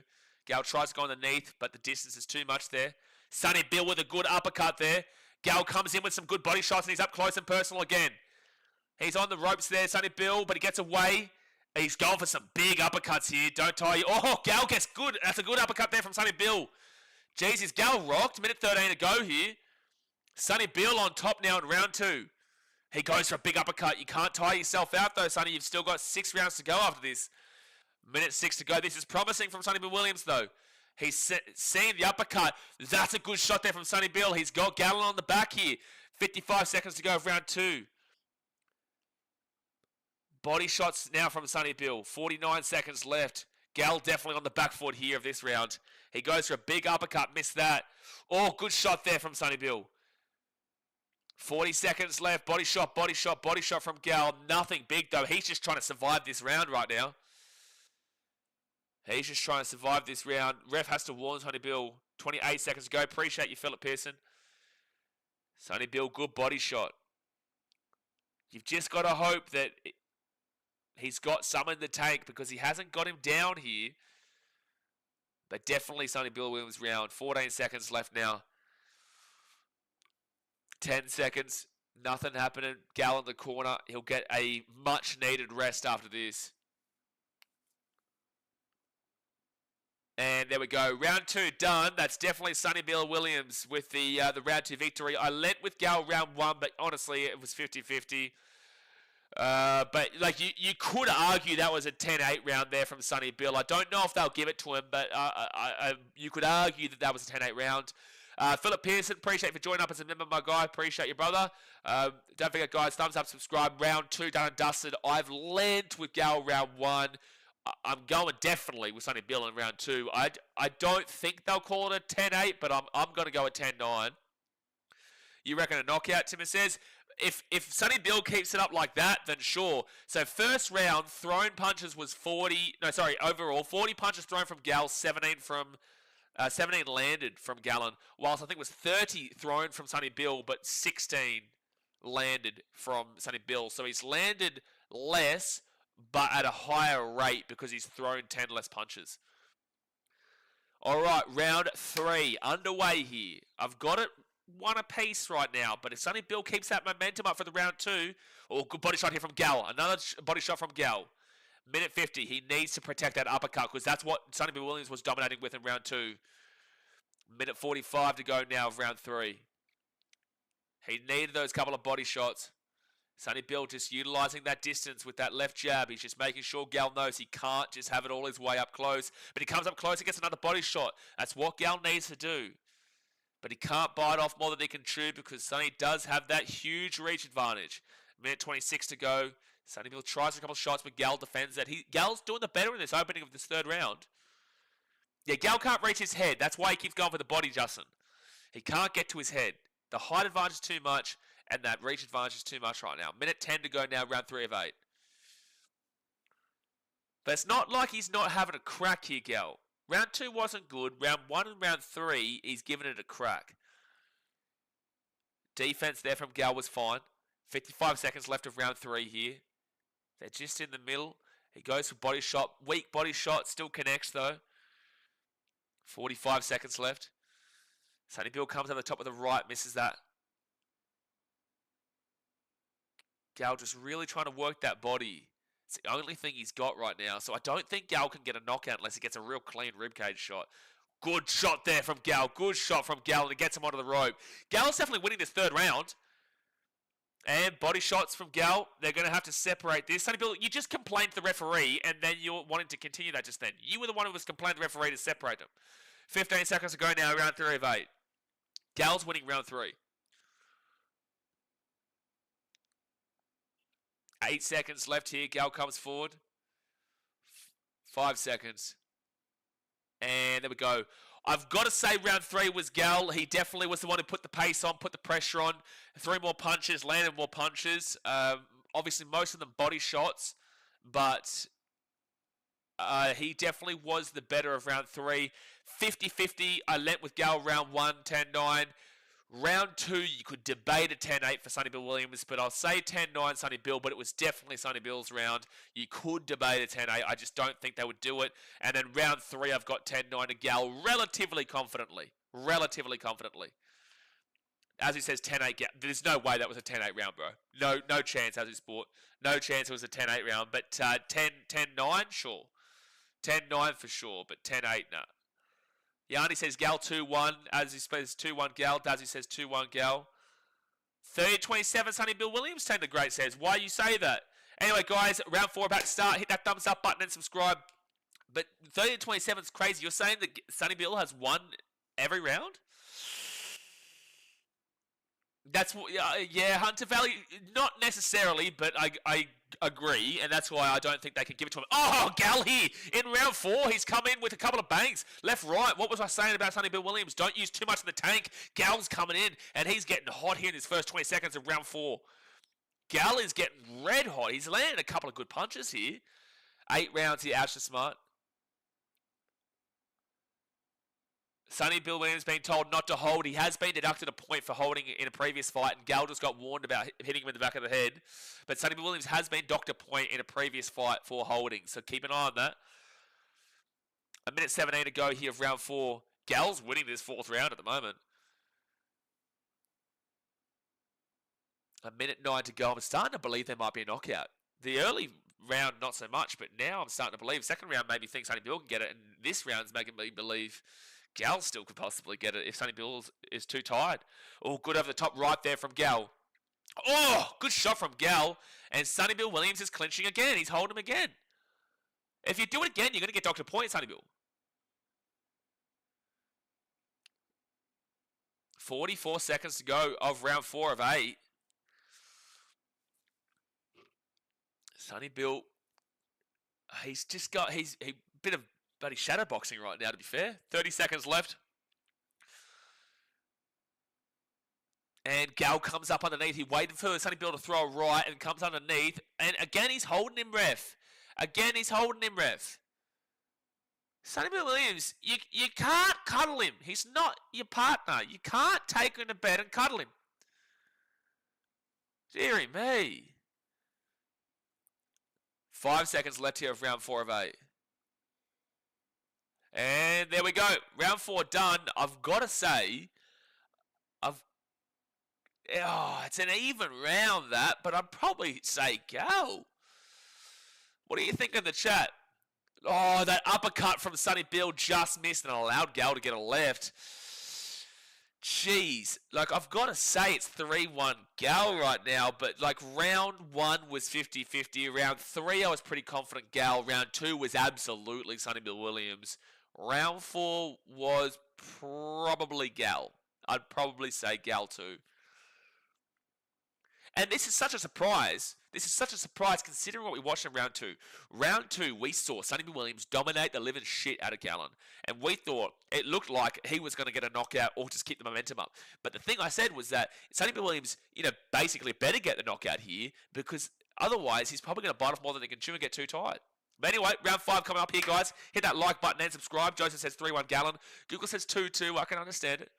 And Gallen, straight away, he just wants to put the pressure on. This is what he needs to do.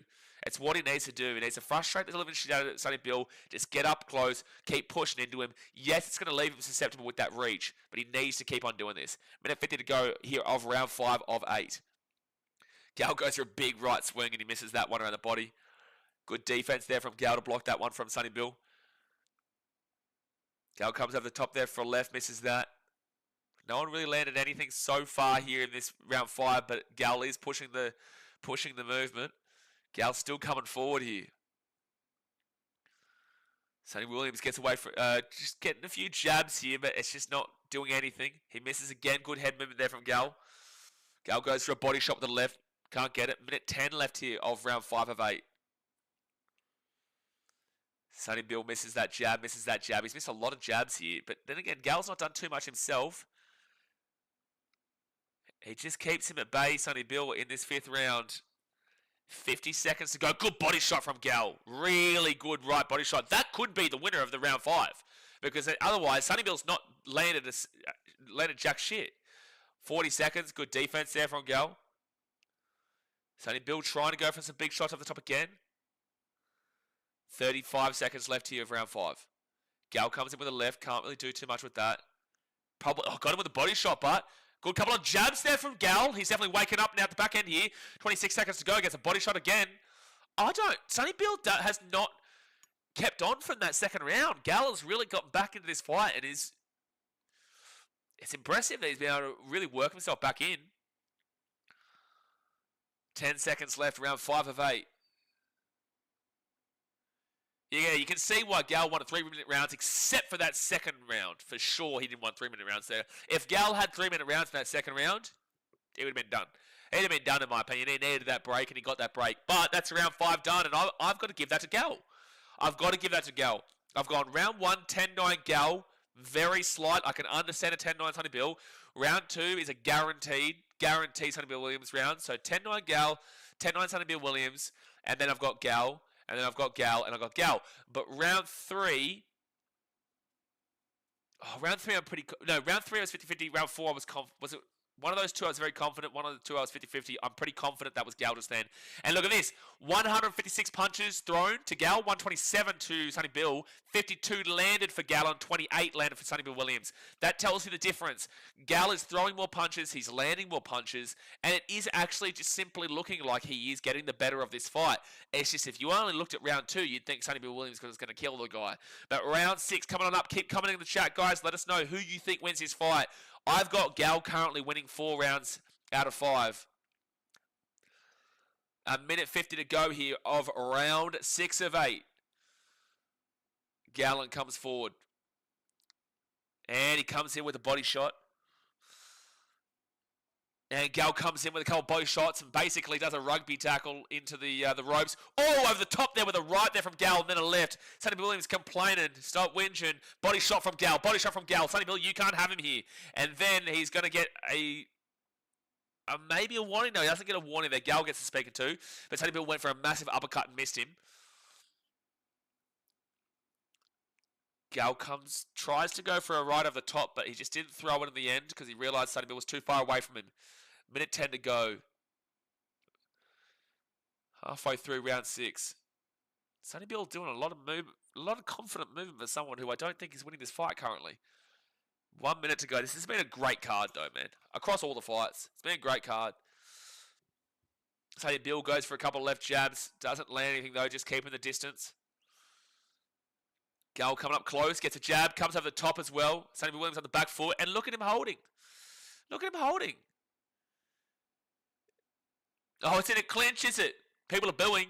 People are booing because they know what Sonny-Bill Williams is doing. He's been Dr. Point for this before.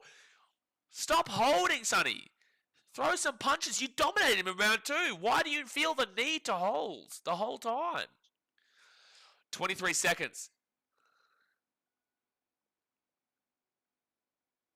15 seconds to go. Yeah, it's like they go into the clinch, a bit of holding there from Sonny, and then he just gets hit again. Bro was a hug on a fighter. Oh, good left-right combo there from Sonny, though. Might be able to win that round 6 because...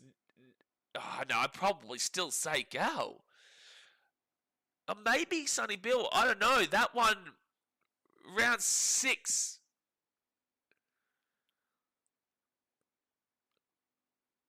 What? They've just said in the commentary that Gallen's got to win the last 2 rounds to have a go at it. What? What are you talking about? Am I seeing a different fight here? To be fair, I also did say this in the last fight, and I thought that maybe I'd be giving it to Almanatungi Jr. when he didn't get it, and the commentary was completely on the other side. How are they saying that Sonny-Bill Williams... How are they saying Sonny-Bill Williams is well and is like there's still 2 rounds to go? No one's won yet, guys. This is just the commentary's opinion. But the commentary just said that he needs to win the last 2 rounds to make a go of it. Ashton says, ain't no way Gal's losing this fight. It can't be.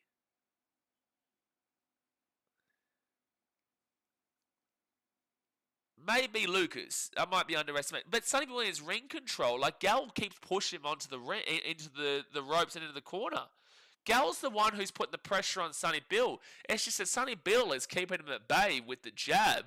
But besides round 2, what has Sonny-Bill actually done? Because Sonny-Bill Will killed him in round 2, but outside of that, I'm just like... Oh, I says that's bullshit. Gal's been on top for longer. Again, that's just the commentary's opinion. That's no one else's opinion. That's just the commentary's opinion. So that's a good right-left there from Sonny-Bill, however. Minute 23 to go here of round 7. Now Gallen gets a great body shot and another great body shot. Another great body shot there on the right. That was a really good shot there. That would have hurt Sonny-Bill.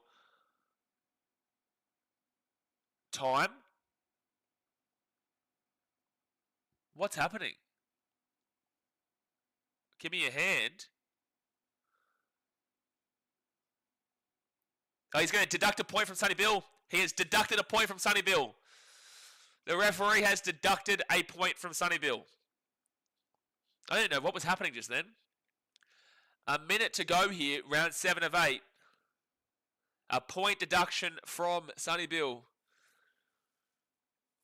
Brenton says, what's in his glove? I don't think it was that. Yeah, I think it was the holding. All right, so 58 seconds left here. Sonny-Bill with a jab. It's not getting through, though. Vanessa says commentary is drunk. I don't know. Maybe I'm just all over the shop. 35 seconds. Gal with another body shot.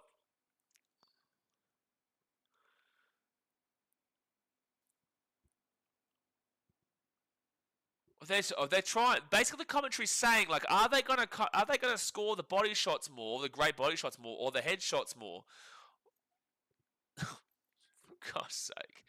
10 seconds left here, round 7 of 8. Well, this is definitely Gal's round with the point deduction. Great uppercut there from Sonny. Great uppercut there from Sonny. So that's probably... That might have just won the round for Sonny-Bill, but he lost the point, so it might be a 9-9 round. Must be a 9-9 round. Don't show that comment that just got dropped. Yeah, good stuff there, Daz. Jason James says the W for Gal point deductions as good as a knockdown. Agreed, Jason, but like I think that Gal, I would give Sonny-Bill that round. But again, you take the point away, so it's 9-9, so it's effectively a drawn round. New Zealand King says 4-3 Gal. I agree. I agree. Round 2 was very clearly Sonny-Bill. No, because then you'd say 4-2 Gal. Unless you've just said that he won that round, which I don't necessarily agree. Because again, Sonny-Bill, I believe, won that round. You deducted points, so it's 9-9.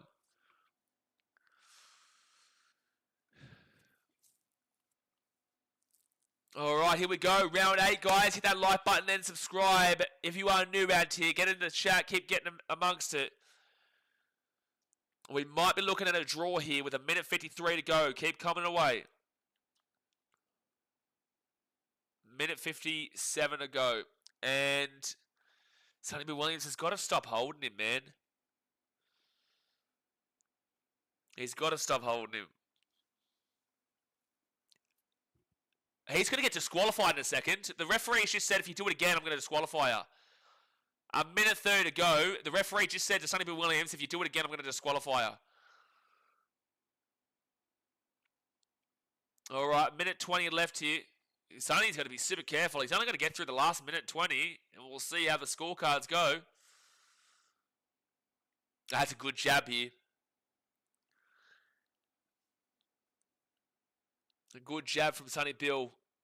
Gal coming forward. Good uppercut there from Sonny-Bill. Then a good return with the body shot for Gal. Oh, good left from Sonny. He's definitely finishing off the better here in this round 8. I could easily see this ending up as a draw, lads. 45 seconds of round 8. Cool voice of what it's saying too. He's been holding a lot, which has been deducted a point for in a previous fight too. And Sonny-Bill goes for big uppercut, misses that one, however. Gal goes underneath the jab. I agree, Google. 25 seconds left. Sonny-Bill's definitely won this round 8. The crowd's booing right now. 14 seconds left. Sonny-Bill trying to end it with a flurry. Gallen comes back at him. Appreciate you, Mason Bennett. This is going to be the end of it. And that is the end of the fight. Gal's confident. Sonny-Bill Williams confident.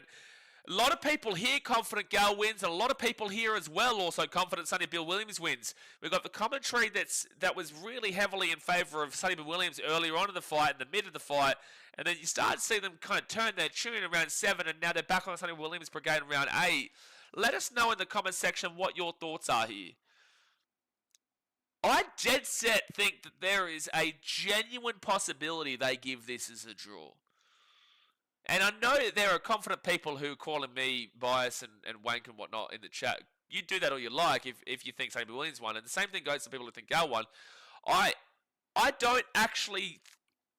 genuinely think this could be called a draw. But I saw Gal win round 1, 3, and 4. Round 1, 3, and 4, but then Sonny-Bill has won round round 6, 8, and 7, but he got deducted a 0.7. Reese says 5-3 Gal. Tang says 5-3 Sonny-Bill. Oh, people aren't going to accept the result. I can tell already. Draw, but should give it to Gal because of all Sonny's hugging.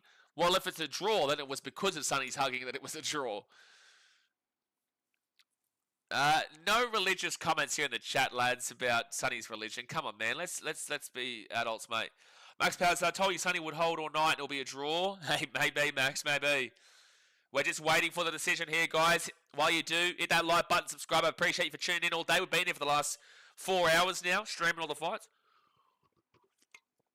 It was a hugging match. Steve, unfortunately, Sonny, for his second fight in a row, has been deducted a point in round 7 for hugging, yeah. Tash is the fight with shit. I knew that people were going to say that anyway. All right. Here we go, guys. Cameron says, bet Gal will win. I think Gal did enough early and mid. I think later on, it's like Sonny is a guaranteed round 2. Gal won a lot of the earlier. He fought back well in round 3 and round 4. Round 1 was 50-50 to a T. So for Sonny-Bill Williams supporters, you'd have to say round 2 and round 1 is theirs, because round 2 is definitely Sonny-Bill. They'd give round 7 to him and then take the point away. They'd give round 8 to him. Outside of that, I don't know how you could say that he won every round bar 1. I don't understand what they're saying. Gal was more of the aggressor. I agree, Junior. He was more of the aggressor. He was the one dictating where the fight was to be had. Sonny was obviously keeping him at bay a lot of the time. The body shots were flying. Gal threw more punches and landed more punches. But obviously, Gal's were more so directed at the stomach, because of his height and because of his reach. While Sonny-Bill Williams with the height and the reach, obviously was going more so for the head. So it comes down to obviously the judge's thought processes there. But at the end of the day, there's a lot of factors here that I believe that Gal did very well. Anyway, we're waiting here for the decision. And that point might be huge. That point deduction might be huge. All right. So we're still just waiting here, Stan Sports 1. Yeah, that's a great point. All right. Here we go. Ladies and gentlemen, after 8 rounds of boxing action, we go to the judges' scorecards for the decision. Andrew Luzzage. 77. 74 Paul Gallen. 77, 74 Paul Gallen. What? McHeafy. 77, 74 Sonny-Bill. How do you both get such a drastic difference? People are booing for Sonny-Bill. Judge. 76, 75. We have a winner. Split decision.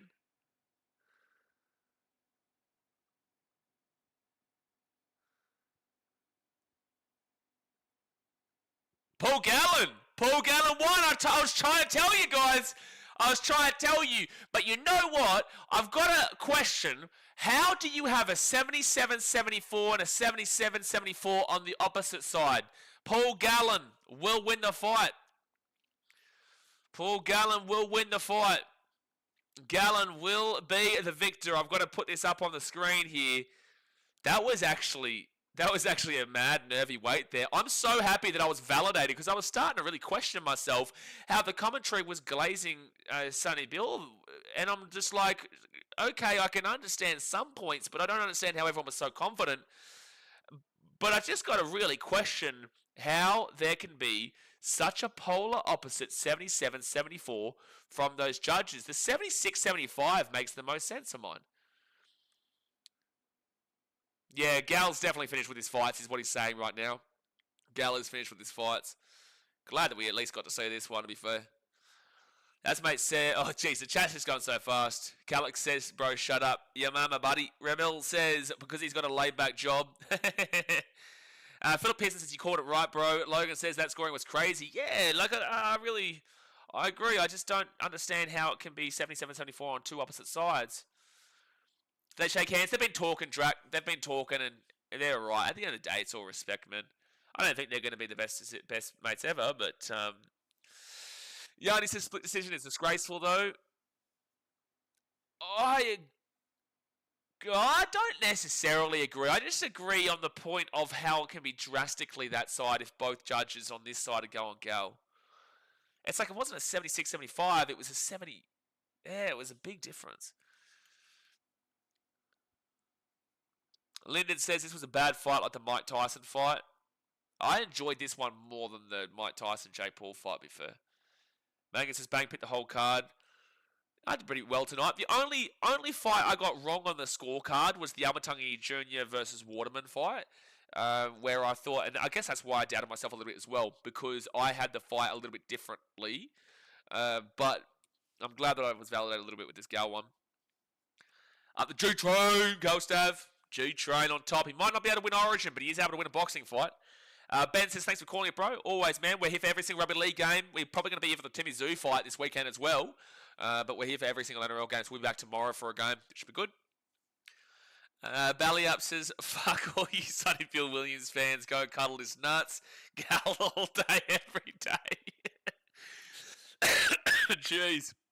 Aussie, oi, oi, oi. Tash says, BJ says, Tyson, like them, had his day. If Sonny used his arms and stretched out, he'd knock Gallen down. Sonny-Bill in round 2 was dominating the living shit out of Gal. He just didn't go on with it. And he's getting on the Sharks right there, but, Sonny-Bill just needed to utilise the fact that he had everything his way. Like, he did. He had a massive reach advantage, a massive weight advantage, and a massive height advantage. And he's the younger bloke. Truly. But that's what happens. That's boxing for you, man. Steve says, where'd they fight? What state? It was in Sydney, bro. T33 says, Sonny can't fight and a story. How could he not win that? I agree, T33, but this is what I was saying years ago. I always, on the Gal fights and the Sonny-Bill Williams streams and all that, Timmy Zoo fights or whatever, whoever was fighting, I would always say, Gal for me is the better fighter. It's just that Sonny-Bill is younger. He's got the bigger reach. He's got the more weight. He's got the bigger height. Like, Sonny-Bill Williams should win. But also, there's a reason why he ran from Gal for years. And he did. He didn't want to take him on for years, and then has decided to take him on at 43 years old. So that's the difference. Gal wanted to fight him ages ago. Hunter Valley says, do Jai Opataya fights? I think we've done a Jai fight before. I think we have done a Jai fight. Shane Criddle says, Parker agreed to fight the third 3 minute of each round, but commission declined. What's happening? Aussie, oi, get around it. Aussie's too hard. I disagree with 77-74. It should be at least 77-76 or 77-75. Agree, but I agree that Gal won it. Like I was saying, though, I wouldn't have been surprised if it was a draw. And at one stage, I thought they were going to do it. Like, when I saw 77-74 on both sides, I'm like, okay, here we go. In my mind, I was thinking, shit, here we go. It's going to be a draw. This other judge is going to go completely down the middle. But luckily, we got a result. Because if it was a draw, guys, we would have seen another one of these fights. Bowen says, bullshit. My bet for draw lost. You got close to it, mate. Gal won by body shots, I think. It had to be Brendan. That's the only way he could have done it. He didn't have the ability to get to his head. Aaron says, good on you, Gallen. One tough New South Wales. Respect from Queensland. Yeah, get around the Queenslanders getting around him. Balab says, will you be showing the UFC fight or boxing fights this weekend? Mate, we'll have to see, because I've got some rugby league games on Sunday too. I've got Titans, my team, the Titans playing, so I've definitely got to stream them. But we'll see. We'll see what we can do on Sunday. Just obviously check your subscription feed to know what we're doing when we're doing it. Gal got that old man strength and experience. Absolutely, Sun Styles. Absolutely. And you got to remember, Sonny-Bill has avoided this fight for years. Is younger, more reach, more height, more weight, less experience, still lost.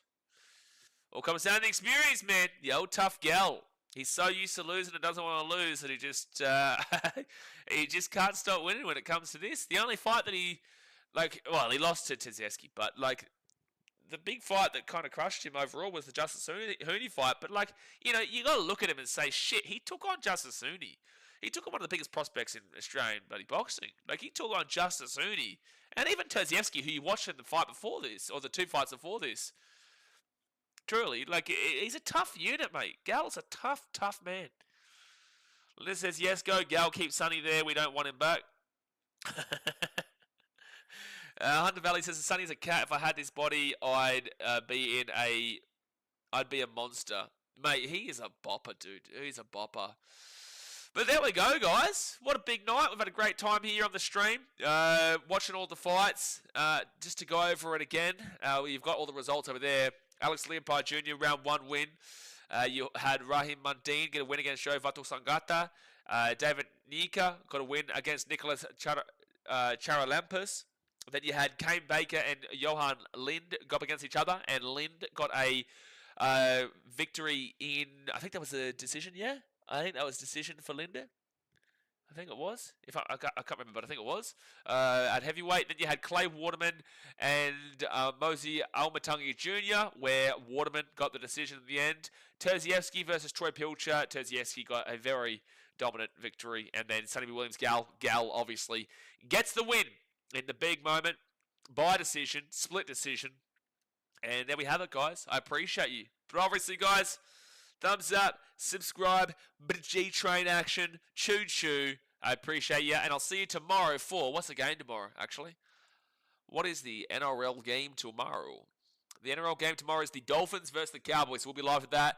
Friday, we've got Sharks versus Roosters and Panthers versus the Rabbitohs. Saturday, we'll be live for Raiders, Eels, Bulldogs, Dragons, and Storm Manly. Big game, that.